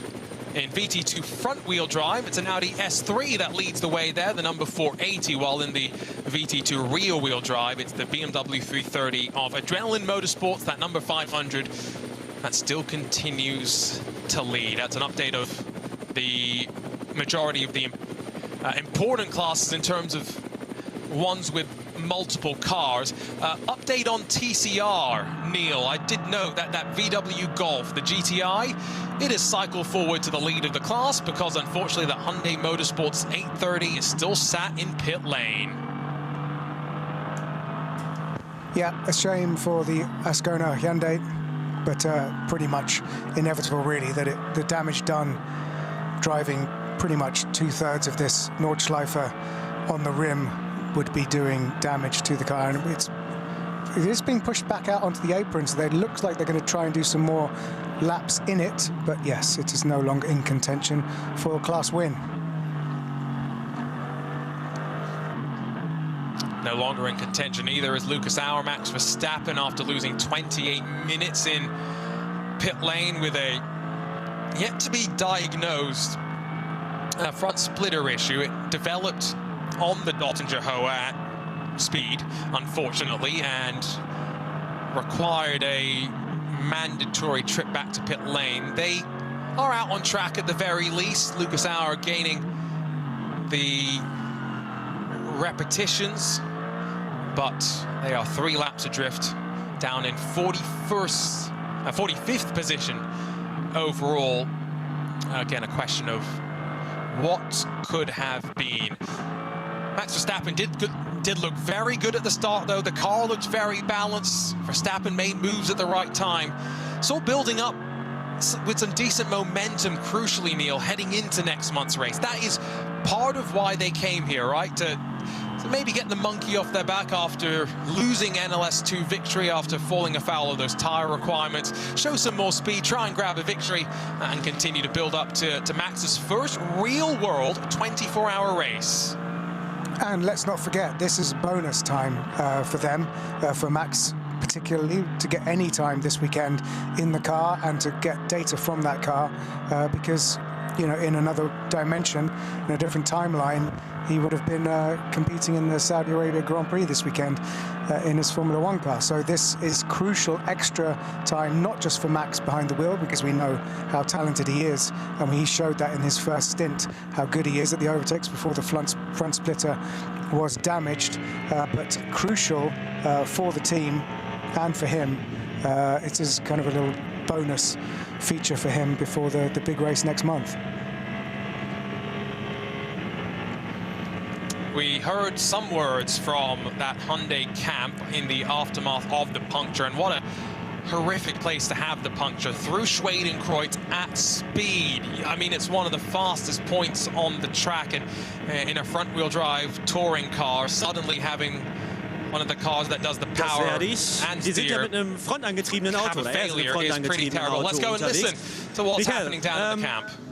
You had a crash at Schwedenkreuz. Why? What happened?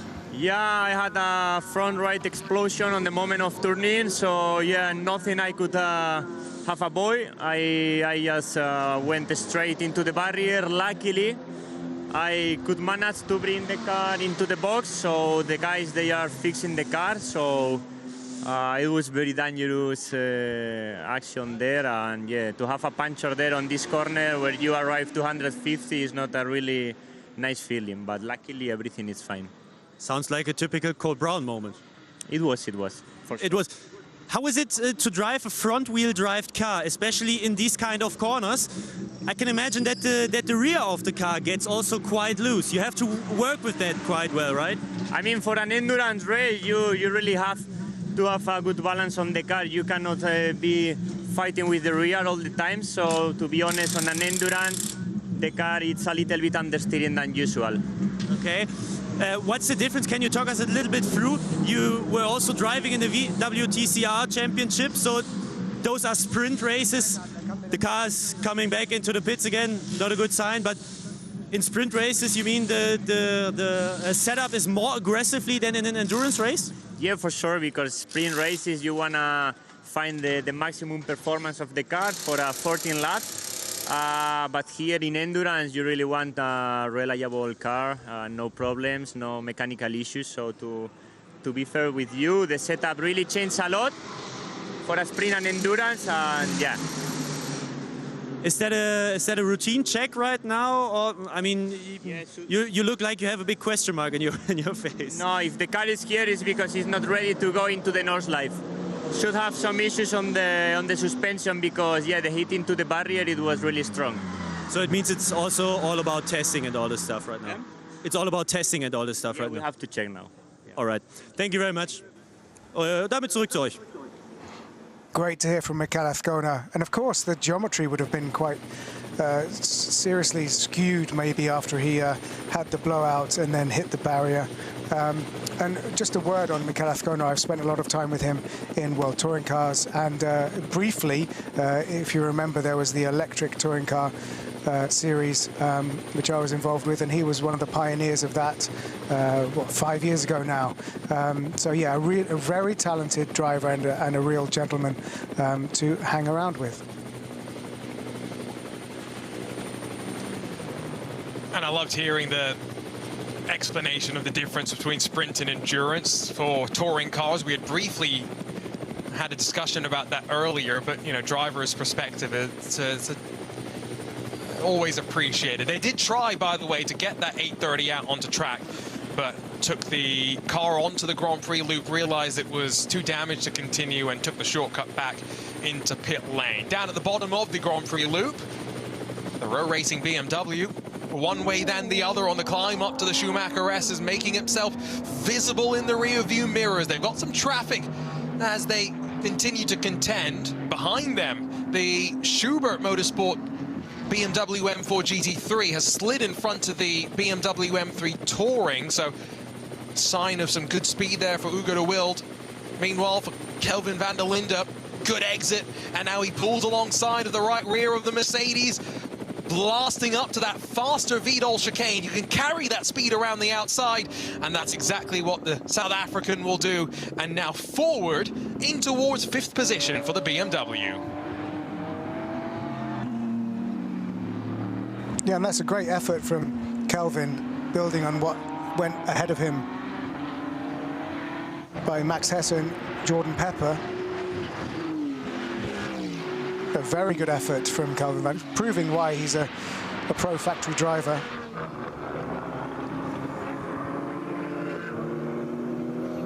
We've got a lot of great brothers in sports car racing nowadays. I was going to say of course, Sheldon, the Sheldon and Kelvin van der Linde. Yeah, so what a great connection there. Dries and Lawrence Van Tor as well.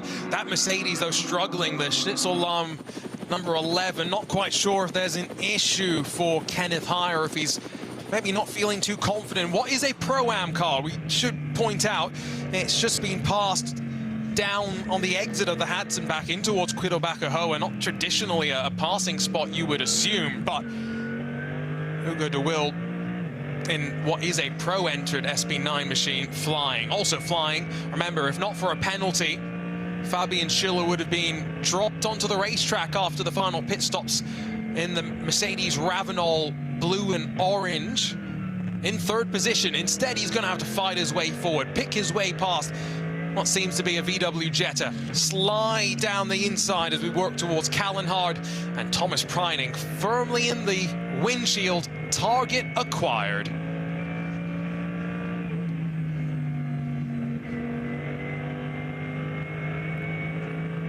Down through, miss hit miss, as the name suggests. That's what you want to do with the apexes. Slowest point on the track now. This is where you'd think the Porsche's rear engine nature will squat down and help put that power down quite nicely, even without any sight of rain. Always awkward as you stumble down through Exmüller and then Breitscheid. Use that curb on the left if you want a bit more room to sweep that momentum in towards the Lauda links. Oh, such a great section of track. And then on the brakes into Bergwerk, so important to underdrive the entry so you can overdrive the exit, climbing up the hill with 14 minutes left on the clock. The fight for third is well and truly on. Grello's looked vulnerable through the course of today. I don't think there's any doubt about that, Neil. But there's only a couple of times you've got to really hold on, and those times will be now. And note the extraordinary change of engine note that we heard as we switched from one onboard to the other, because yes, we are now on board the leading SPX category car, which is in 7th overall. Let's not forget just how ambitious this project has been and how successful it is being, with Neil Verhagen at the wheel of that BMW M3 Touring as it challenges for 6th. The Schnitzel Mercedes very vulnerable right now.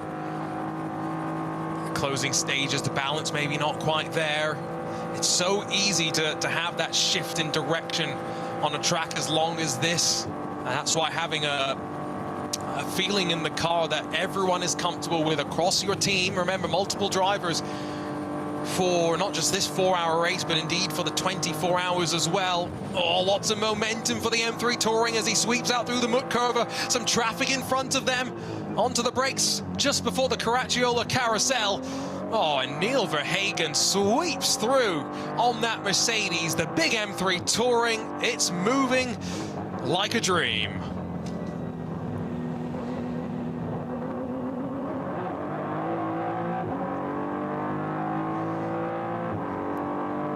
Shot out now of that carousel.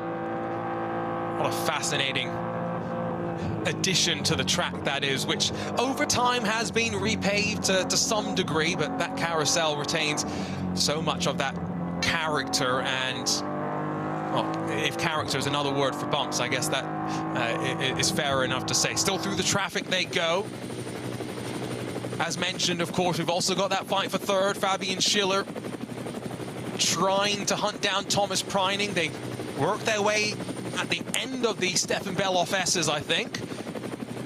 And almost now onto the run out of Galgenkopf and in towards the final stage of the lap. Indeed, yes, chink to the inside of one of the BMWs. Oh, Fabian Schiller gets a little bit checked up there, has to move to the right side of the track. He wanted to stay on the left and sweep into Galgenkopf, but Thomas Preining's lost some of his own time behind an orange and black GT4 Mercedes. Here comes Fabian Schiller, pulls to the right-hand side of the track, and before we even start the climb up into the final complex, Thomas Preining is tucked back into the draft. And now does Grello have the straight line speed? to challenge and pull alongside on the run-up towards Antonius Bucher, and then dropping down in towards Tiergarten once again. Remember, Christopher Haase tried this a couple of times for the race lead on Max Verstappen, and that Mercedes was having none of it. Fabian Schiller is also having none of it as they edge their way closer to a Volkswagen, closer to a BMW. Thomas Preining a bit bolder than we saw from the Audi slightly earlier on. And as they finally get to the inside of the first bit of traffic, positions have not switched hands, and Thomas Preining is back in front after being passed on the Dottinger Hoa. But Neil, this is not done. And don't forget, after nearly 4 hours of racing, this is a battle for the podium. And there was a very shrewd bit of race work there, racecraft by Thomas Preining, because he used the traffic to his advantage to gain that position back. So this is the battle for the podium, and they are going head-to-head, toe-to-toe, door-to-door, with 10 minutes to go until the checkered flag. So this is for the podium. Thomas Preining almost 2 wheels off the track there, but it gave him the inside down through the forward curve, back around the outside. This is great stuff. We may not be getting a fight for the lead, but now that the pit stops have brought us back together, Porsche and Mercedes, two of our contenders going into next month's second round of the Intercontinental GT Challenge. After the Maguires, Bathurst, 12 hours to open up that calendar. Sweeping through, Preining will hold on as they climb the Schumacher S. But with 9 minutes left to go, this should be the penultimate lap of the race. Next time Ben Green comes around to see the start-finish line, we'll start the final lap of this 4-hour race. So Ben Green has a healthy lead of nearly 20 seconds, so unless there's any mistakes, we can presume that he's sort of sealed the victory in the Scherer Sport Audi R8 LMS, and behind him Niederhauser in the Red Bull Team Abt Lamborghini Huracan. But then a minute behind them is this battle for the podium, and that's the battle we're going to continue to watch, because this is a long way from over.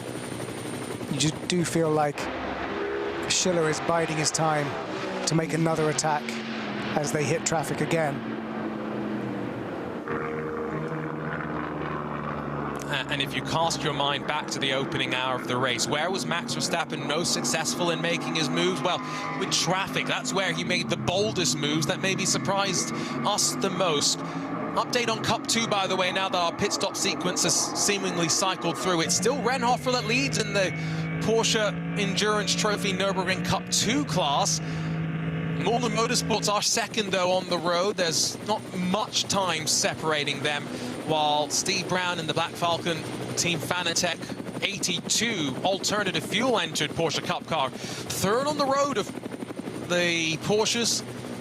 See what Steve's able to do in the remaining lap and a bit that he's still got underneath him. Cup 3 leader is still the Smirless Racing Porsche Cayman, while in SB10, now that our pit stops there have also been worked through Toyo tires with Ring Racing. That's the Toyota GR Supra that is looking like they are on course for a victory with a 41-second gap back to Hoful Racing in the BMW M4 GT4. Down at the bottom of the foxhole, where we've heard some reports of cars heavily hitting and compressing against the bottom of the track. These two in their fight for third. Wind out of Adenauer Forest. And now towards Metzgveld, the fast left-hander, dab onto the brakes. You want to get all the way to the right side of the track to then maximize your run in towards Kallenhard. Lucas Auer is on the charge. Remember, a couple of laps down on the field. He's the next driver to make his way past the Schlitzow Lam Racing Mercedes. And just another sort of pit lane style report. One of the stories that might get overlooked is Michael Schrey. I don't know if you were aware, but he was planning to retire from motorsport, but his former team, Bonk Motorsport, got on the blower and got him back in the car for this one. And it's a return that's paying off, as he's leading both the SP10 class for GT4 and the BMW M2 class. So Michael Schrey doing a great job. Clearly not too old for this. That's incredible. You can do this race in multiple classes. And indeed, that's part of the charm sometimes of jumping between very different cars. We'll grab another look for those watching in vision at the battle that we had on the Grand Prix part of the track for third. It was a bit of a squeeze from Thomas Preining to the entry in towards the Ford complex, but of course when you shortcut out of that Yokohama S, you really are allowing yourself to get caught up in these side-by-side entanglements, and it continued all the way down in towards the Dunlop hairpin at the very bottom of the track, where maybe Thomas Preining opens up the steering slightly, pushes Fabian Schiller out wide, and as the track cambers back up as they hook through the bottom part of the track, the Porsche was able to put the power down quite nicely and pull away back into the lead of this battle, back up towards the carousel they will run. And once more, just note the line that they take here. So important to drop in at the right point, run a constant speed, and then put the power down and spit yourself out with the maximum force that you can find. For a car, Neil, that I have said has been hot and cold today in terms of form, the Grello Manthey Porsche now is very much relying on Thomas Preining to use all his experience here at the Nordschleife in a Porsche 911 GT3R to put the car in the right place at the right time. Yeah, you're exactly right. We don't know if there was an actual issue in the middle part of the race, but that certainly wasn't delivering as it should have been. But now with Preining at the wheel, he is holding off. And don't forget, he's holding off a car, part of the Winwood Racing team, that will be feeling a disappointment at what happened with the Max Verstappen car, which is now currently in 41st place overall, with Lucas Auer at the wheel. But yes, that battle for the podium is one that's particularly keenly contested for Schiller in the number 80 Winwood Racing Mercedes-AMG GT3, because of course that would be their only chance of a podium in the absence of Auer and Verstappen. And after being stripped of the NLS2 win, after using too many tires per the allocation requirements, they would quite like to be on the podium once again, and this time actually keep the trophies. That's a lapped car that peels out of the way of our race leader. It means that Ben Green is going to get set for the final lap of this 4-hour Ravenol ADAC 24-hour Nürburgring Qualifier race. A bit of a misnomer, that name. We're not qualifying for the race itself. Part of the results will, yes, be used to help determine which cars will maybe advance directly to the final part of top qualifying, which has been split into 3 sections for next month's race. But ultimately, a lack of participation here, as Neil has pointed out this weekend, is not a sign of anything untoward ahead of next month. The reality is it's a busy weekend with racing in IMSA out on the streets of Long Beach, racing in Imola as the World Endurance Championship gets underway, and of course racing at Spa as well with the 24-hour series Creventic and coverage of all 3 of those and the NLS here across of the Radio Show Limited Network channels. Couple more penalties that have just been flashed up on screen though, and these will be converted, Neil, we should point out, to post-race time penalties. The expectation isn't that they'll come down and serve them now, but the TCR class leader, remember after the Hyundai had its moment, the Volkswagen Golf was promoted to the TCR lead. They've just been given a 45-second time penalty for non-respect of code 60. Another team getting caught up with just making a mistake with the processes here today. So obviously within that class, it's that time penalty is meaningless, but if it comes with any kind of points on the license, then that could be a problem. So it still has impact, even if it's the only car in its class that's actually in contention. And this battle for the podium continues as we reach the very final stages of this 4-hour race. And it looks like Schiller is biding his time for a move.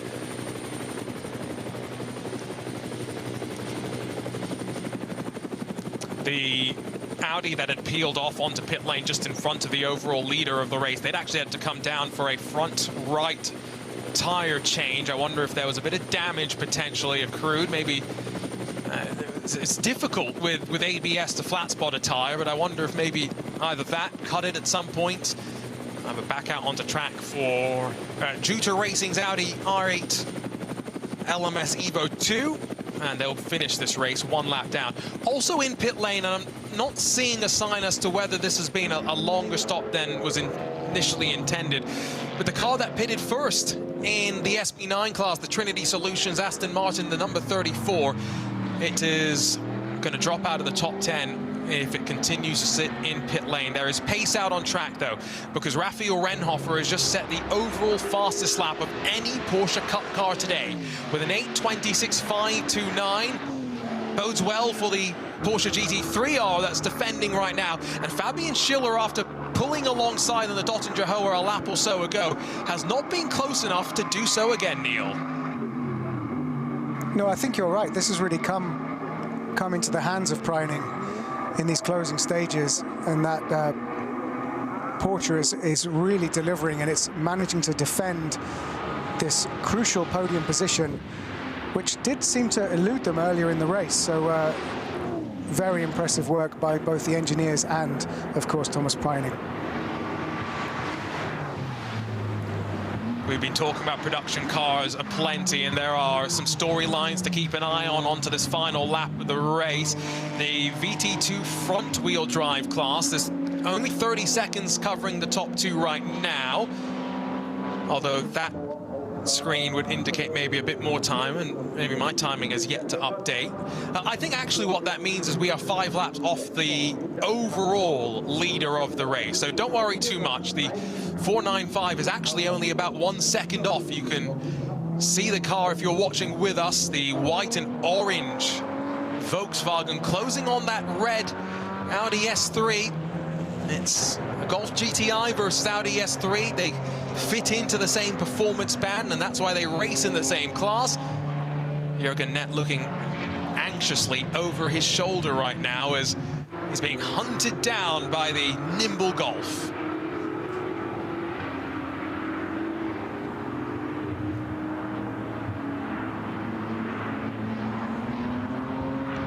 Fastest lap as well on the last time around by the 495 on the hunt. So clearly a sign that the car coming alive in these closing stages. Traffic not making it easy by any means as well.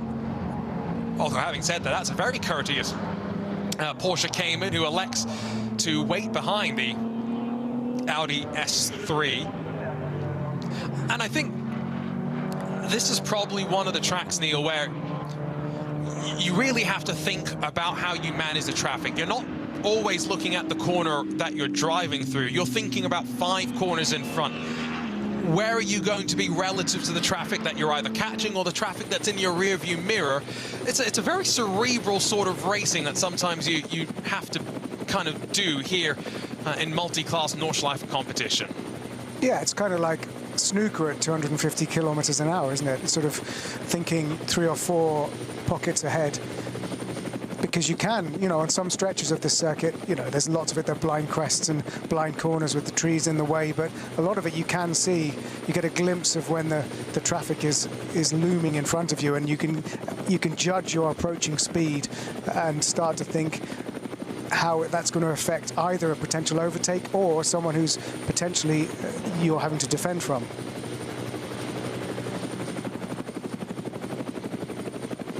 Thomas Preining still under pressure. Wonderful aerial shots, great coverage from our team at Nürburgring TV here, and a thank you to them, to all our track workers and everyone that makes this weekend possible.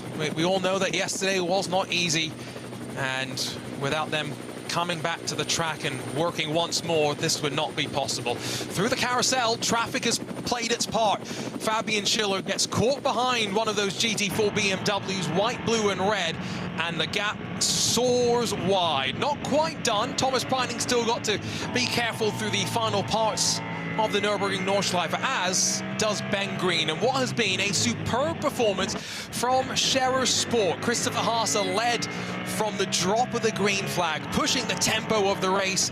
Alexander Sims manage the medium part of the race to get him and his team to the spot. And since jumping in, Ben Green in this final hour of the race has been untouchable, Neil Cole, and now just 1.5 odd kilometers between them and the NLS 5 win.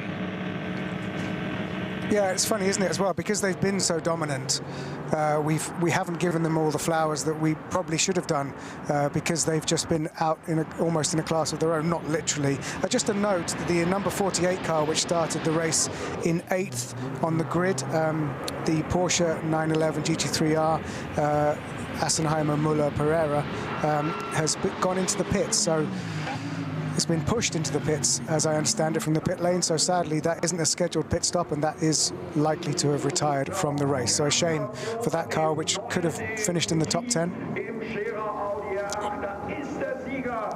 Dancing through the final corners, it's Scherer Sport and Audi, winners in the second RAVENOL ADAC 24 hours of the Nürburgring Qualifier races, the 5th round of the Nürburgring Langstrecke series. Ben Green proving any doubters wrong after that first stint, picking up the tempo in stint number 2. Behind him, they said they didn't have the speed, but they got a podium out of it nonetheless. After starting down in 12th, it's the Lamborghini Huracan for the Red Bull team apt. Patrick Niederhauser will cross the line, a full 28 seconds adrift of the race leader. A sterling job from Scherer Sport to manage the pit stop timing, to manage the traffic, and most importantly, bring a fast race car. Be a little bit of a wait before Thomas Preining and Fabian Schiller cross the line for 3rd and 4th positions respectively. And so while we wait for that, just a quick update on the rest of the classes. Still Raphael Ranhofer that's leading in Cup 2.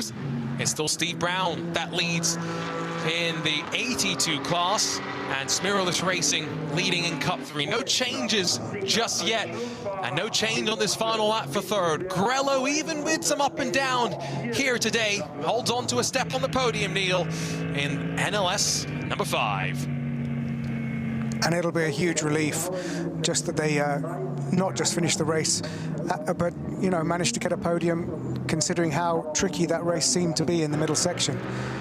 So yes, very impressive, and slight disappointment for the car that will come across the line in 4th, Schiller and Winwood Racing. A question of what could have been for that team, for both cars. So many more class winners to sprint their way to the line. We'll hopefully catch them as they do so.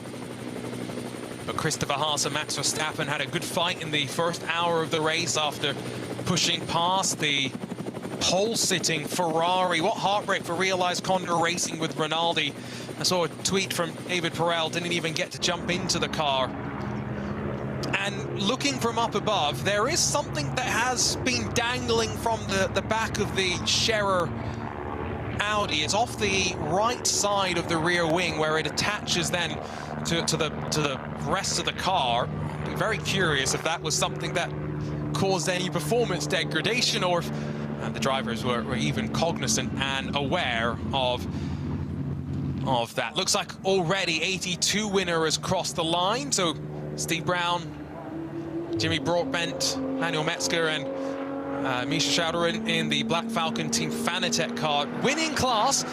Might be a little bit disappointed that after leading amongst all the different Porsche Cup machinery entered today, they slip back slightly in the closing stages. But again, if their goal is to be running up toward the front of next month's 24-hour race, there is, I think, plenty of promising signs for them, as our field is going to be waved back around into the paddock, into Parc Ferme, as our drivers get ready to celebrate. But again, with the events of yesterday, it will be a slightly different celebration, I am sure, for all, Neil. Not the jubilant celebrations, instead a remembrance of motorsport, the community that we're a part of, and unfortunately the life that was lost. Yuan Metinan passing away in a tragic accident yesterday.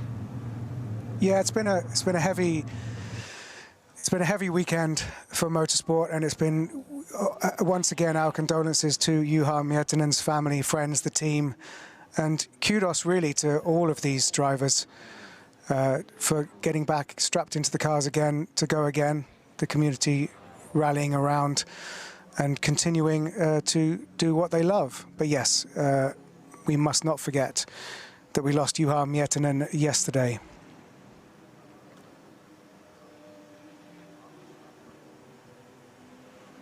Yuan had his own successes here at the Nordschleife. We will never forget the 5 class wins, including most recently at NLS 3, and of course as well 25 podiums. 47.2 was his podium percentage rate, and a well-loved figure in the paddock. We'll hopefully get a chance to catch up with our race winners. Alexander Sims, part of that trio, only here, by the way, because his regular day job, racing a Corvette as part of the Pratt & Miller Corvette entry for the IMSA WeatherTech Sports Car Championship. Well, GTD Pro wasn't racing on the streets of Long Beach, and so Alex was obviously free to come over here and continue a partnership with Checkered Sport that continues to bring fruit. The fight, by the way, in VT2, what a battle all the way to the end. Audi S3 versus Volkswagen Golf GTI. This is what the Nordschleife is about. The hands out the air, and it is the bright red and black Audi that comes out on top. Spectacular fight all the way to the very end of the race, and it's Jürgen Nett that crosses the line to see the checkered flag. Love to see it. That could be a race from any era. Absolutely spectacular, and that's what we're here for. Hopefully we'll get to hear from our might have missed the podium chance to drivers. catch up with. Here we go.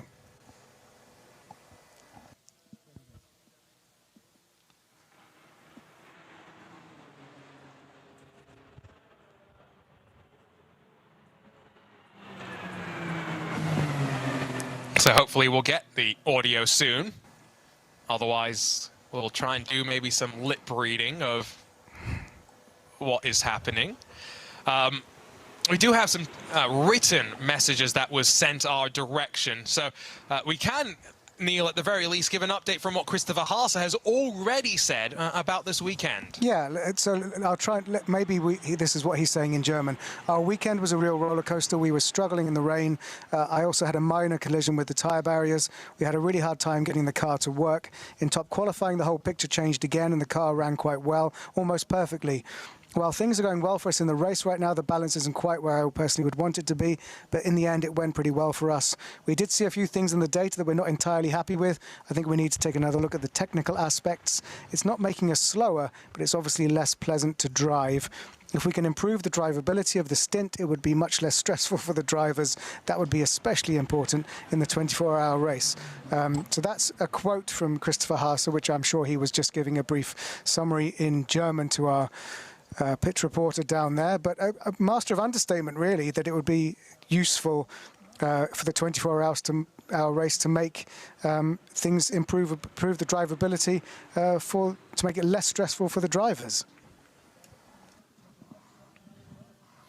Yeah, you know, there is no other racing series like this where you get the opportunity to race at the same track at this level of motorsports, I should say. You know, 10 times a year, 11 if you factor in the 24-hour race itself. A quote from Matt Campbell as well. Remember, Thomas Preining finished the race for the Grello 911. We had a good race. Thomas did a really good job. We also did a good job with strategy, but I think the other cars were certainly faster than us, but the strategy worked really well. I think that's kind of the story that we saw as well, Neil, from up here in the Global Broadcast Center, from 10,000 feet, if you will. Very much so. Also a word from Mirko Bortolotti. From a sporting perspective, it was a great weekend for us. We had 2 great starts yesterday and today. Things are going in the right direction regarding preparations for the 24-hour race. But yesterday was a dark day and really tough for all of us. It was a really difficult moment for the entire paddock. My thoughts are with my family. You don't want to see something like that in motorsport, but unfortunately sometimes it's part of it. So not a happy weekend, but from a sporting point of view, I can't complain. So very well put there by Mirko Bortolotti, who was impressive in the early part of this race in the number 84 Lamborghini Huracan. We are getting word of a couple of post-race penalties that will be swinging the way of some competitors. The heavy-handed arm of the law will never fail to grasp you if you've done something wrong. One of our BMW 318s in SP3, they're going to get a 60-second time penalty. Not sure exactly how that converts into the post-race, but also the other thing that I did see was something for one of the Subarus in, Toyota Supras in the field, ignoring one of the double waved yellow periods. And so another thing that will affect our provisional results, which we'll work through in a couple of moments' time and talk through our winners today, who will leave this round of the NLS with some good data heading into next month's 24-hour race, because this is it. The dress rehearsal is now done. The only thing left to do, Neil, is go racing for the 24 hours of the Nürburgring. Yeah, what a perfect way to race today. Great conditions, no rain, pretty much blanket sunshine throughout the whole race, and really important work for everybody to get through today in preparation for the 24 hours next month, but also to, you know, gird your loins and to do it for Yuan Metinan, really. But difficult, and kudos to everybody involved. Let's give you a quick update then on. So let's give you that update on our winners, and we can begin to wrap up here and officially start to plant our feet forward to next month's running of the Ravenol ADAC 24 hours of the Nürburgring. In SP9, after a exhilarating battle in the opening hour with Max Verstappen and the Verstappen Racing Mercedes, Shera Sport and Christopher Haase, Alexander Sims and Ben Green are your winners in their Audi R8 LMS GT3 Evo 2. SPX, we should also highlight, Neil Verhagen crossed the line 7th for the BMW M3 Touring. So they will be thrilled with the effort in top qualifying, only 5 seconds off, and another good 4 hours worth of data racked up ahead of the big race.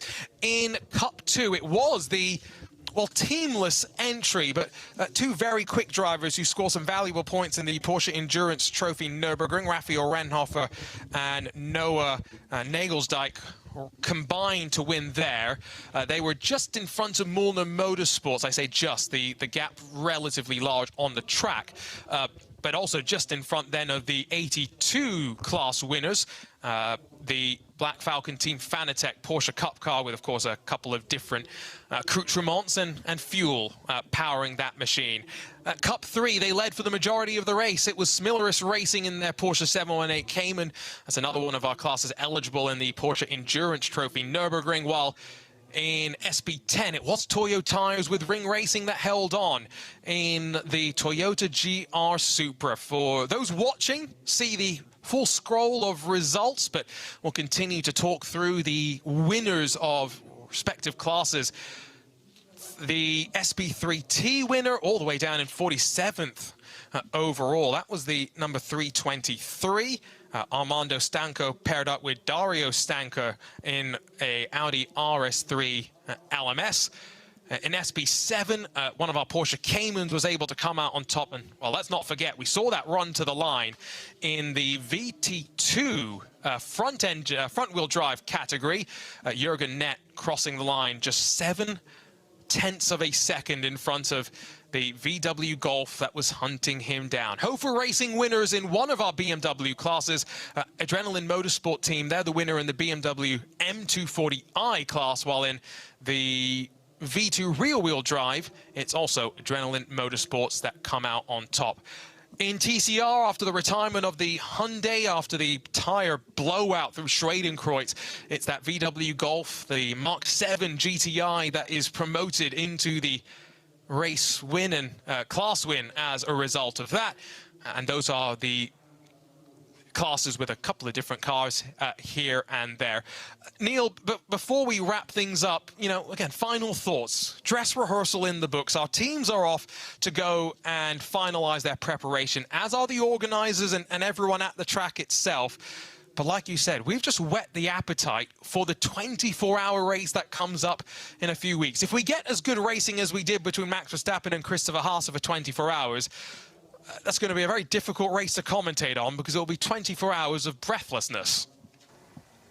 Agreed, yeah. What a beautiful 4 hours that was. And the prospect of the battles at the front when the field is swelled slightly in a month's time is sort of, you know, it's worth whetting the appetite for. It gets everything going ready for the 24 hours in a month's time.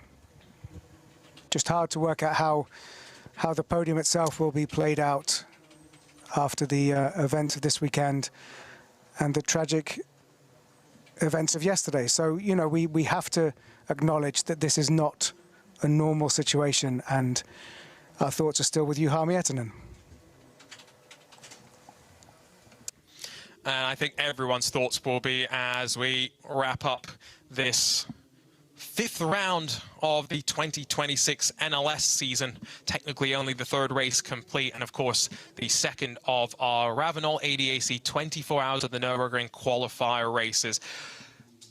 A weekend that in many ways is going to be remembered for all the wrong reasons. The tragic passing of Yuan Metinan, but all we can do is look forward and to race in his memory. To quote Jochen at Frozen Speed, one of Juha's friends, those that have the most fun, those that pass having the most fun are the most successful, and I think you will all agree with me that Juha was out on track doing exactly what he and all of us in the motorsports community love.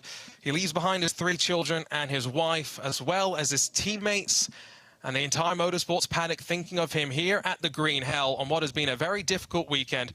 Arjuna Kankipati alongside of Neil Cole, thank you for your company, and we'll see you in a few weeks' time for the RAVENOL ADAC 24 hours of the Nürburgring.